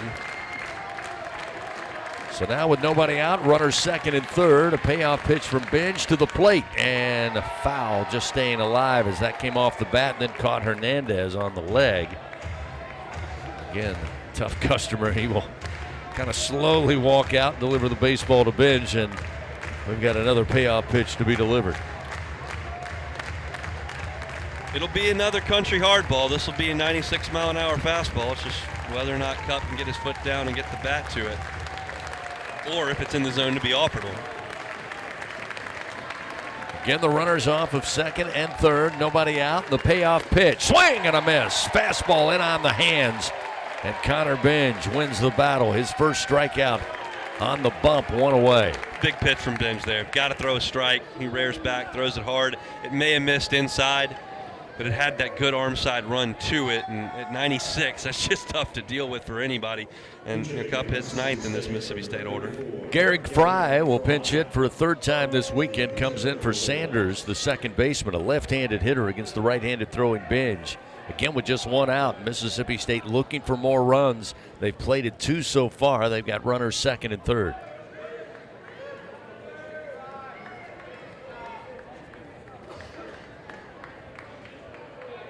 LSU will, of course, play the infield back. They're happy to take him out and give up the run with a 6-run lead here in the 7th. Garrick Fry 0 for 2 in his 2 pinch hit appearances. The first pitch low and inside, and a great job by Hernandez to keep that ball near the plate. It's 1-0. Binge went with the first pitch slider there and just didn't execute that exceptionally well. Pulled it to the glove side. Stevens at third, Highfield at second. Binge the 1-0. Hit in the air to left field. Curiel on the run, reaches up, grabs the ball on the track, slams into the wall, but makes the out. Tagging up will be Stevens. He will come in to score with a sac fly RBI, and into third goes Highfield. But an incredible play by Curiel, full speed, leaps, lands into the wall, but holds on for the second out of the inning. So one, that ball's coming off the left-hander's bat, slicing away from Derek Curiel towards the line. 2, the wind is blowing that way. So it's extra curve away from Curiel, who's going back nearly full speed into the wall. He makes the catch. Just an incredible play. If he doesn't make that play, 2 runs are going to score. You're going to be sitting here looking at a 13-8 game with the runner on second base and just 1 out. Instead, he makes the play. Only 1 run comes in to score, and LSU's got a chance to get out of the inning with 1 pitch here. That was just a phenomenal play. We talk about his offense all the time. His defense has been great, too. So now with 2 outs and a runner at third, Bryce Chance takes the first pitch high for ball 1.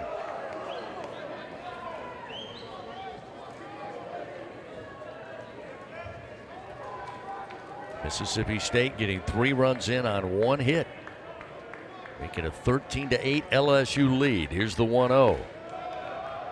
Fastball low, 2-0. What'd you say the count was? 2 balls, no strikes. 2 balls, no strikes. Interesting.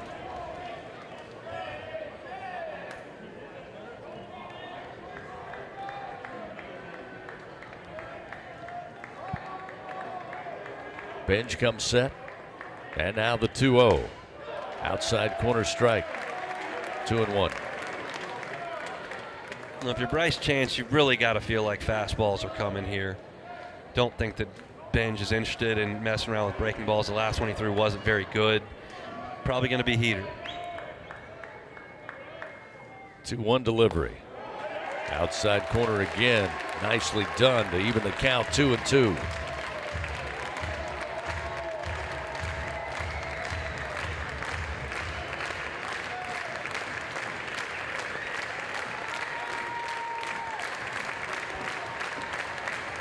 A runner at third, 2 down. Benj, the 2-2 pitch. Time went.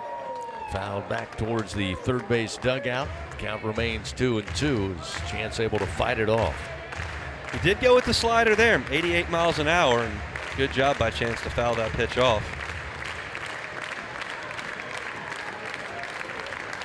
Another 2-2 delivery upcoming here for Connor Benj with 2 outs, a runner at third. LSU up 13-8. Here in the top of the 7th inning, the 2-2 delivery, high and tight. Backs Chance off the plate, just missed him. That one right at the chin at 96, and it's 3-2. It's the first time I've looked up at LSU's bullpen and seen 3 guys out there on the rubbers. Cooper Williams, Jaden Newt, and William Schmidt all up and moving around, but this is Benj's moment here. 2 outs and the payoff pitch. Ground ball. Handled by Braswell just inside the third base bag. Throws to first to Jones in time for out number 3. The Bulldogs played 3 runs on just 1 hit after getting some free passes here in the top of the 7th. LSU leading 13-8. Time to stretch it out as we approach near 1 a.m. on Sunday morning.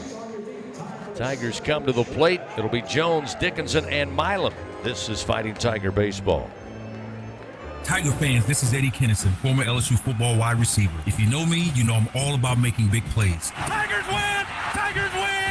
That's why I joined the team at LSU Sports Properties. Our goal here is to help businesses make big plays both on and off the field. If you want to give your brand that competitive edge and be a part of the biggest stage in college sports, give the corporate sponsorship team at LSU Athletics a call. Your brand, our fans. Utilize the power of LSU Athletics to promote your business and sponsor LSU Athletics today. Call 225-578-2788. Go Tigers.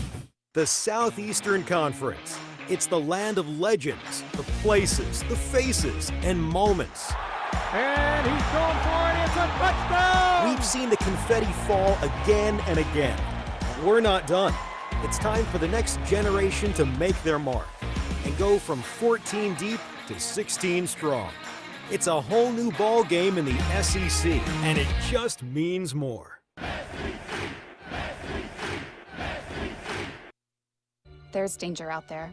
It lurks on highways and quiet neighborhood streets. It's more likely to kill you than a shark and more terrifying than the biggest snake. Distracted driving claims lives every day. Every notification, swipe, social post, video, or selfie while driving risks your life. So while you might think public speaking or the zombie apocalypse is scary, what's really terrifying and even deadly is distracted driving. Eyes forward, don't drive distracted. Brought to you by NHTSA and the Ad Council. The 7th inning stretch, presented by Coushatta Casino Resort, Louisiana's best bet. Now, back to the action of LSU Fighting Tiger Baseball on the LSU Sports Radio Network. 13-8, LSU leading. They had an 8-0 lead after 1 inning.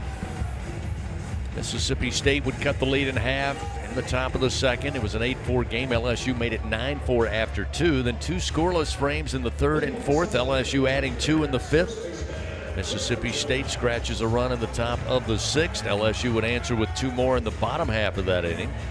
And then Mississippi State here in the top of the 7th, getting 3 runs across on 1 hit. Tonight, the Tigers 13 runs on 16 Bingo Pest Product base hits. Mississippi State 8 runs, 7 hits, 1 error. Jared Jones going to lead it off for the Tigers. And the first pitch from Williams. Off speed, but a high and inside, and it's 1-0. Jones tonight 3 for 4 after going over through the first 2 games. He had a 2-run homer, an RBI single. Pitch inside, pops out of the mid of Highfield, now 2-0. Jones caught looking in the 3rd, and then another single in the 5th inning. And that RBI total now up to 45, leads the Tigers, also with his 10th home run a Tiger best here in 2025 thus far. Nate Williams rocks and fires the 2-0. Strike at the letters to make it 2-1. Two big, strong dudes going at it here.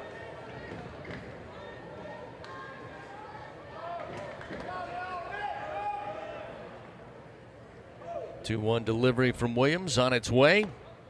Missed inside and again came out of the mid of high field. Now 3-1. So two big, strong guys going at it. A hitter's count in favor of Jones. Yeah, if I'm Jared, I'm looking fastball and swinging hard at this thing. If it's a breaking ball, so be it, but I'm looking for the heater. 3-1 is a fastball, and it's sent back foul into the screen. Fills the count 3-2. There it was, 96 at the letters. Jared was ready for it. He just fouled it straight back.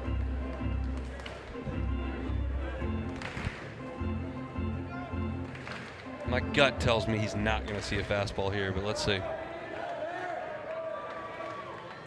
Williams takes some time, now starts the wind, and the payoff pitch is a fastball, but it missed outside, so Jones will reach base for the fourth time tonight, and the leadoff man aboard for LSU. See Daniel Dickinson. Dickinson tonight 2 for 3. Also reached base, hit by a pitch, scored in that first inning. In fact, Daniel was the only Tiger to reach base through the first 5 hitters that didn't put a solid piece of contact on the baseball off of the starter, Carson Ligon.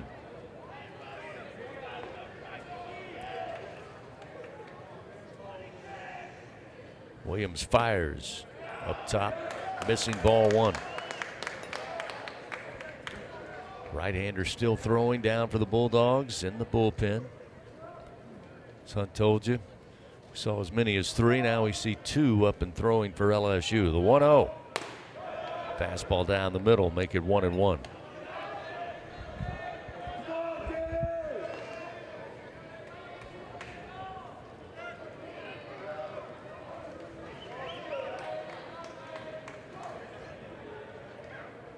Jones at first base, nobody out.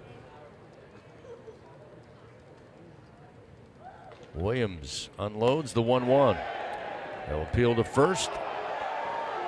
Jason Millsap says yes, he went around. Dickinson not happy with that.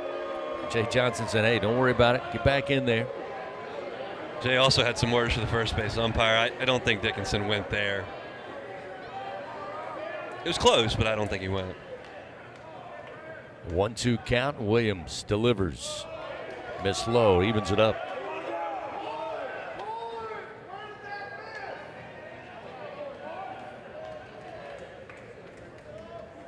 Fans here that have hung around into the early morning hours have discovered they can really talk one-on-one with a home plate umpire. Every word.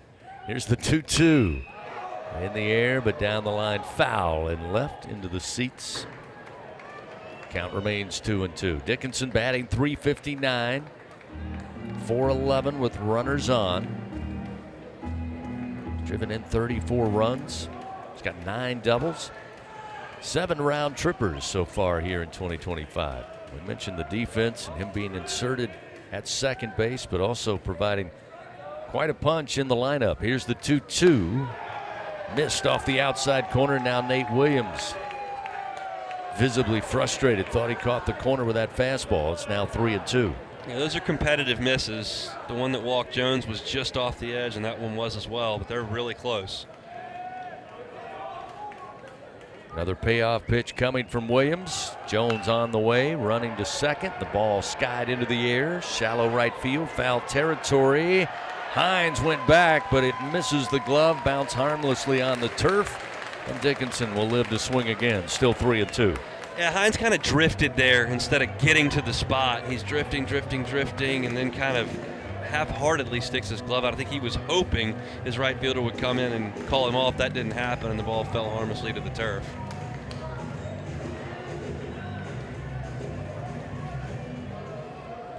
There's a reason that's the outfielder or second baseman as well. It's a tough play for the first baseman.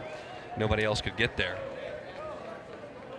So another payoff pitch to come. Dickinson ready. Jones off of first, off and running, and a swing and a slow rolling ground ball.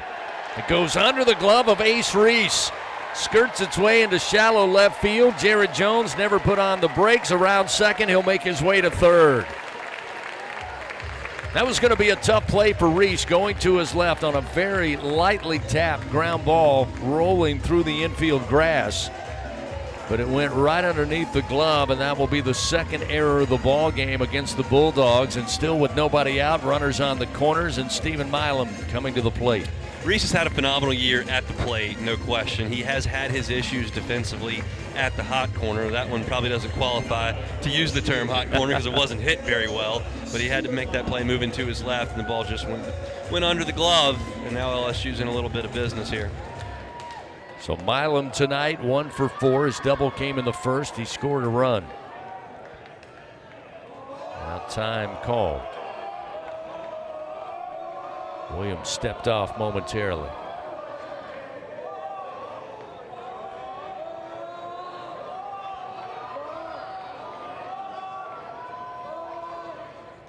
First delivery, strike on the outer half.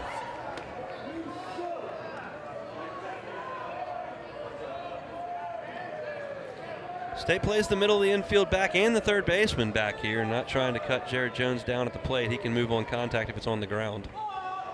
Quick turn and throw over to first, getting back safely. It's Dickinson.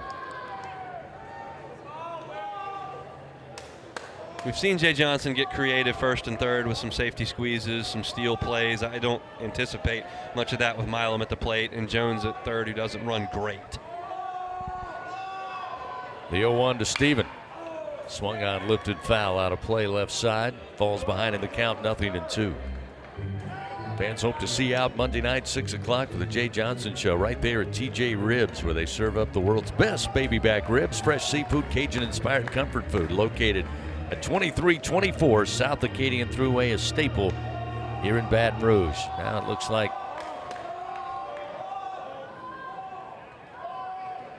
our home plate umpire Scott Klein pointed to Milam. I think he granted him time. Now they'll reset the pitch clock. Williams from the stretch. Turns again, throws to first. A little closer play, but Dickinson back safely.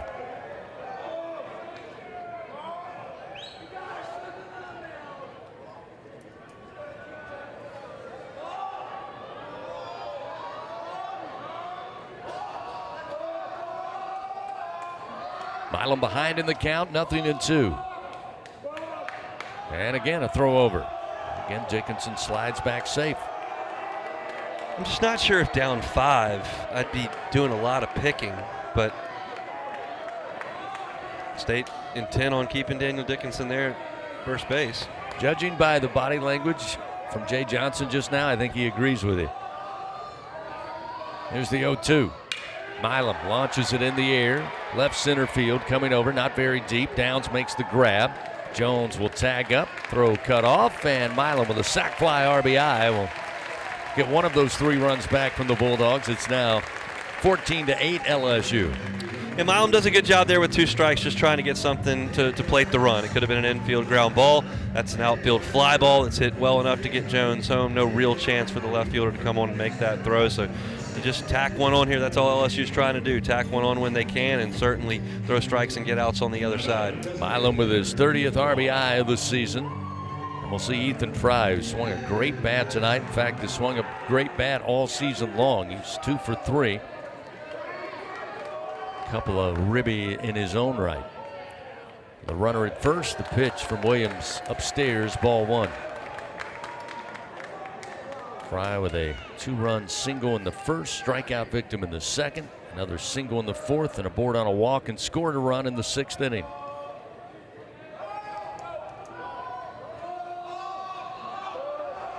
Williams comes set, and the pitch called strike, evens it up.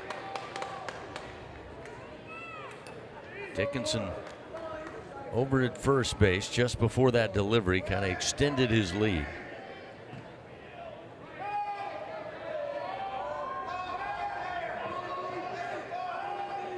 Williams comes set. Now the runner goes, the 1-1 swing and a foul off the bat of Fry. It may cut a piece of Highfield as well. And Daniel will head back to first base. It's a 1-2 count now to Ethan Fry. And Dickinson was on the move there, got a good jump. And that justifies some of the picking there. You see he's looking to go.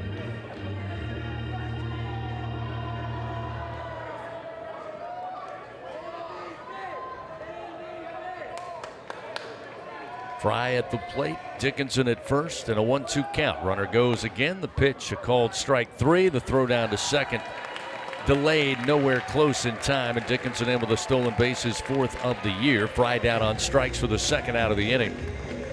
But with Dickinson in scoring position, that will give Jake Brown a chance to keep the inning going.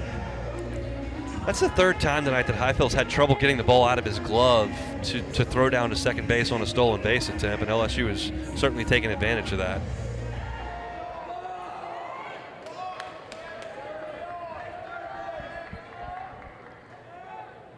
First pitch to Brown. Off speed from Williams, gets it in for a strike, and it's 0-1. Brown tonight 1 for 3. Has reached base 3 times, a fielder's choice, had a single with an RBI in the 2nd and a board on a walk and scored. He scored 2 runs tonight. The 0-1 outside, runner goes, Dickinson into third, the throw off the line, and back-to-back steals for Dickinson, give him his 6th stolen base of the year. Now just 90 feet away with 2 outs. Aggressive, I would say yeah. LSU being aggressive, yes. It was an aggressive secondary lead from Dickinson there. He saw he could get going, and again, it wasn't a clean transfer from Highfield there to get the ball down to third base. 1 ball, 1 strike to Brown. Williams delivers in the dirt. Highfield blocks it up inside and low. 2-1.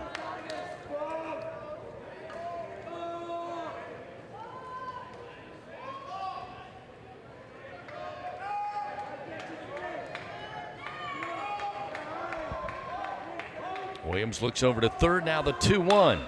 And Brown launches it deep to center field. Bryce Chance going back, still running, just shy of the track, and he's got it for the final out of the inning. Quite a ride off the bat of Brown to the deepest part of the park, but the box holds it in. The Tigers do play to run, do it on no hits and 1 error, the 2nd of the game for the Bulldogs. We played 7 complete. We head to the 8th, 14-8, LSU leading. This is Fighting Tiger baseball.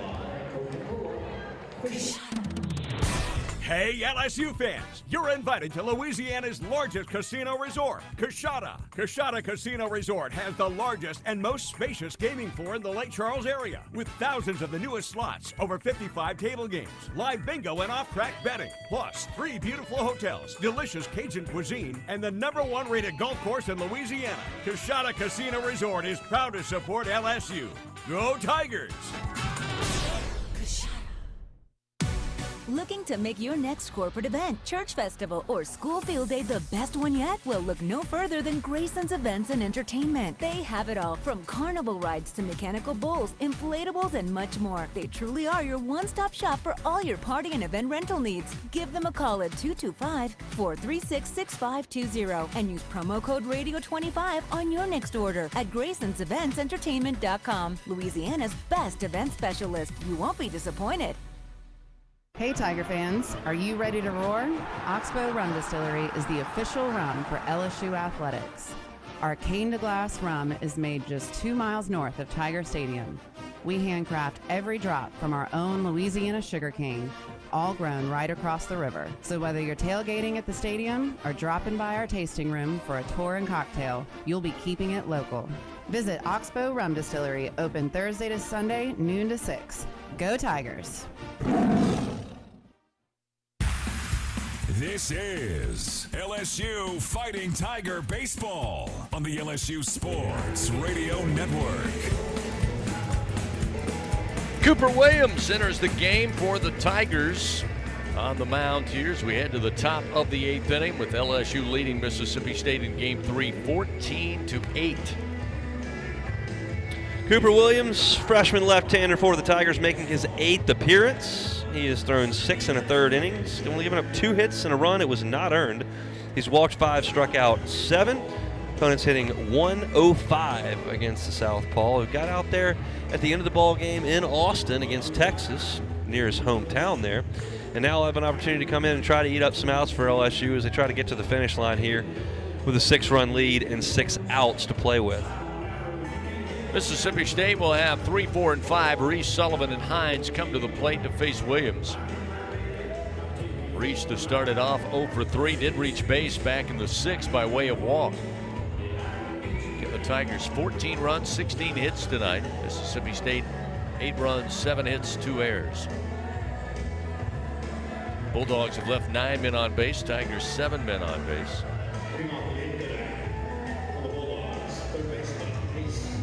And LSU has been effective tonight, as they have most of the year with runners in scoring position. The Tigers 9 of 15, batting .600 tonight. The Bulldogs 3 of 11 for .273.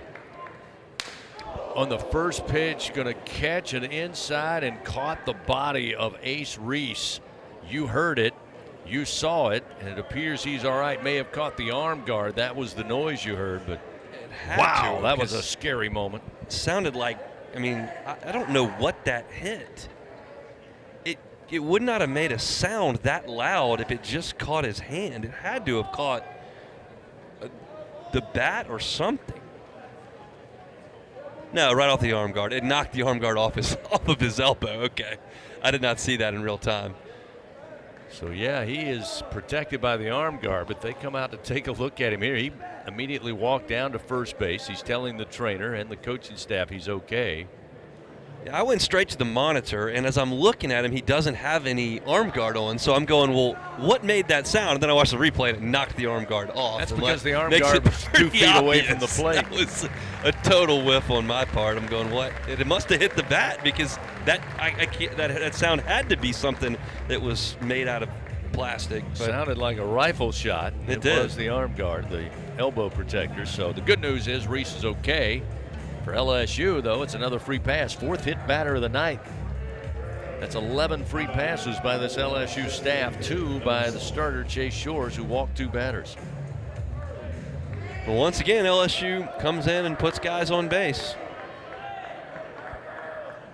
So that will get Sullivan to the plate. DH. The first pitch low and inside from Williams. Starts him off 1-0. Sullivan, a couple of strikeouts, aboard on a walk in the 5th, popped out in the 6th inning to third base. The 1-0. Inside and low, now 2-0.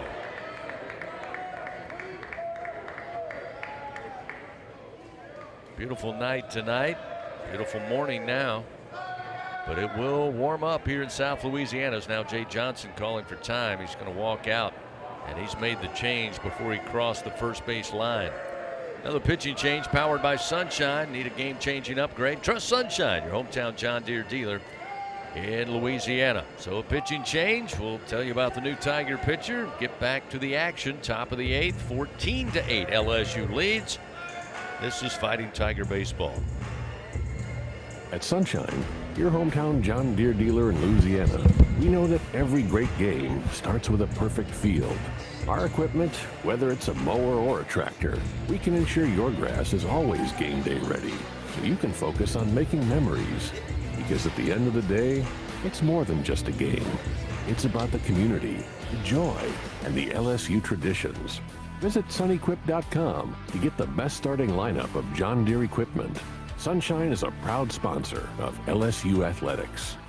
Do you have both Medicare and Medicaid? With the People's Health Medicare Advantage Plan, you could get up to $280 per month to spend on utilities, healthy groceries, and over-the-counter items. $280 per month. Don't miss out on these extra benefits. Call 1-844-663-2133. Plans are insured through United Healthcare Insurance Company or one of its affiliated companies, a Medicare Advantage organization with a Medicare contract and a contract with the state Medicaid program. Enrollment in the plan depends on the plan's contract renewal with Medicare.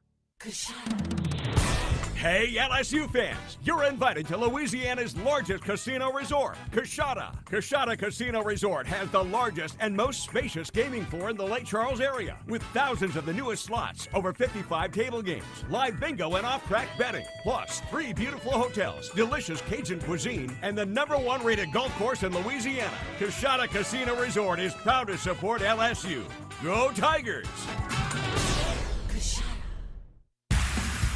This is LSU Fighting Tiger Baseball on the LSU Sports Radio Network. Jaden Newt called upon out of the bullpen for LSU. And Chase Shores with the start tonight. Newt the 6th out of the bullpen for the Tigers, who lead 14-8. Told you earlier, once we got started around 9:35, that one of the latest regular season games since 2014, when LSU took on Alabama in a game that started at 10 o'clock. That game ended at 12:24 a.m. We are now at 1:11 a.m. Central Time. We have blown well past that, and I think it does, like Bear mentioned, like everyone here, umpires, players, like everyone is aware that it's well after 1 o'clock in the morning now. Like, it's just natural to get frustrated, to lose some focus. It just is. I don't know that is an excuse for either of these teams and some of the mistakes that have been made, but certainly LSU's bullpen has come in and just has not been able to find the strike zone, and that's the story right now. As far as LSU goes trying to nail this game down, they just have to throw it over the plate. Well, the good news is the last of the hard Tiger fans here tonight taking in this early morning game. They're all smiles. So. It's still a night at the ballpark. That's right. There are better places. There are worse places to be frustrated, I should say. Exactly. So Jaden Newt will come in with a 2-0 count already to Noah Sullivan, and he'll throw the first pitch way upstairs with a fastball, and it moves quickly to 3 balls, no strikes. Newt's been LSU's midweek starter for the last 3 weeks, and has done a good job on those Tuesdays getting LSU off to a pretty good start. 3-0 pitch. There's a strike at the belt. Make it 3-1. His best pitch is good changeup. It's got a lot of arm side sink to it. He'll throw the fastball in the low 90s with changeup as his best offer. A 3-1 from Newt. Slap to left field. A base hit off the bat of Sullivan. His first hit of the night. And with nobody out, the Bulldogs now have runners first and second. That ball was rocking. It was a fastball that was up, and 3-1, you figure you're going to get a heater. He certainly did, and he did not miss it. Lined it over the outstretched arms of Milam into left field. And Mississippi State's got a couple on for their biggest power bat. So Hunter Hines to the plate. 1 for 2 tonight. Had the solo home run to left center in the second. This pitch outside. 1-0 to start off Hines. He's also been given 2 base on balls. He came around to score in the 7th when being walked. Newt's 1-0. Low and inside. 2 balls, no strikes. The amount of 2-0 counts on back-to-back pitches that just weren't all that close has been remarkable to watch.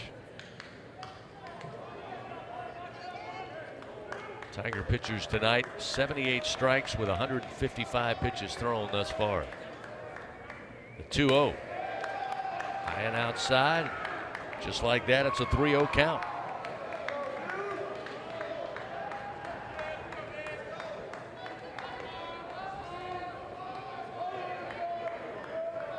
Reese off of second. Sullivan down at first base, and the 3-0 pitch. Hines taking, and it's a fastball for a strike, 3-1.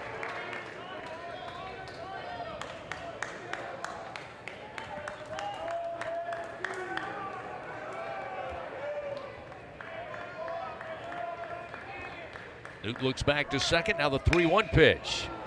Swung on, hammered to center field, but Stanfield coming over will make the grab for the first out of the inning. Advancing over to third will be Reese. Staying put at first will be Sullivan. So 1 out. Newt comes in. Now 2 more to find here in the top of the 8th inning. Now you credit Newt for finding the strike zone there. Hines hit it right on the screws, but if you do make him put it in play, there's a good chance that one of the 8 guys out there to help you can go make a play on it, and Stanfield did go run it down. Downs in the 6th spot. 1 for 2, a single and scored in the second.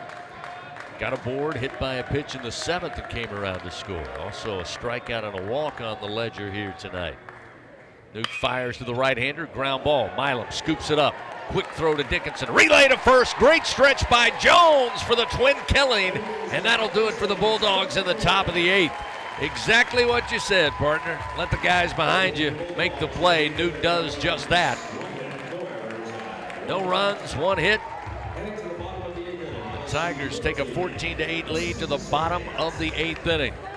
LSU has 7, 8, and 9 due up. Hernandez, Braswell, and Stanfield. This is Fighting Tiger baseball. It's going to the track, the wall. See ya. Tiger fans, have you ever wanted to watch LSU baseball on TV but hear the action from the LSU Sports Radio Network? Just sync the game with the LSU Sports mobile app. It's easy to do. Just pause the TV. Use the LSU Sports mobile app to stream the audio on your smartphone or tablet. Connect to a smart speaker, then wait for the audio to catch up to the point your TV is paused. Push play, and you are all set. Sync the game with the LSU Sports mobile app for iOS and Google devices. Download it today. Tigers win! Tigers win! The Southeastern Conference. It's the land of legends, the places, the faces, and moments. And he's going for it. It's a touchdown! We've seen the confetti fall again and again. But we're not done. It's time for the next generation to make their mark and go from 14 deep to 16 strong. It's a whole new ball game in the SEC, and it just means more.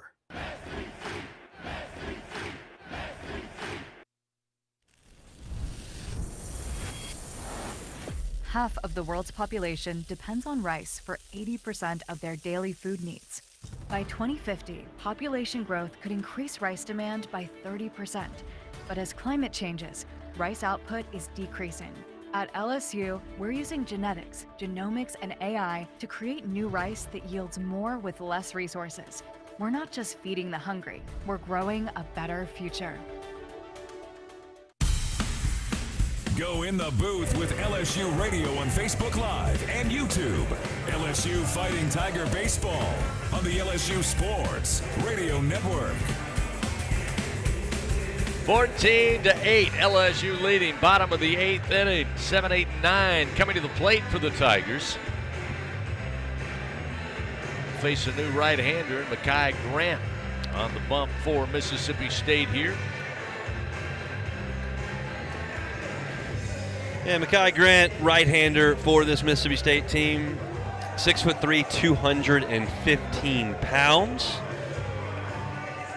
Got a good fastball. Hails from Stockbridge, Georgia. Did not see any action last year. And you look at his statistics so far this year.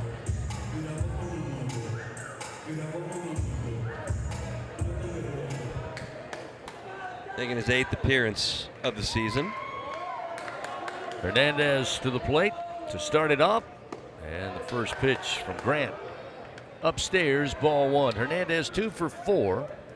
Had a hit in the 2nd and an RBI single in the 6th. Grant, demonstrative windup, pitch inside, brushes Hernandez back, and it's 2-0. Yeah, on the year for Grant, 8 innings, 4 hits, 2 runs, both earned, 7 walks, 16 strikeouts. Opponents hitting 143 against him. Here's the 2-0. Cooper breaking ball missed outside. Now 3 balls, no strikes to the Tiger catcher.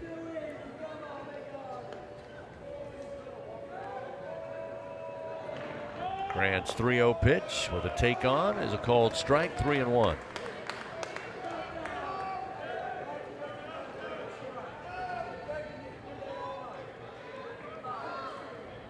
Three-one delivery. Called strike, fills it up. Hernandez out of Garabo, Puerto Rico. Great pickup out of Indiana State. Waits on the payoff pitch and swings high in the air to left field. Downs going back and runs out of room. This ball is out of here. Hernandez with home run number 5. Did I say he was a good pickup out of the transfer portal? You may have, and that's why. He's got some pop in that bat. We keep mentioning 23 home runs last year. He's taxing himself a little bit more this year because he's catching every day as opposed to just being the primary designated hitter, but he's still got some thump. We saw him hit the home run yesterday against Pico Con. I guess at this point that was 2 days ago because it's Sunday morning. But that one is a breaking ball down around the shins, and he goes down and gets it, hits it way up in the air to the jet stream, and it flies out of here into the second row. Big swing from Luis. 15-8 now, and Michael Braswell batting for the second time tonight. Grant fires. Misses low for ball one.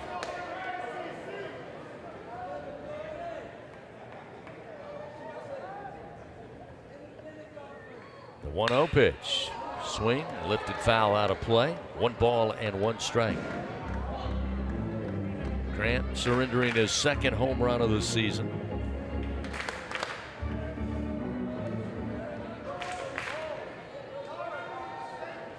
The 1-1.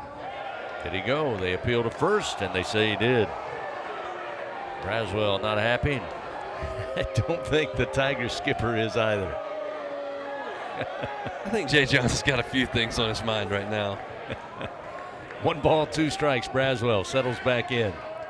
Grant fires, and a called strike 3 on the outside corner. And Braswell, I don't know if he allowed any words, but he sure did shake his head. He did not like the check swing called strike or that outside corner called strike. But Grant gets the punch out, and there's 1 gone, and that'll bring Chris Stanfield to the plate.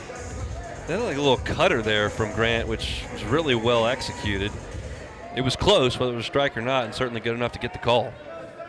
Stanfield, first pitch. That one gets loose from Grant all the way to the backstop under the glove of Highfield. It's 1-0.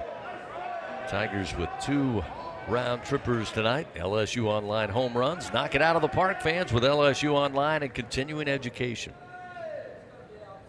There's the 1-0 to Stanfield. That one skips off the dish, and it's now 2 balls, no strikes.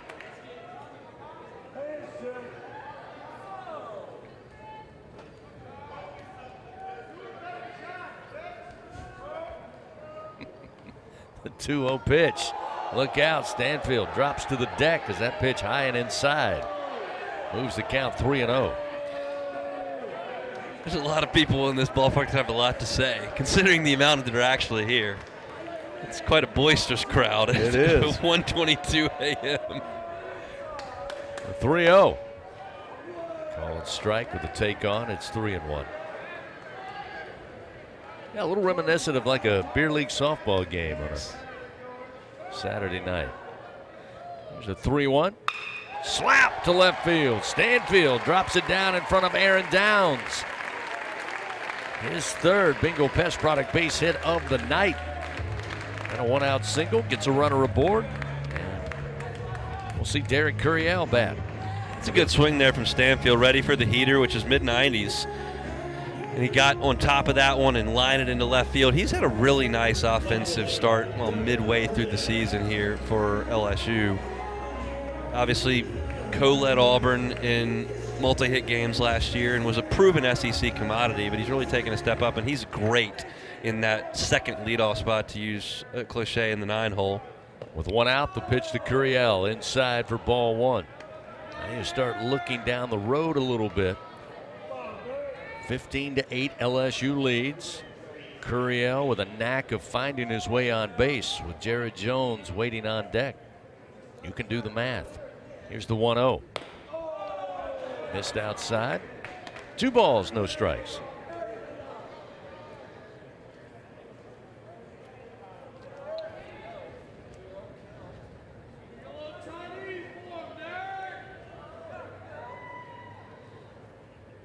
Grant's 1-0 pitch. Just off the inside corner, missing. Curiel now. Stands back in. Stanfield at first base and 1 away. Pitch to the plate. I want to call it strike at the letters. 3-1 now to Curiel.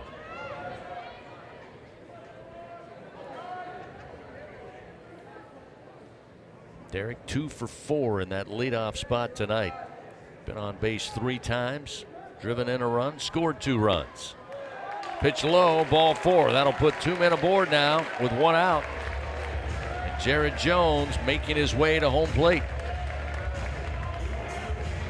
This is one of those spots where you're Jared Jones and you kind of know what everybody in the ballpark's looking for. And I mean everybody. That is correct. But Justin Parker Except now. Justin Parker. He's on his way out to the mound for another visit. And Mekhi Grant actually walking towards first base now will turn and join his pitching coach along with the infield on the mound here. Fans, again, don't let AC or heater outages keep you on the bench this year with summer and the heat coming. Text home run to 31996. Get a $59 AC system check from AccuTemp Services, proud partner of LSU Athletics. Duke Stone is loosening in the Mississippi State bullpen, but he'll stay there for the time being as Coach Parker's headed back to the dugout. So a 15-8 lead here in the bottom of the 8th inning. Runners first and second. Hernandez homered to lead things off.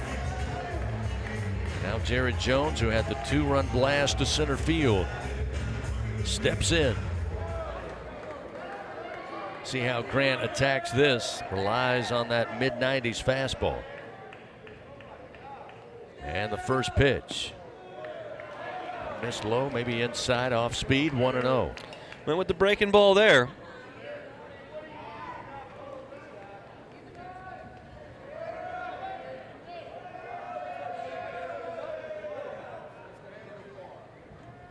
The 1-0 delivery to Jones.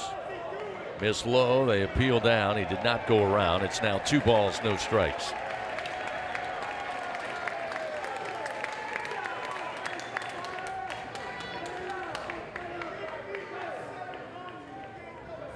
Stanfield at second, Derek Curiel at first base, 1 out.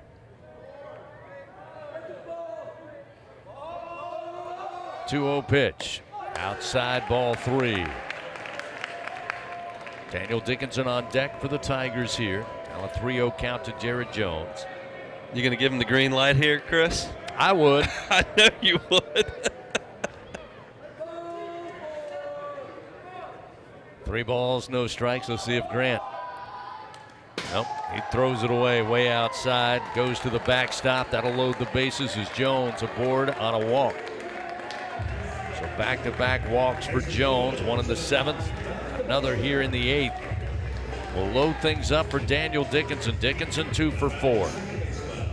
Scored a couple of runs, drove in 2 runs.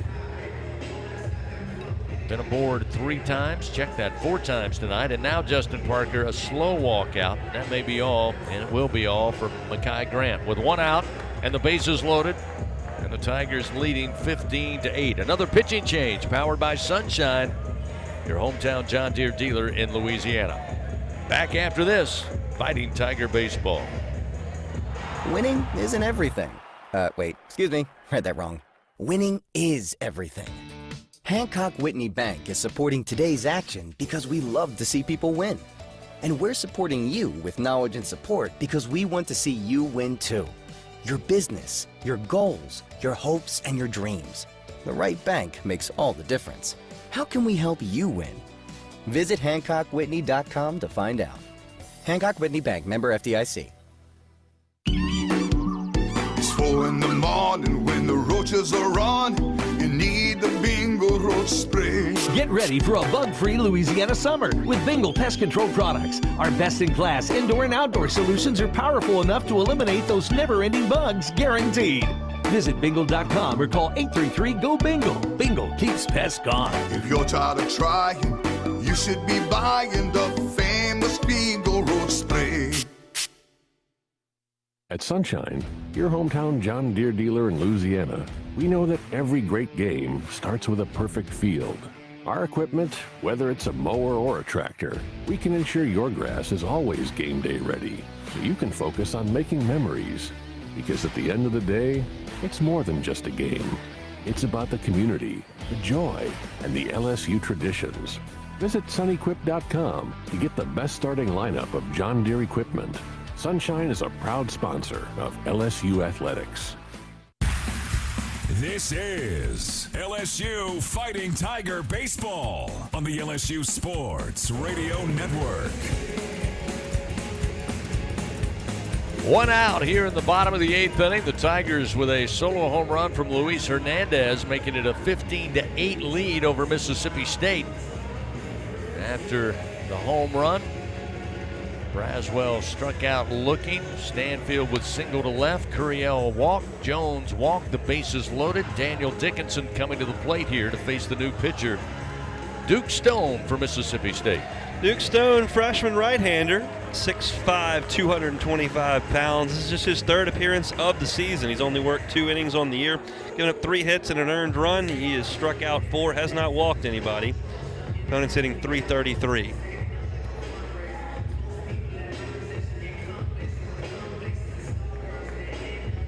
As we mentioned, Dickinson 2 for 4. Making solid contact tonight. Again, has reached base 4 times. Once hit by a pitch and scored, a single and scored, double to drive in 2 runs, and a board on an error. Takes a huge hack at a fastball up, and it's 0-1.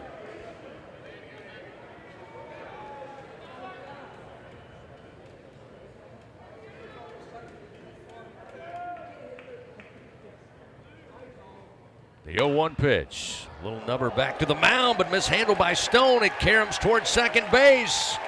No play made. Stanfield scores. That'll make it 16-8 LSU. Yeah, that ball was hit off the end of the bat and kind of cued and had a lot of spin on it. And Stone was falling off of the mound trying to field it back behind his body.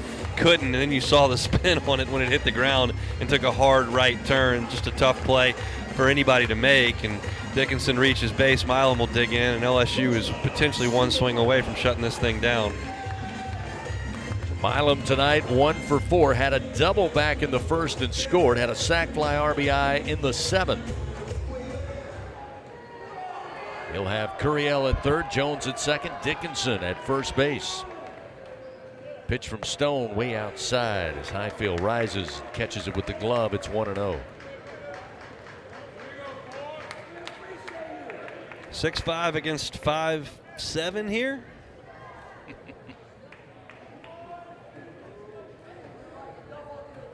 Milam awaits, swings and misses on a breaking ball that dropped out of the zone. It's 1-1.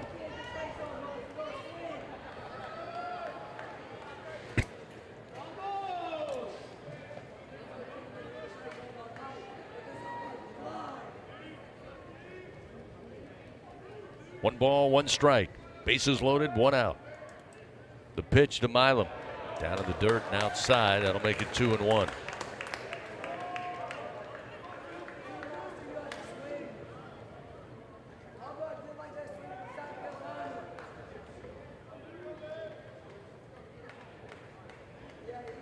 Duke Stone comes set. Now the 2-1 to Milam. Brushes him off the plate with a fastball inside. It's now 3 balls, 1 strike. I got to think Jay Johnson's going to let Stephen Milam swing here.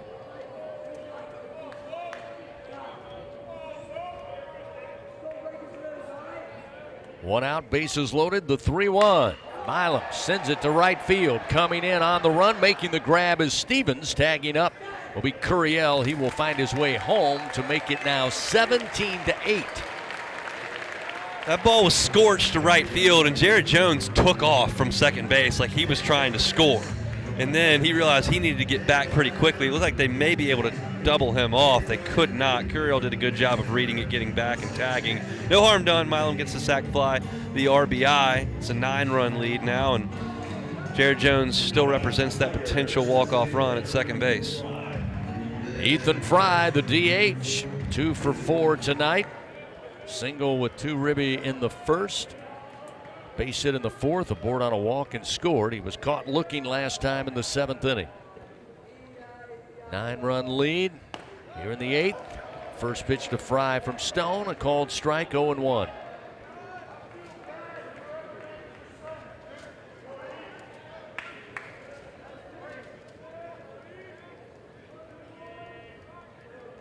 Stone's 0-1 pitch. Off speed and inside. 1 ball, 1 strike.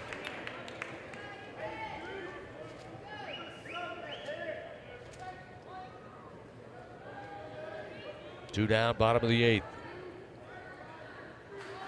The pitch, swing and a miss. Chased it low, and it's 1 ball, 2 strikes.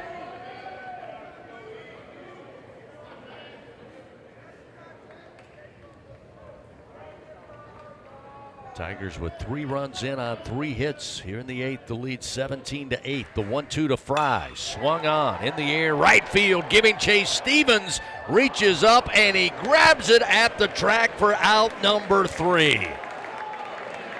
Everyone here in purple and gold thought that might do it, but an excellent play by Stevens. A full sprint, a reach up, and a snag. And the Tigers are done in the 8th. Again, 3 runs, 3 hits, 2 men left on. We go to the top of the 9th. Last chance for the Bulldogs. They trail 17-8. This is Fighting Tiger baseball. Bridgeway Hospice, the official hospice of LSU Athletics, is the champion's choice for hospice care in South Louisiana. With over 10 years of excellence and experience, Bridgeway has 3 locations to serve you and your loved ones: Baton Rouge, Lafayette, and Plaquemine. Ask for Bridgeway Hospice by name, your champion's choice in comfort and compassionate care. Bridgeway Hospice says, "Go Tigers!" Rock to the beat with these chart toppers from the Louisiana Lottery. It's a smash hit. Play Hit $100, hitting it big with $100 prizes. The chart leaders keep coming. Scratch big, win bigger. Play Loaded $200, fully loaded with $200 prizes. And climbing the charts, it's $1,000 stacked high with $1,000 prizes. Play the biggest hits now at any lottery retailer. Must be at least 21 to purchase. I'm Louisiana Attorney General Liz Murrell. Knowing the facts is the key to winning a case in court and also winning in life.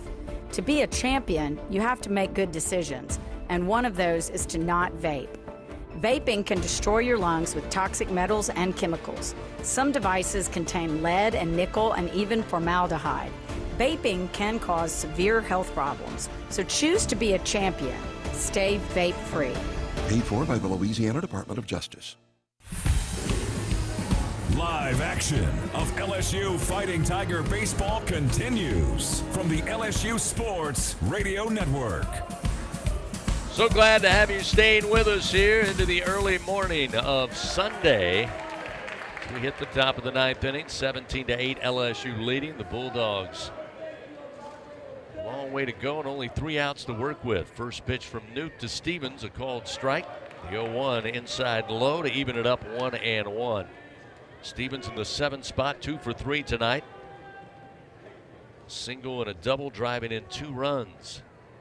1-1 from Newt. High chop towards first. Jones coming in, hit the glove but bobbled it, and safe at first base will be Stevens. Again, Jones playing well behind the first base bag. Full sprint trying to get to it. Trying to get it before that last little short hop, but it got him maybe in the heel of the glove, but could not glove it cleanly. Yep.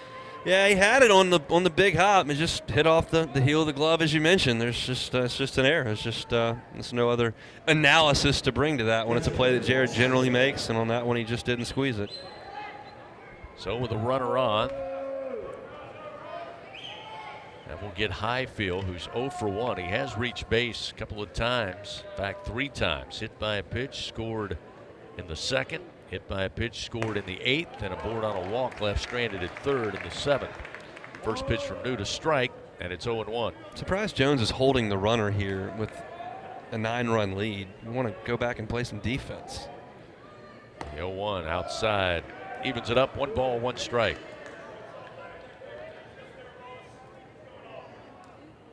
Not a ton of available arms down there in the LSU bullpen, but William Schmidt does have a baseball. 1 ball, 1 strike. Newt fires inside, 2-1.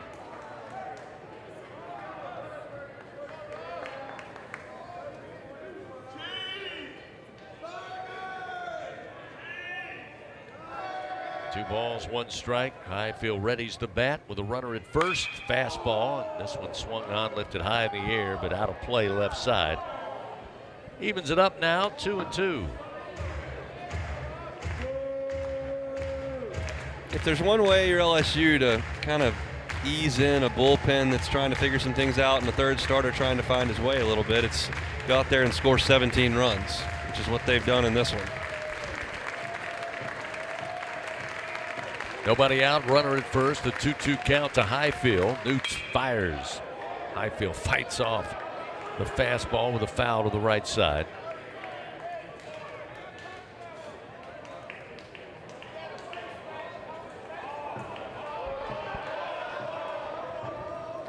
LSU's players and a lot of these fans earning a day off tomorrow, hanging out this late into the evening, into the morning, I should say.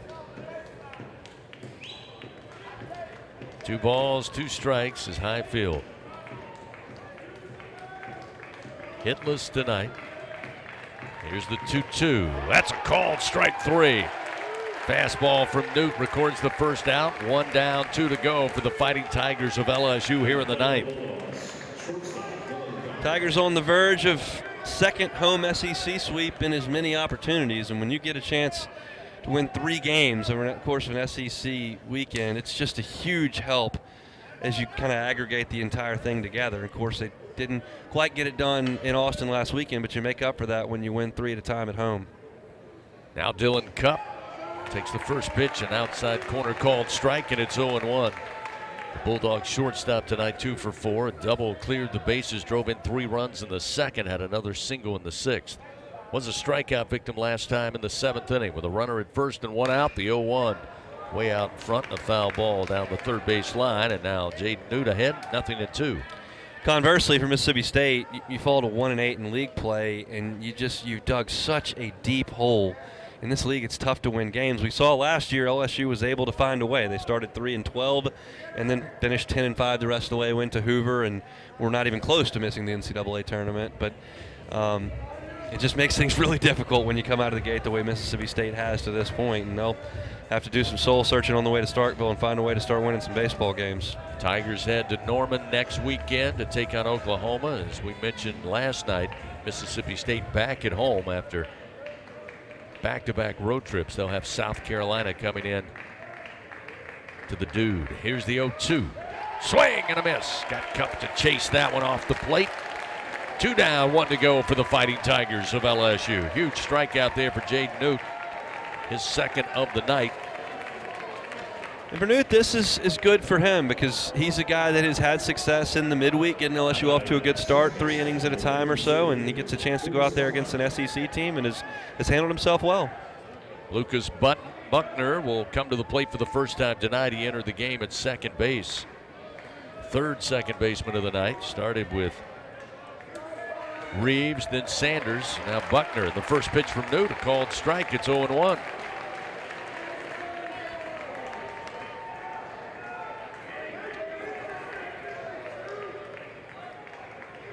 Runner goes, the 0-1, hit foul into the screen, third base side. And now Newt in the driver's seat with 2 outs, a runner on. LSU up 17-8. It's an 0-2 count now to Buckner.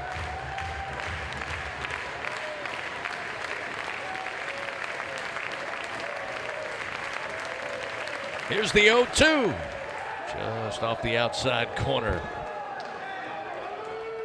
Buckner with a lot of faith in the home plate umpire. Moves the count 1 ball, 2 strikes. Buckner, the true freshman out of Knoxville, Tennessee. Runner at second. He went off and running on the pitch. And Stevens, here's the 1-2 off the end of the bat. Lazy fly ball to left. Curiel sliding, comes in, makes the grab. Tigers win. Tigers win. 17-8 on another fantastic play in left field by the freshman Derek Curiel.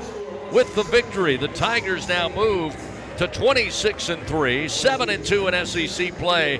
Mississippi State heads back to start Vegas 16-12, 1-8 in SEC action.